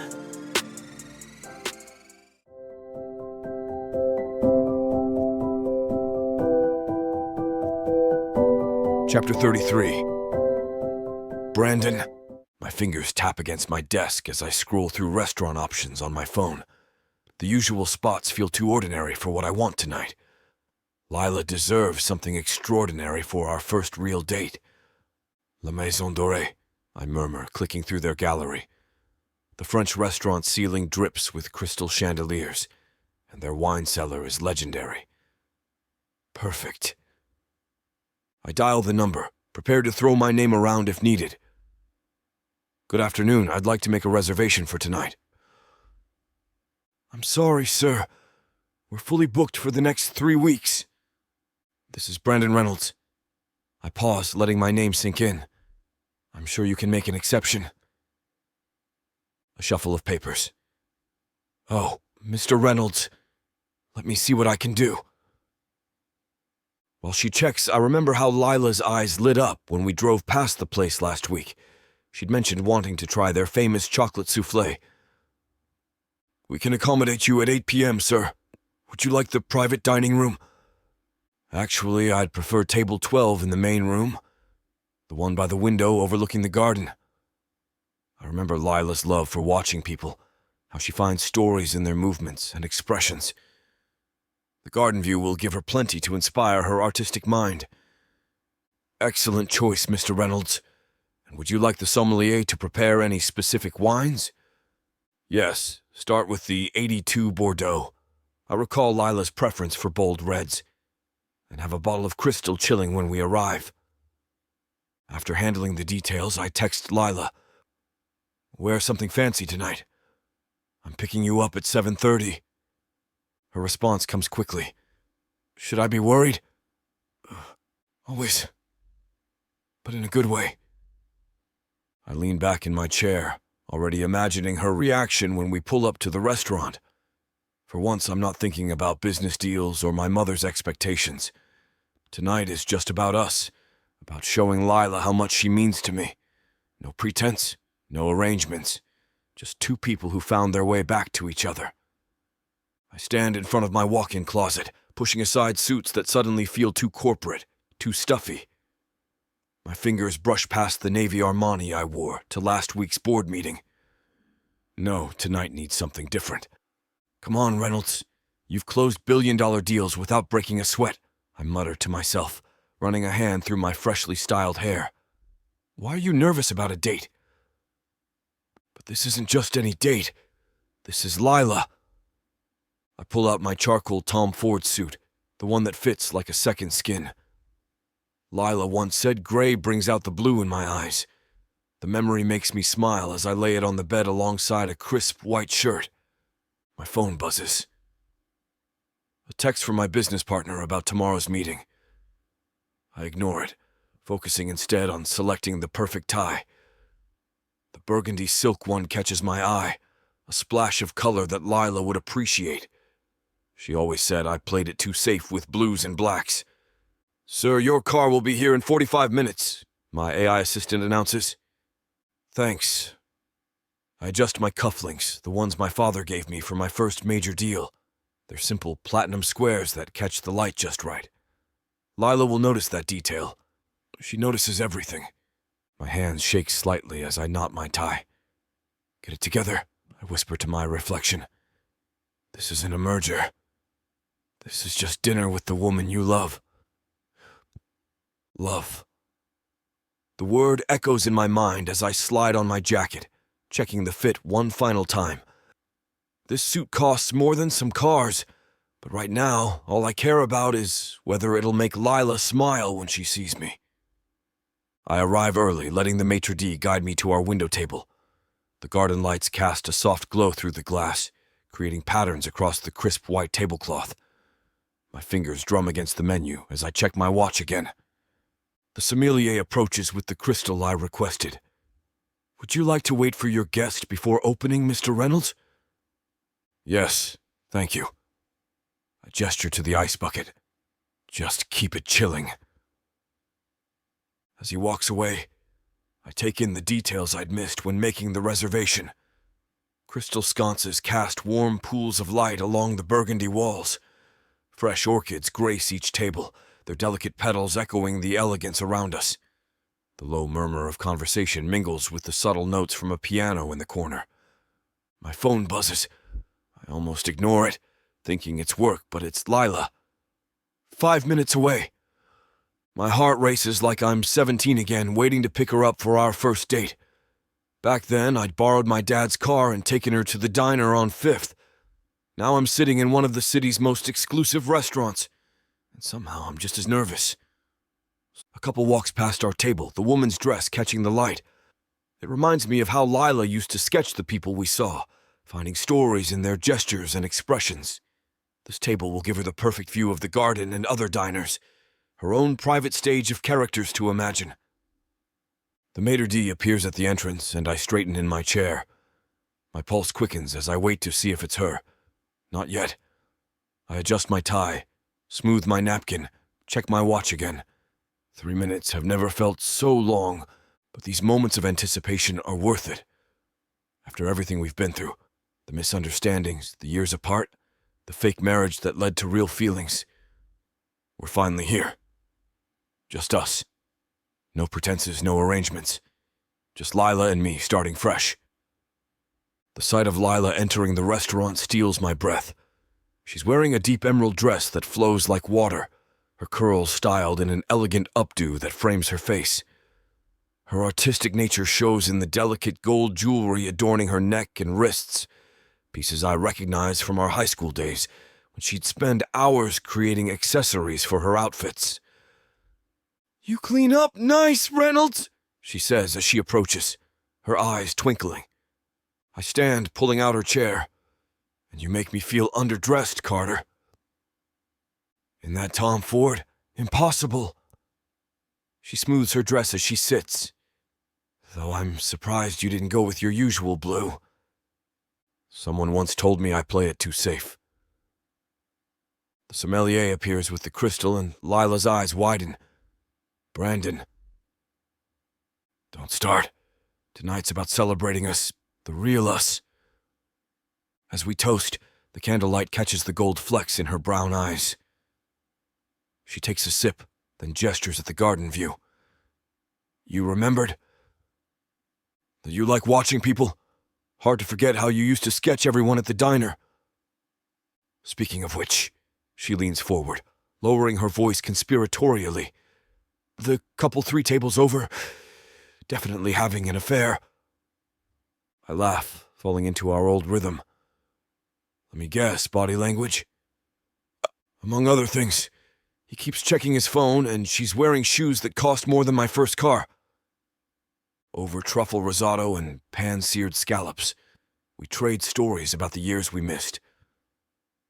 Her eyes light up when she talks about her upcoming exhibition, and I find myself leaning in, caught in her enthusiasm. Remember when you tried to teach me to paint? I ask as our dessert arrives, the chocolate soufflé she'd been eyeing. God, yes. You were terrible. She grins, dipping her spoon into the dessert. But you were cute when you concentrated. Were? Are. She meets my eyes, and the honesty there makes my heart race. Still are.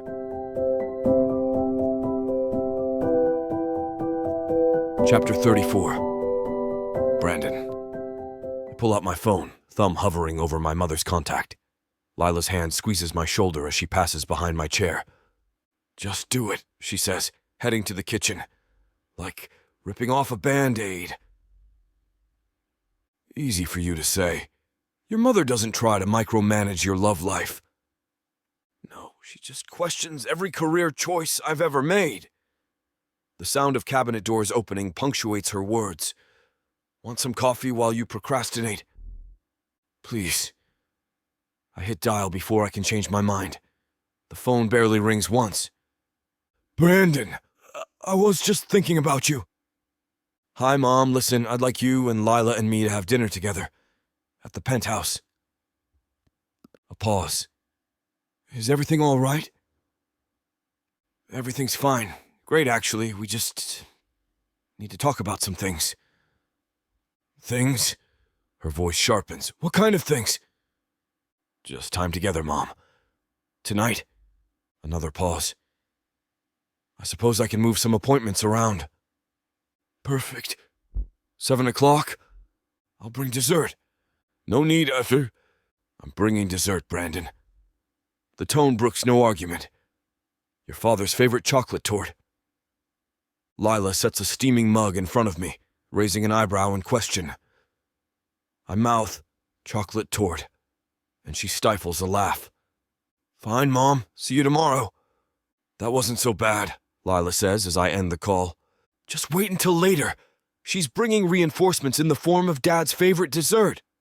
Ah, the famous Reynolds chocolate tort. Your kryptonite. Hey, have you tasted it? That thing could bring down governments. Well, she wraps her arms around my shoulders from behind. Good thing you've got backup this time. I pace my office, rehearsing conversations while my coffee cools. The skyline blurs as I imagine scenarios. Mom, I need you to... No, too defensive. I mess up my styled hair. Lyla appears. You'll wear out that carpet. I'm searching for words that won't trigger her. There aren't any. She sits on my desk. She'll react how she wants. I just want her to ease up on wedding venues and baby names.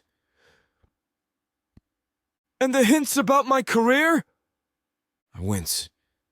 Those two. I step between her legs, holding her hips. Sorry about that. Hey. She touches my face. I can handle her comments. I can't watch you make yourself sick over this. I'm not stressed. Really? 3rd coffee before noon? I eye my mug. 4th, actually. Brandon! She hits my chest. No wonder you're jittery. I want to set boundaries without starting a war at dinner. Be direct. Tell her we need space to figure things out ourselves. Her simple logic strikes me. When did you get so wise?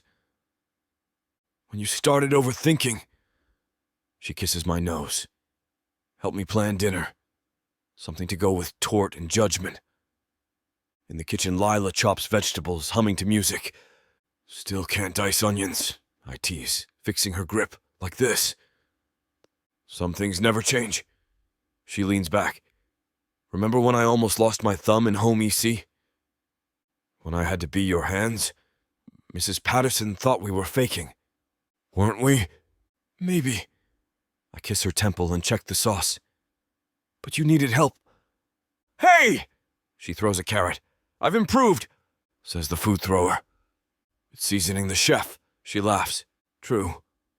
I taste the sauce, considering. Speaking of which, what do you think about adding more basil? To the sauce or to your mother? Both. Lyla sets down her knife and wraps her arms around my waist. The sauce, definitely. Your mother... She pretends to consider it. Might need something stronger. Wine it is then. For her or for us? Yes. We move easily around each other, the earlier tension dissolving with each laugh and touch. Everything feels natural. Cooking together, sharing space, being in sync again. You know what? I say, watching her with the herbs. I'm actually looking forward to tonight. Really? She raises an eyebrow. Yeah, it feels right. Having you here, cooking together, facing my mother as a team. The doorbell rings at 7 sharp. Mom's timing is always tactical. I'll get it. Lyla squeezes my arm. Take the office. Mom enters with a chocolate torta and designer bag. Something smells divine. Mom, let's talk privately first. I point to my office. Just us. Her eyebrows lift. Of course, dear. Once inside, I close the door and turn to face her. The setting sun streams through the window, casting long shadows across the room. My mother perches on the edge of my leather chair, perfectly poised as always. Mom, I need you to listen. Really, listen. My voice comes out steadier than I expect. Lyla isn't just some solution to your grandchild timeline or the business partner's concerns. She's everything to me. Brandon, Let me finish. I lean on my desk, holding her gaze. The comments about her career, the wedding hints, the pressure about kids. It ends now. I won't let you make her feel inadequate. I'm only trying to help. But you're not. You're pushing me away. Years of frustration pour out.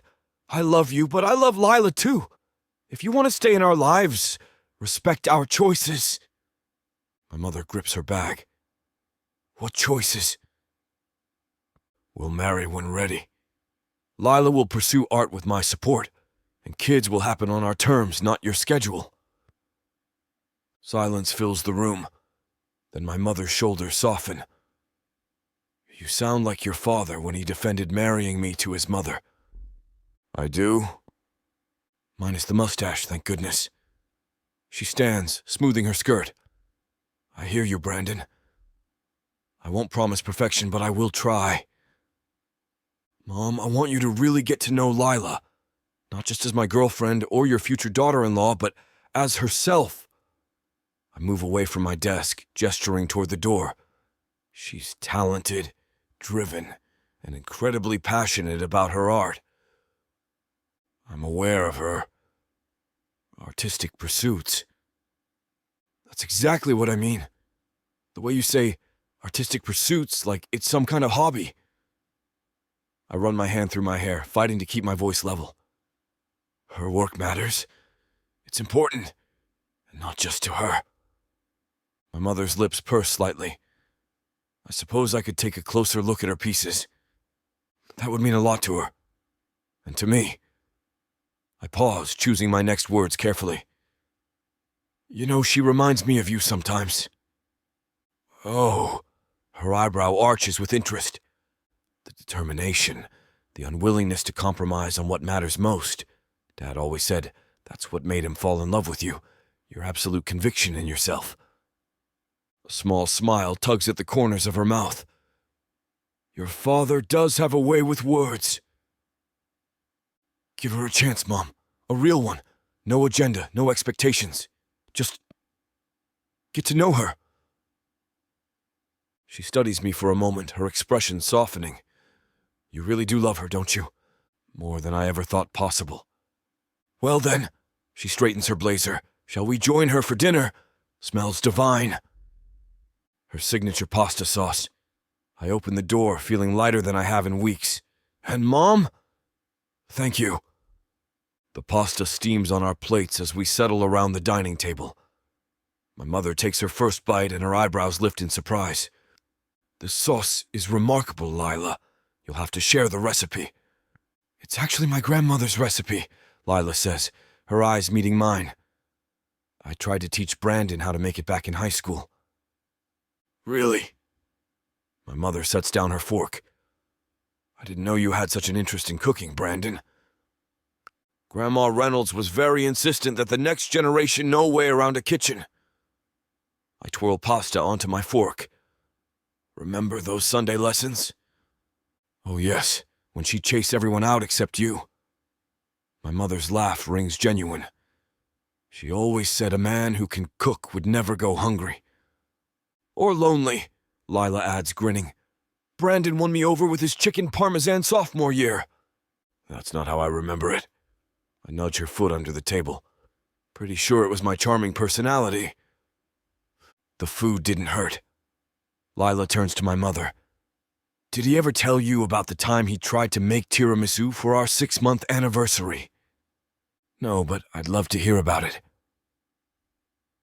As Lyla launches into the story of my teenage culinary disaster, I watch the easy rapport building between them.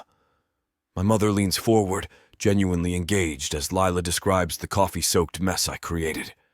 Their laughter mingles over shared stories, the earlier tension dissolving with each passing minute. When we finally clear the plates for dessert, my mother helps Lyla arrange the torte slices. You know, she says, a mischievous glint in her eye, I do hope any future grandchildren inherit your artistic talents, Lyla. Lord knows they won't get it from Brandon's side. Mom, I warn playfully. What? I'm just saying, your stick figures in kindergarten were concerning. They were abstract, I protest, catching Lyla's amused expression. Besides, aren't you getting a little ahead of yourself? Maybe give us time to enjoy being together first. Oh, all right. My mother raises her hands in surrender. But you can't blame a woman for dreaming about beautiful, artistic grandbabies. How about we master the tiramisu first, Lyla suggests, and we all laugh. Chapter 35. Lyla, I push my eggs around the plate, watching the yolk break and spread across the ceramic surface. The morning sun streams through the penthouse windows, casting a golden glow that should feel hopeful, but my heart feels heavy. Brandon sits across from me, already dressed for work in his crisp white shirt, scanning through emails on his phone. I just don't know if I can do this anymore, I say, setting down my fork. Every gallery I've approached since the scandal has turned me down. They're not even looking at my work anymore. Brandon looks up from his phone, his blue eyes softening. Hey, what about doing your own exhibition? After the last one? I shake my head. That was a disaster. That wasn't about your art, Lyla. That was about us. He reaches across the table, his hand covering mine. Your work deserves to be seen. Those pieces about Black women in history, they're powerful, important. But where? Who would even... I know some people who own spaces downtown. Let me make a few calls. His thumb traces circles on my palm.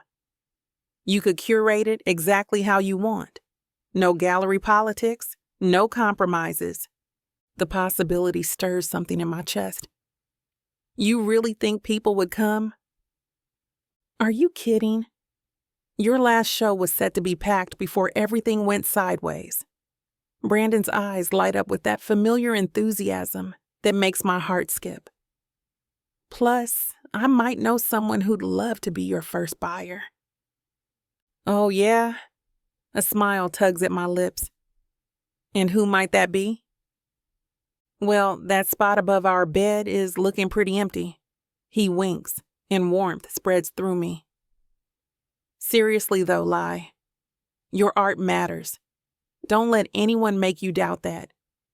I bite my lip, considering. The idea of having complete creative control, of telling these stories exactly how I envision them. Maybe you're right. I know I'm right. He squeezes my hand. Let's do this. Together. Brandon stands, the morning light catching the highlights in his hair. Damn, this man is gorgeous. He bends over for a gentle kiss before straightening and grabbing his briefcase. Gotta run, babe. I have a board meeting in 30 minutes, and I have to charm everyone today. I smile. Go get him, Tiger. The door clicks shut behind Brandon, and I stand in our kitchen for a moment, his words about hosting my own show echoing in my mind. My bare feet pad across the hardwood floors to my studio, where morning light streams through the windows, casting shadows across my latest pieces. I flip through my portfolio, fingers trailing over the textured canvas of my painting of Madam C.J. Walker. The deep browns and golds capture her determination, her legacy as America's first self-made female millionaire. Next to it stands my interpretation of Phyllis Wheatley, the first published African-American poet. Their stories deserve to be told, to inspire. Maybe Brandon's right, I murmur, pulling out my sketchbook. My pencil flies across the page as ideas begin to flow. A space downtown would give me room to arrange the pieces, exactly how I envision them, creating a journey through history, each painting flowing into the next. My phone buzzes. Maribel's calling. You sound excited, she says after I explain Brandon's suggestion. I am. These women's stories matter, Marie, and doing it myself means no one can water down their impact. Girl, yes. Remember when we used to dream about you having your own gallery? This could be the first step. I sketch as we talk, rough layouts of how I'd arrange the space. I could even include some of my newer pieces, the ones about modern changemakers. The Michelle Obama portrait? Exactly. My heart races with possibilities. And I'm thinking of doing a new piece specifically for the show, something that ties everything together. I love this energy from you, Ly. It's been too long since I've heard you this passionate about a project. Looking around my studio, at the half-finished canvases and sketches pinned to the walls, I feel a surge of determination. It's time to stop letting other people decide if my art is worth showing. These stories deserve to be told my way. After hanging up with Maribel, I pull out my largest sketchbook and spread it across my workspace. The blank pages beckon as I begin mapping out the exhibition space. My pencil dances across the paper, sketching rough layouts. Chronological wouldn't work, I mutter to myself, erasing a section. Need something more thematic. I pin up reference photos of my existing pieces. Madam C.J. Walker's portrait commands attention with its bold golden undertones, while my interpretation of Dorothy Dandridge captures the quiet defiance in her eyes. The Michelle Obama piece, still in progress, sits on my easel, its vibrant blues and purples reflecting her strength and grace. My phone buzzes with a text from Brandon. Called my friend about the space. Meeting tomorrow at 2. You'll love it. I text back a quick heart emoji before returning to my planning. Grabbing my tablet, I start a new document titled Exhibition Flow. The pieces need to tell a story, not just hang on walls. Pioneers and Pathmakers, I type, creating the first section heading. That's where Walker and Wheatley will go. The next section forms naturally. Artists and entertainers, for Dandridge and others. My fingers fly across the screen as more categories emerge. Politicians and activists, modern visionaries. I stand back, surveying my studio walls where sketches and half-finished canvases compete for space. A new idea strikes me, something to tie everything together. Grabbing my charcoal, I start rough sketches of a triptych, 3 large panels showing the past, present, and future of Black female excellence. This is it, I whisper. Excitement bubbling up in my chest. The central piece will feature a young girl, surrounded by the legacy of these amazing women reaching toward her own dreams. Excited to see what else I can come up with, I grab my purse. Inspiration like this needs coffee and pastries to go with it. No time like the present to sit in like-minded company and dream big dreams. The local artist cafe buzzes with energy as I sit surrounded by familiar faces from the art community. My laptop screen glows with the exhibition layout, while paint-stained hands gesture enthusiastically around me. The lighting is crucial. Sarah, a veteran installation artist, points to my sketches. These pieces about historical figures need dramatic spots to create depth. I know a guy who can hook you up with professional equipment at half price. And don't forget about the flow, Robert adds, sliding his coffee aside to spread out marketing materials he's drafted. Your triptych should be visible from the entrance. It'll draw people in. I nod, making notes. What about promotion? I'm worried about attendance after... Stop right there, Carmen interrupts, her bangles jingling as she waves her hand. Your work speaks for itself, plus controversy sells. Trust me, I've been doing this for 15 years. My phone buzzes with a text from Brandon. How's the artist powwow going? Amazing. These people are incredible. I smile at the support surrounding me. You go, girl, he types. I'm warmed by his words. For social media, Diana chimes in, pulling up Instagram on her tablet. We should do a series of behind-the-scenes posts. Show your process. Tell the stories behind each piece. People connect with authenticity. I can help with that, Maribel offers, having stopped by on her lunch break. Remember how we used to make those silly art videos in high school? Same concept, just more professional. Looking around at these artists and friends who've shown up to help, my earlier doubts fade. Their enthusiasm is contagious. Their expertise invaluable. Each person offers something different, from technical advice to marketing strategies, and together, they're helping transform my vision into reality. You guys, I say, emotion thick in my throat. I don't know how to thank you. Just promise to pay it forward, Sarah smiles. That's how we roll.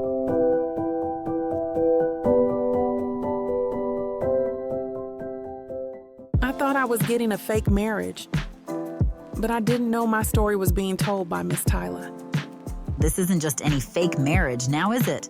No, you introduced me to the devil. Come on, girl, Jacob isn't that bad. Oh, I love Jacob. His family, on the other hand... Beggars can't be choosers, Nyla. You should be grateful I even let Jacob Stone look your way. I just wanted to save my granddaddy. Is that so bad? Why couldn't you let this be a normal fake marriage? Instead, you put me in a twisty story filled with money, betrayal, power, and lies. Let's not forget love. That's what keeps me going. But not gonna lie, Miss Tyler. This story you got me in ain't the simple fake marriage, happy ending I thought it would be.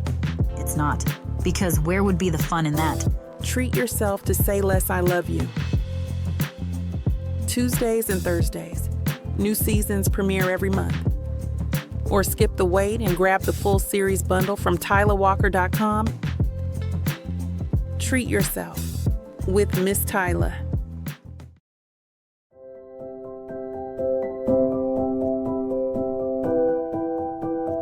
Chapter 36. Lyla. The morning light streams through the gallery windows as I adjust the lighting on my triptych one final time. My hands shake slightly, but I steady them against the frame. 6 hours until opening. Thank heaven I'm at the point where I'm coming back from the media circus. I couldn't have done it without Brandon by my side.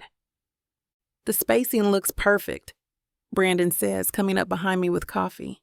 Though you've checked it about 12 times now. 13's my lucky number. I accept the cup, breathing in the familiar scent of vanilla and espresso. Did the caterers confirm? An hour ago, and yes, they remembered the vegetarian options. He squeezes my shoulder. Want to walk me through it one more time? I take a sip of coffee and gesture to the entrance, It starts with the Pioneers section. See how Madam C.J. Walker's portrait catches the light? I wanted visitors to feel her determination right away. Moving through the space, I trace the path I've created. Each section flows into the next, telling a story of triumph and perseverance. The lighting Sarah suggested casts dramatic shadows that make each piece come alive.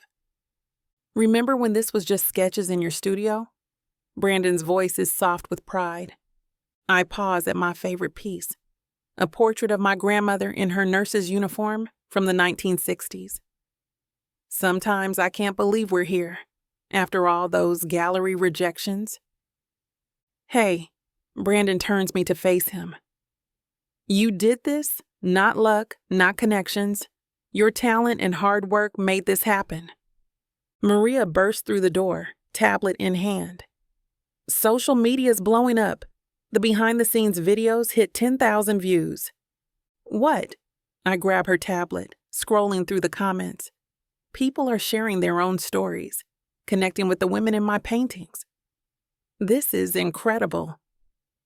And completely deserved, Maribel says, setting down a box of supplies. Now, where do you want these name cards? I look around at my support system.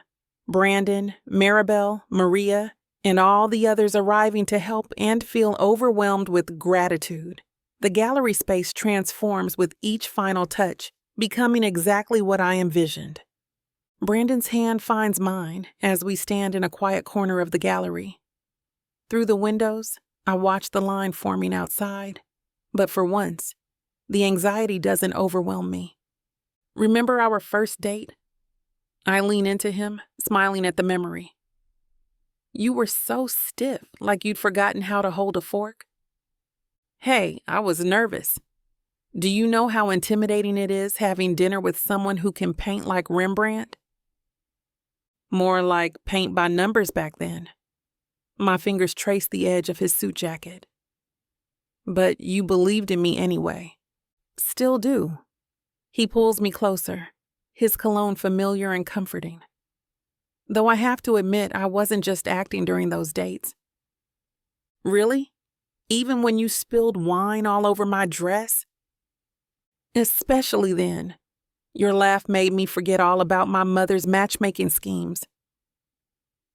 I rest my head against his chest, feeling his steady heartbeat. We took the long way here, didn't we? Worth every detour. His thumb brushes my cheek. Even the part where you thought I was planning to run off with my mother's friend's daughter. God, we were such disasters. The memory doesn't sting anymore. Instead, it feels like a chapter in our story, one that led us here. But look at us now. You're actually wearing the tie I picked out. And you're letting me handle the catering without micromanaging. The night's still young. His laughter rumbles through his chest, and I close my eyes, savoring this moment. From high school romance to fake marriage, to real love, from rejection to this gallery showcase, we weathered it all together. The gallery buzzes with excitement as another collector approaches me. My cheeks hurt from smiling, but I can't stop, especially when she tells me she wants to purchase the entire Modern Pioneers series. Your use of color is extraordinary, she says, gesturing to my portrait of Mae Jemison. The way you captured her determination, that spark in her eyes. Brandon appears at my elbow with a fresh glass of champagne. You should see her studio when she's working on pieces like these. Paint everywhere except the canvas. That was one time, I protest, accepting the drink. And it was your fault for surprising me. 3 art critics huddle near my centerpiece, scribbling in their notebooks. Their animated gestures and rapid conversation make my stomach flutter with anticipation. Maribel weaves through the crowd, phone in hand. The Times reporter wants 5 minutes. And that gallery owner from Chicago, he's asking about hosting your next exhibition. Next exhibition? The words feel surreal on my tongue. You better believe it. Brandon's hand finds the small of my back, Though maybe we should get through this one first. The mayor just arrived. I watch as people move from piece to piece, some wiping tears, others sharing stories with strangers. A young girl stands transfixed before my painting of Ruby Bridges. Her mother explaining the history in hushed tones. "Your grandmother would be so proud," Maribel whispers, squeezing my hand. Look at all these people connecting with our history, our stories. The champagne bubbles tickle my nose. As I take a sip, trying to ground myself in this moment. After years of rejection and doubt, watching my vision come to life feels like stepping into a dream. A reporter raises her camera, asking for a photo. Brandon starts to step away, but I pull him back. "Stay," I say. "You're part of this story, too." A young woman approaches my portrait of Dorothy Dandridge, her fingers hovering near the canvas without touching. The way you captured her vulnerability alongside her strength. She wipes a tear. "My grandmother used to tell me stories about seeing her perform." "Would you share one?" I ask, drawn in by the emotion in her voice. As she recounts her grandmother's memory, more people gather around, adding their own stories. The painting becomes a catalyst for connection, for sharing histories passed down through generations. Brandon appears with water, knowing I've been talking nonstop for hours. "You're glowing," he whispers. "I never imagined," my voice catches. "These stories they're sharing, it's exactly what I hoped for when I started painting." An elderly woman takes my hand, her grip firm despite her age. "Child, you've given us our voices back. These women, their struggles, their triumphs, you've made them breathe again." "Thank you," I manage, squeezing her hand back. "That means everything." Brandon's steady presence behind me grounds me as more visitors approach, each sharing how different pieces speak to them. A father lifts his daughter to better see my portrait of Mae Jemison, explaining how she was the first Black woman in space. "Daddy, I want to be an astronaut too." The girl's excitement mirrors the spark I felt when I first picked up a paintbrush, when Brandon first encouraged me to pursue my dreams despite the rejections. Looking around at the packed gallery, at the faces moved by my work, I realized that every setback led me here. "You did it," Brandon murmurs, his pride evident in his voice. I lean back against him, taking in the scene before us. "We did it. I couldn't have done this without you believing in me." "The talent was always yours. I just reminded you of it when you forgot." Atio Masaki. Chapter 37. Brandon. The gallery's emptiness creates a perfect echo of our footsteps as I lead Lyla toward the skylight. My fingers intertwine with hers. I can't help but smile at how perfectly they fit together. The soft jazz playing from my phone fills the space with warmth, matching the dim gallery lights I've strategically left on to create the right mood. "Brandon, what's all this?" Lila's eyes widen as she spots the picnic blanket I've laid out, complete with champagne and her favorite chocolate-covered strawberries. "Just a little celebration." I pull her close, spinning her once to the music. "You were incredible tonight. The way you commanded that room, explained your vision." My hand traces the small of her back. I couldn't be prouder. "Stop it." She ducks her head, but I catch the smile she's trying to hide. "You're going to make me blush." That's kind of the point. I guide her to sit on the blanket, popping the champagne with practiced ease. "Besides, you deserve this moment. Every single person in that room tonight saw what I've always seen in you." Lyla accepts the champagne flute, her fingers brushing mine. Above us, stars peek through the skylight, casting gentle shadows across her face. "And what's that?" "Incredible talent. Determination. Beauty." I reach out, tucking a stray curl behind her ear.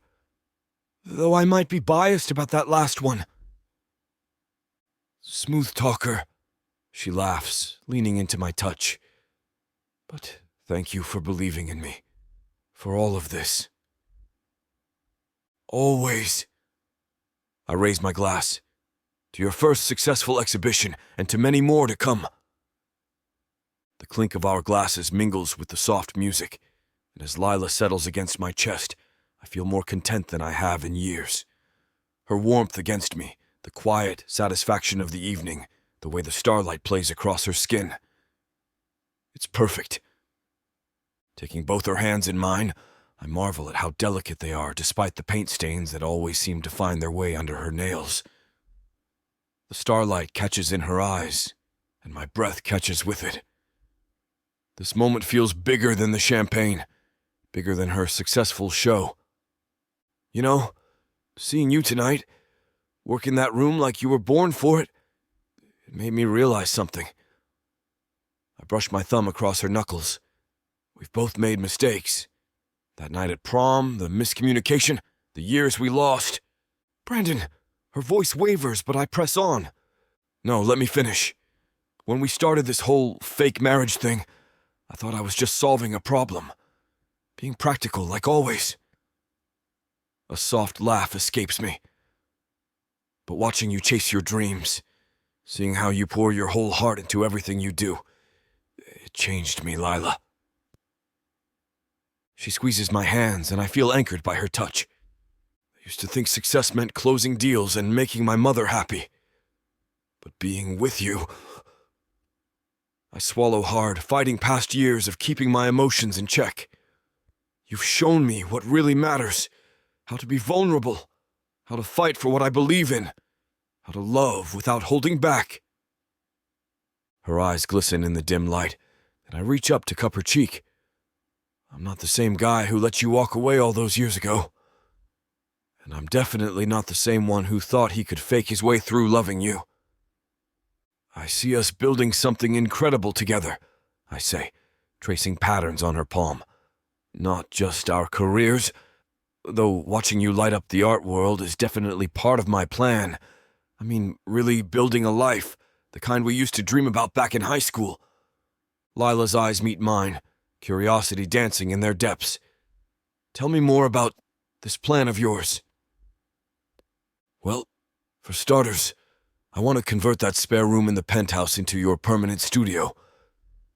Natural light, proper ventilation, the works. My thumb brushes across her wrist. And I want to wake up every morning to find paint smudges on our sheets because you got inspired at 3 a.m. She laughs softly. You used to hate when I got paint on your clothes. I've grown. I pull her closer. I want to support your exhibitions, not just as your fake husband or your real one, but as your biggest fan.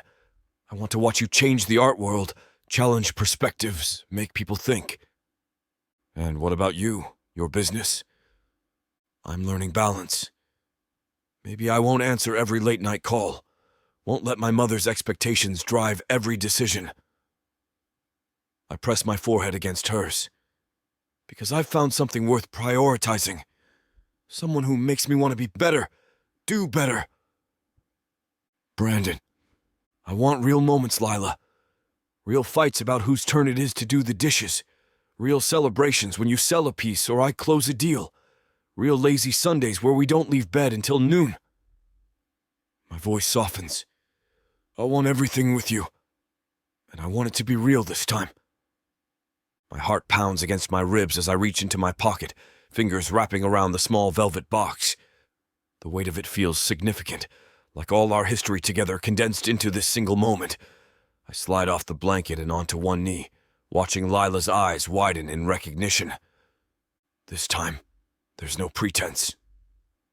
I open the box, revealing the ring I'd spent weeks designing. A delicate gold band with small paintbrush strokes etched into the metal, leading to an oval diamond. No business deals, no fake arrangements. Just us. Brandon.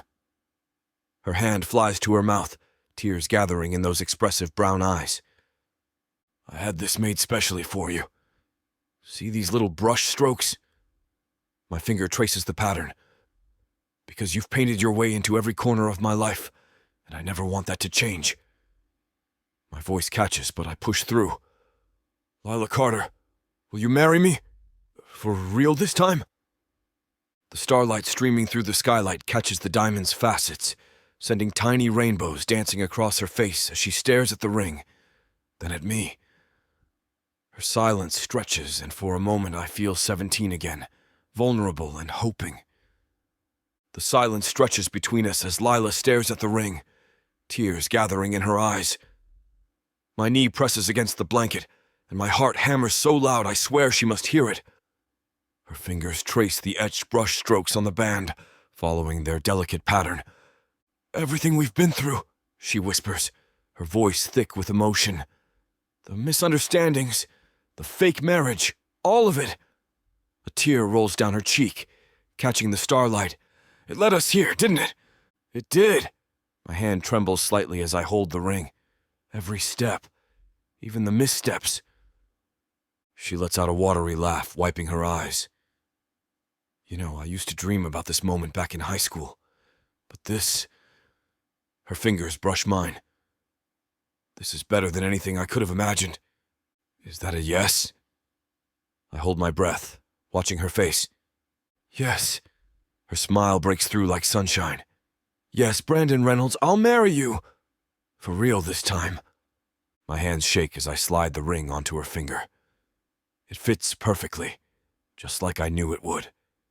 Just like we do. When I look up, her eyes are shining with such love it nearly knocks me backward.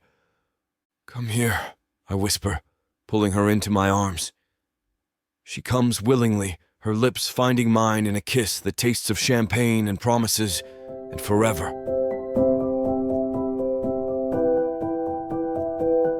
Chapter 38. Brandon. The elevator doors open to our penthouse, and I guide Lyla forward with my hands over her eyes. "Keep them closed." "Brandon, I can smell the roses from here." "Just a few more steps." I maneuver her through the living room, where hundreds of candles flicker against the walls. Rose petals create a path toward our bedroom, their deep red a stark contrast against the white marble floors. "Okay, now." I drop my hands and her gasp echoes through the space. She spins slowly, taking in the transformation. Champagne chills in a silver bucket beside the bed, which is covered in a blanket of rose petals. Candles line every surface, casting warm shadows that dance across her face. "When did you have time to do all this?" "I may have had some help." I pop the champagne, letting the cork fly across the room. "Your sister is quite the accomplice." "Maribel knew about the proposal?" "Someone had to help me pick out the ring." I pour 2 glasses, handing her one. "To us. No more pretending." She clinks her glass against mine. "No more pretending." I watch as she moves through the room, trailing her fingers through the petals. The candlelight catches the diamond on her finger, sending prisms across the walls. "You know," I say, setting down my glass, "I've been thinking about that first night you moved in, when we cooked pasta, when I couldn't keep my hands off you." I step behind her, sliding my arms around her waist. "Kinda like now." She leans back against my chest, tilting her head to look up at me. "Some things never change. Thank God for that." I brush my lips against her neck, feeling her shiver. "Mrs. Reynolds." "I'm not Mrs. Reynolds yet. Just practicing." My fingers find the zipper of her dress. "We should probably practice a lot of things." I pull Lyla closer, my fingers tracing along her spine as our lips meet. The kiss starts soft, tender, but quickly transforms into something deeper. Her hands slide up my chest, and I can feel her smile against my mouth. "What?"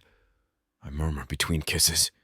Just thinking about high school Brandon, so nervous about kissing me behind the bleachers.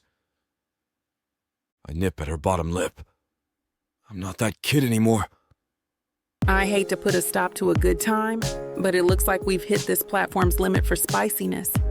This platform's got some rules we have to play by if we want to keep giving you these stories for free.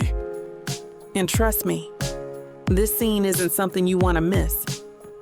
While we can't get into all the details here, you can still dive into the full, uncut version at tylawalker.com. Miss Tyla has an entire collection of unabridged audiobooks and ebooks waiting for you. And the best part? You can treat yourself with 40% off when you use the code SAVE40. That's right. You'll save on any digital product, even bundles that are already discounted. Miss Tyla would never let anyone feel the kind of disappointment you must be feeling right now. So why wait? Treat yourself with Miss Tyla. I traced lazy patterns across Lyla's back as we lay tangled in the sheets, rose petals stuck to our damp skin. The candles have burned lower, casting a softer glow across the room. Her head rests on my chest, her curls tickling my chin. I can hear you thinking, she murmurs, pressing a kiss to my collarbone. Just wondering how I got so lucky. My fingers find that spot between her shoulder blades that always makes her melt. Getting you back, it's more than I deserve. She props herself up on an elbow, those deep brown eyes searching mine. Brandon. No, let me finish. I brush a curl from her face. That misunderstanding at prom. It nearly cost us everything. 5 years without you felt like an eternity. We were young and stupid. I cup her cheek, my thumb tracing her jawline. I promise you, Lyla Carter, I will never let anything come between us again. No misunderstandings, no assumptions. Just us, being honest with each other. Even when your mother drives me crazy. Especially then. I pull her closer, breathing in her scent. You're stuck with me now. Through gallery openings and business meetings. Through my mother's meddling and your sister's schemes. Whatever life throws at us, we face it together. She smiles against my skin. Promise. Cross my heart. I tilt her chin up, meeting her eyes.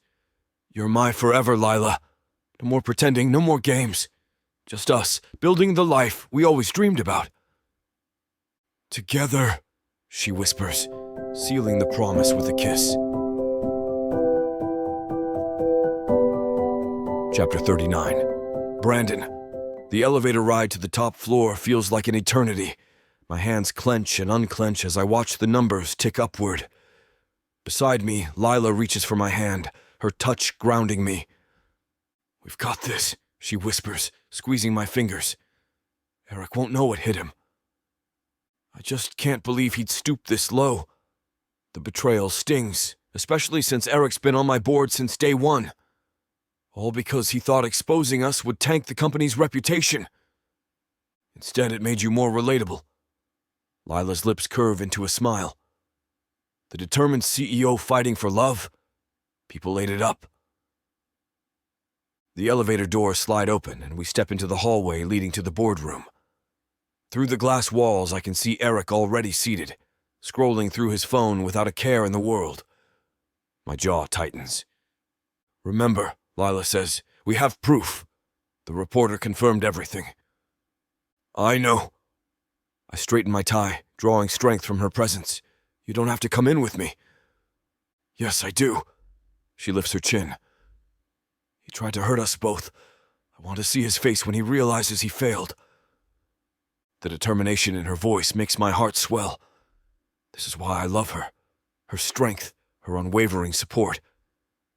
I lean down and kiss her quickly. Let's do this. We approach the boardroom doors, and I feel the familiar surge of adrenaline that comes before any major confrontation. But this time it's different. This time I'm not just fighting for my company. I'm fighting for us. I push through the boardroom doors, Lyla's heels clicking behind me. The familiar scent of leather and coffee fills my nostrils as 8 pairs of eyes turn to us. Eric sits at the head of the table, my seat looking like the cat that got the cream. Brandon, we weren't expecting... My hand clamps down on his shoulder before he can finish, fingers digging into his expensive suit jacket. With one fluid motion, I yank him up from the chair. The legs screech against hardwood as it topples backward. What the hell? Eric stumbles, trying to find his footing. Around the table, sharp intakes of breath and muttered exclamations fill the air. Sandra from accounting drops her pen. Thomas nearly spills his coffee. Brandon, Lyla warns softly behind me. There's no stopping now. Comfortable in my chair, Eric? I keep my grip firm on his shoulder, forcing him to face me. Must be nice, thinking you've won. His Adam's apple bobs as he swallows. I don't know what you're... Save it. I give him a slight shake.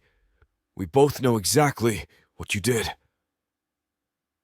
The smugness drains from his face, replaced by something closer to fear. Good. Let him squirm. Mr. Reynolds, Gerald, our eldest board member, stands slowly. What's the meaning of this?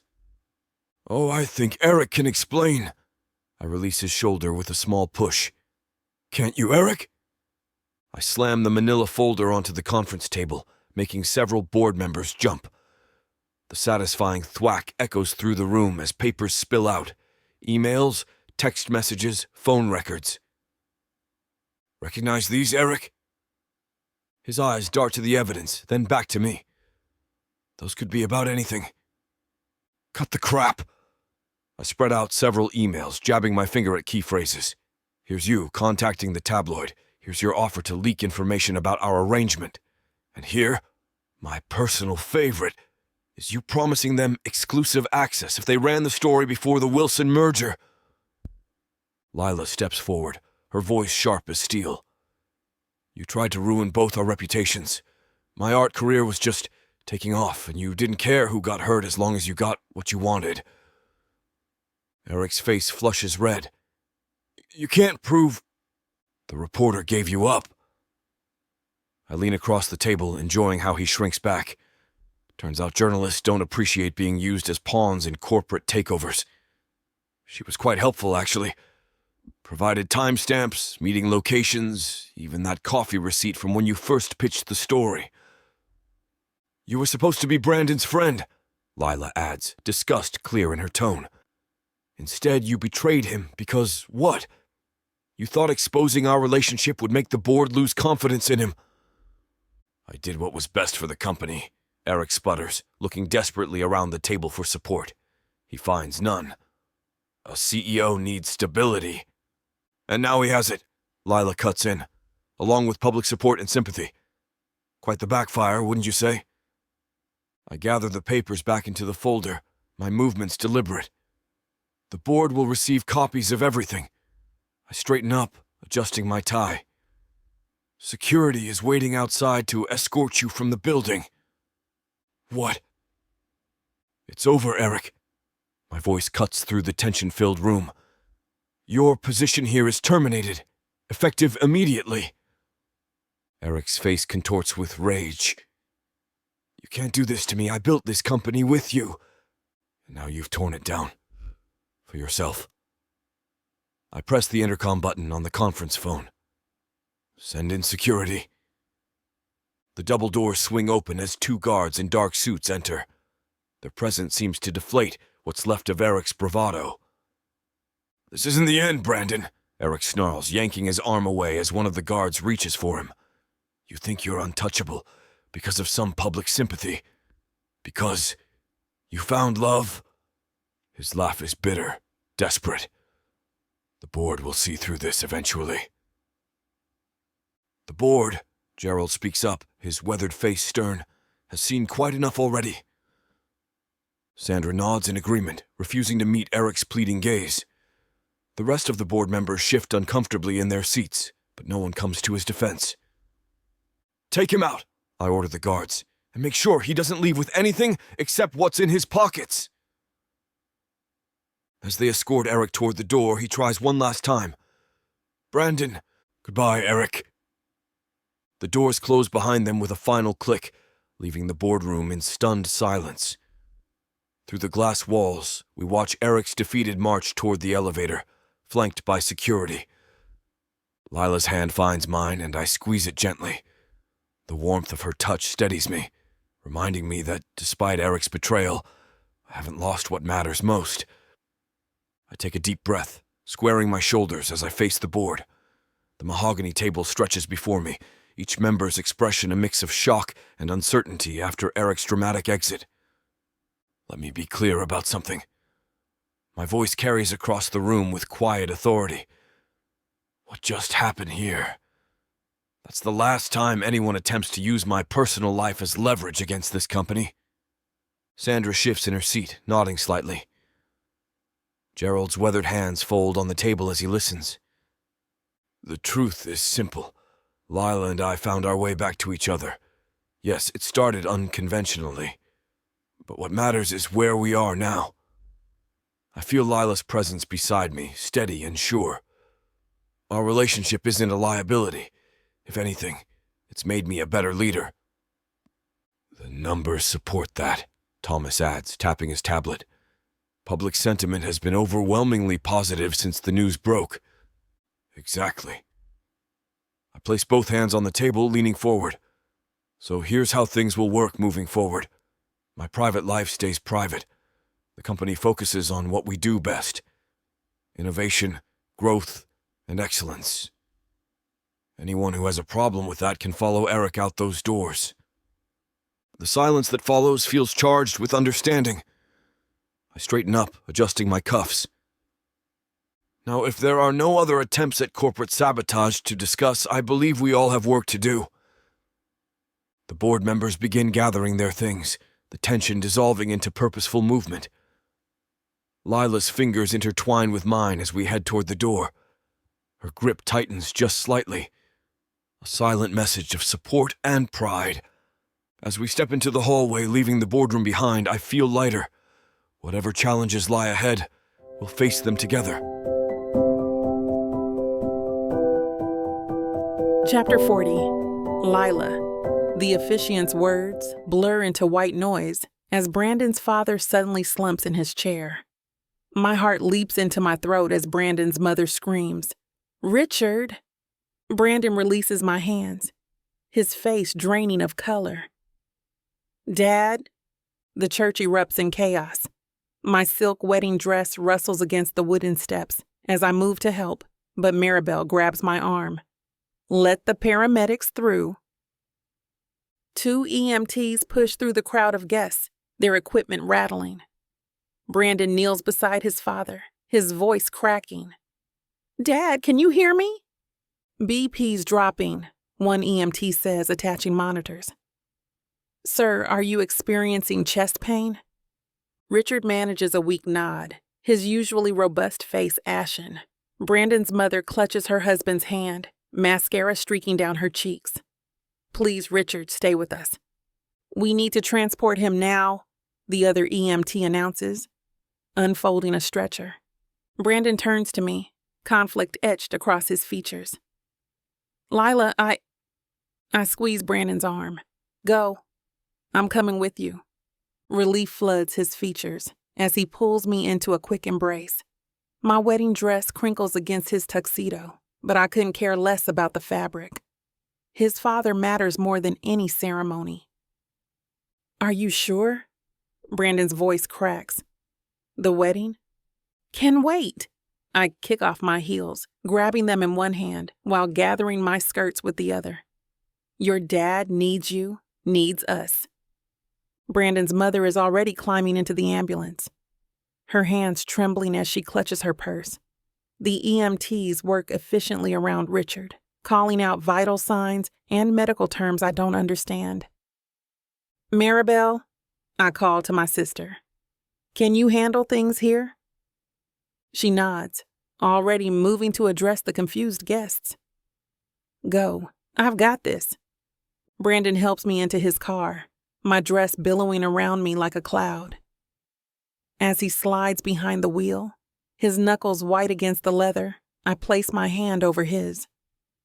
"He's going to be okay." The words come naturally, even as my own heart races. "Your dad's strong." "I can't lose him, Lyla." Brandon's voice is barely a whisper as he follows the ambulance. "And I'm sorry about—" "Don't you dare apologize." I squeeze his hand. This is exactly where I want to be. Besides, what kind of wife would I be if I let you face this alone? A ghost of a smile touches his lips. We're not married yet. Technicality. I lean over and kiss his cheek. I'm yours, ring or no ring.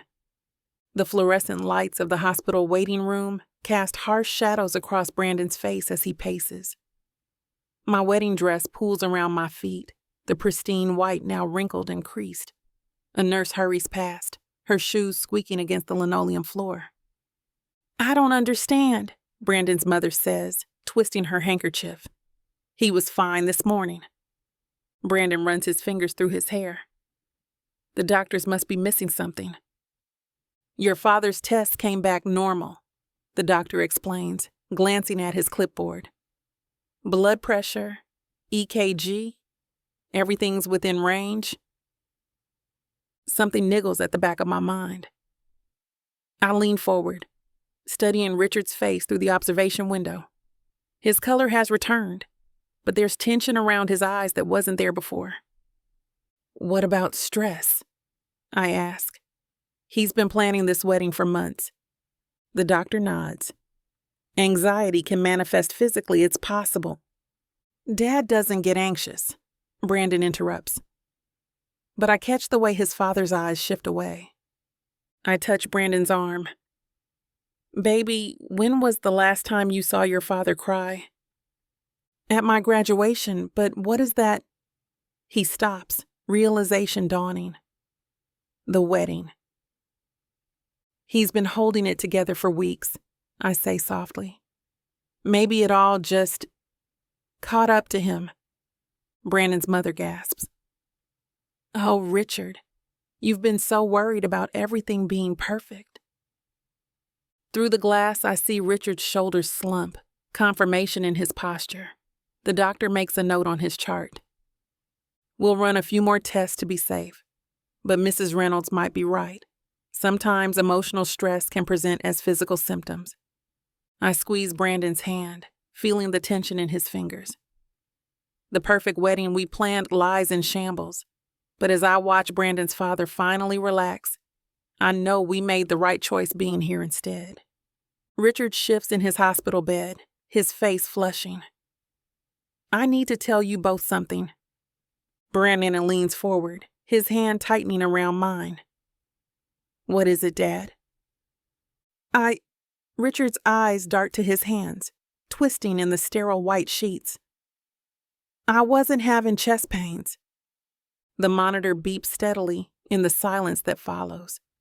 Brandon's fingers go slack against mine. What? Brandon's voice comes out barely above a whisper. I've been watching you these past few years, son. The freedom you have, the life you've built. Richard's words tumble out faster now. I got married young, never had the chance to live like you do, and seeing you about to give that up, give it up? Brandon stands so abruptly his chair scrapes against the floor. You faked a medical emergency to stop my wedding because you're jealous of my bachelor lifestyle? I press my palm against the cool hospital wall, steadying myself. The pristine white of my wedding dress feels suddenly heavy, wrong. Brandon, please understand. Richard reaches for his son. Understand? Brandon's laugh is sharp, bitter. You ruined our wedding day because you're having some kind of midlife crisis. I thought I was protecting you. Richard's voice cracks. From making the same choices I did. The same choices? Brandon's hands ball into fists. You mean marrying Mom? Having me? Richard's face crumples. That's not what I... Save it. Brandon turns away, his shoulders rigid beneath his tuxedo jacket. I can't even look at you right now. The monitors continue their steady rhythm, marking time in this suspended moment. I watch Brandon's jaw clench and unclench, see the betrayal written in every line of his body. I'm so sorry, Richard whispers. But Brandon's already walking out the door. I follow Brandon through the hospital's sliding doors, my wedding dress trailing behind me as we step into the warm evening air. His jaw clenches and unclenches, the muscles in his face twitching with barely contained emotion. Brandon. I reach for his hand, but he pulls away, pacing in front of the hospital entrance. He lied, Lyla. My own father lied to stop our wedding because he's having some kind of midlife crisis. Come here. I catch his arm, pulling him to a stop. My fingers brush against the silk of his tuxedo, and I can feel the tension thrumming through his body. Look at me. His blue eyes meet mine, swimming with hurt and betrayal. I cup his face in my hands, my thumbs stroking his cheeks. What your father did was wrong, I say softly. But it doesn't change us. It doesn't change how much I love you or how much you love me. His voice cracks. I thought he supported us. He does. He's just lost right now. I smooth down his lapels. Remember when I ran away from you because I was scared? People do stupid things when they're afraid. A ghost of a smile touches his lips. You're comparing yourself to my dad? Well, we both made questionable choices thinking we were protecting someone we love. Brandon's shoulders relax slightly as he pulls me into his arms. How do you always know exactly what to say? It's a gift. I rest my head against his chest, listening to his heartbeat. Besides, now we have an even better story to tell our kids about our wedding day. His laugh rumbles through his chest. Only you could find the silver lining in this mess. That's why you're marrying me. I tilt my face up to his. Speaking of which, want to try this whole wedding thing again tomorrow? Tomorrow? He raises an eyebrow. What happened to the perfect wedding you planned? I don't need perfect. I lace my fingers through his. I just need you. Deal, Brandon says, sealing it with the most perfect kiss I've ever had. Chapter 41. Lyla. The ultrasound technician's wand glides across my belly, cold gel making me shiver despite the warmth of Brandon's hand in mine. The steady whoosh whoosh of our baby's heartbeat fills the pristine examination room at Stone Hospital, a rhythmic melody that makes my own heart swell with joy and anticipation. Everything looks perfect, Dr. Jackson says, smiling as she points to the screen. Her finger traces the outline of what will become our child, showing us tiny fingers and toes that make my breath catch. Would you like to know the gender? Brandon squeezes my hand, and I can feel the slight tremor in his grip that betrays his excitement. What do you think, babe? I want to be surprised. I turn to him, catching the shimmer of tears in his blue eyes, the same eyes I hope our baby inherits. Unless you... No, you're right. His voice is thick with emotion, and I watch as he swallows hard, trying to maintain his composure. Some things are worth waiting for. Dr. Jackson prints out several photos for us before excusing herself, leaving us in our private bubble of happiness. As soon as the door clicks shut, Brandon's hand spreads across my belly, warm and protective, his thumb gently caressing the spot where our miracle grows. The tenderness of his touch makes me feel safer than I've ever felt before. I can't believe we made this. His thumb traces circles on my skin. A tiny person who's half you and half me. Hopefully more me than you, I tease, covering his hand with mine. One Brandon Reynolds is enough trouble. Please. You love trouble. He leans down, pressing his forehead against mine. A tear escapes, trailing down his cheek.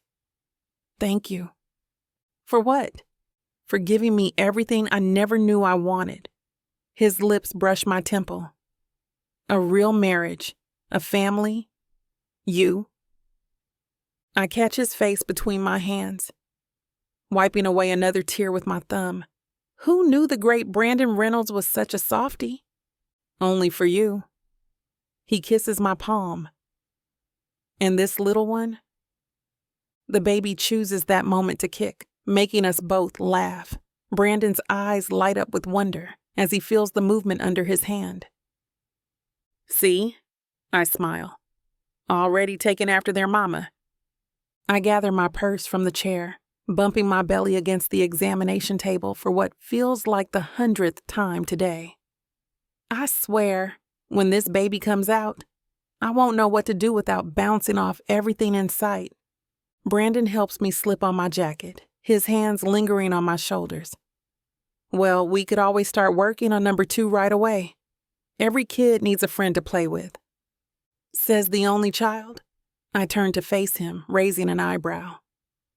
And I'm an only child too, if you remember correctly. Yeah, but Brandon's voice trails off as we step into the hallway. The sound hits me first. A buzz of excited whispers and shuffling feet. My eyes widen at the crowd gathered in the corridor. Nurses lean over their station counter, phones raised. Orderlies pause their rounds, openly staring. Even a few patients in robes have wheeled themselves out to get a better look. Brandon, I whisper, gripping his arm. Why is everyone... Jacob Stone, he whispers in my ear, owns this whole hospital network. We watch as Jacob takes center stage at a small podium, gesturing for the crowd to settle down. After a few congratulatory comments about the hospital's latest fundraiser, his gaze locks on a woman at the front of the crowd. She's looking particularly proud as she gazes back at him. Another woman behind Jacob looks particularly distressed, the look on her face growing more concerned as we watch the scene unfolding in front of us. Trixa, Mr. Stone says, taking her hand. I know we've had our ups and downs, but I can't imagine my life without you. You're the missing piece I've been searching for. The crowd's excited murmuring grows as Mr. Stone drops to one knee. Trixa's hands fly to her mouth, but behind her, I notice a nurse gripping her clipboard so hard, her knuckles turn white. Her face crumples as she watches the scene unfold. Will you marry me? Mr. Stone asks, presenting a ring that probably cost more than my entire art studio. Yes, Trixa squeals. Yes, of course I'll marry you. The hallway erupts in applause as the two of them embrace and kiss in front of the congratulatory crowd. I can't take my eyes off the woman behind Stone, clearly a nurse. She turns away, shoulders shaking, and disappears around the corner. The raw pain in her expression strikes something deep in my chest. That same desperate ache I felt years ago at prom, watching Brandon with another girl, before I knew the truth. You okay? Brandon asks, noticing my distraction.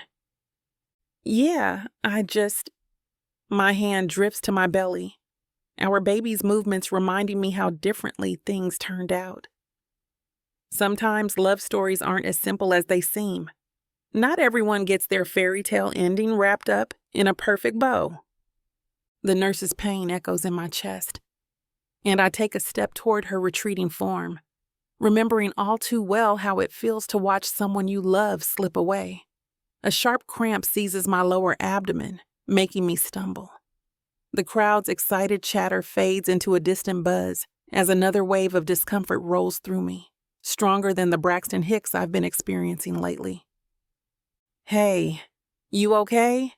Brandon's arm wraps around my waist, steadying me.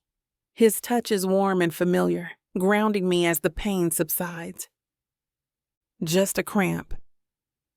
I press my hand against my belly, trying to breathe through it like the Lamaze instructor taught us.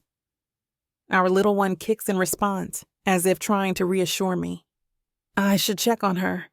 I gesture weakly in the direction the nurse disappeared, knowing exactly how crushing unrequited love can be. What you should do is get off your feet. Brandon's voice carries that protective edge I've come to know well. We've been here for hours. But, no buts. He guides me toward the exit, nodding politely to Mr. Stone and his new fiancée as we pass. Doctor's orders were rest after the appointment, remember? Another cramp hits as we reach the automatic doors. This one's different, sharper, more insistent. Warm liquid trickles down my legs, pooling at my feet on the concrete. Brandon, my fingers dig into his arm. I think my water just broke. His eyes widen as he looks down at the puddle forming beneath me. Oh, damn. Okay, right. Hospital. We're at a hospital. That's good. That's... Brandon. His eyes snap to mine mid-panic. What is it? His hand slides over my belly as he looks at me. I'm here. I grin anxiously and say, we're having a baby.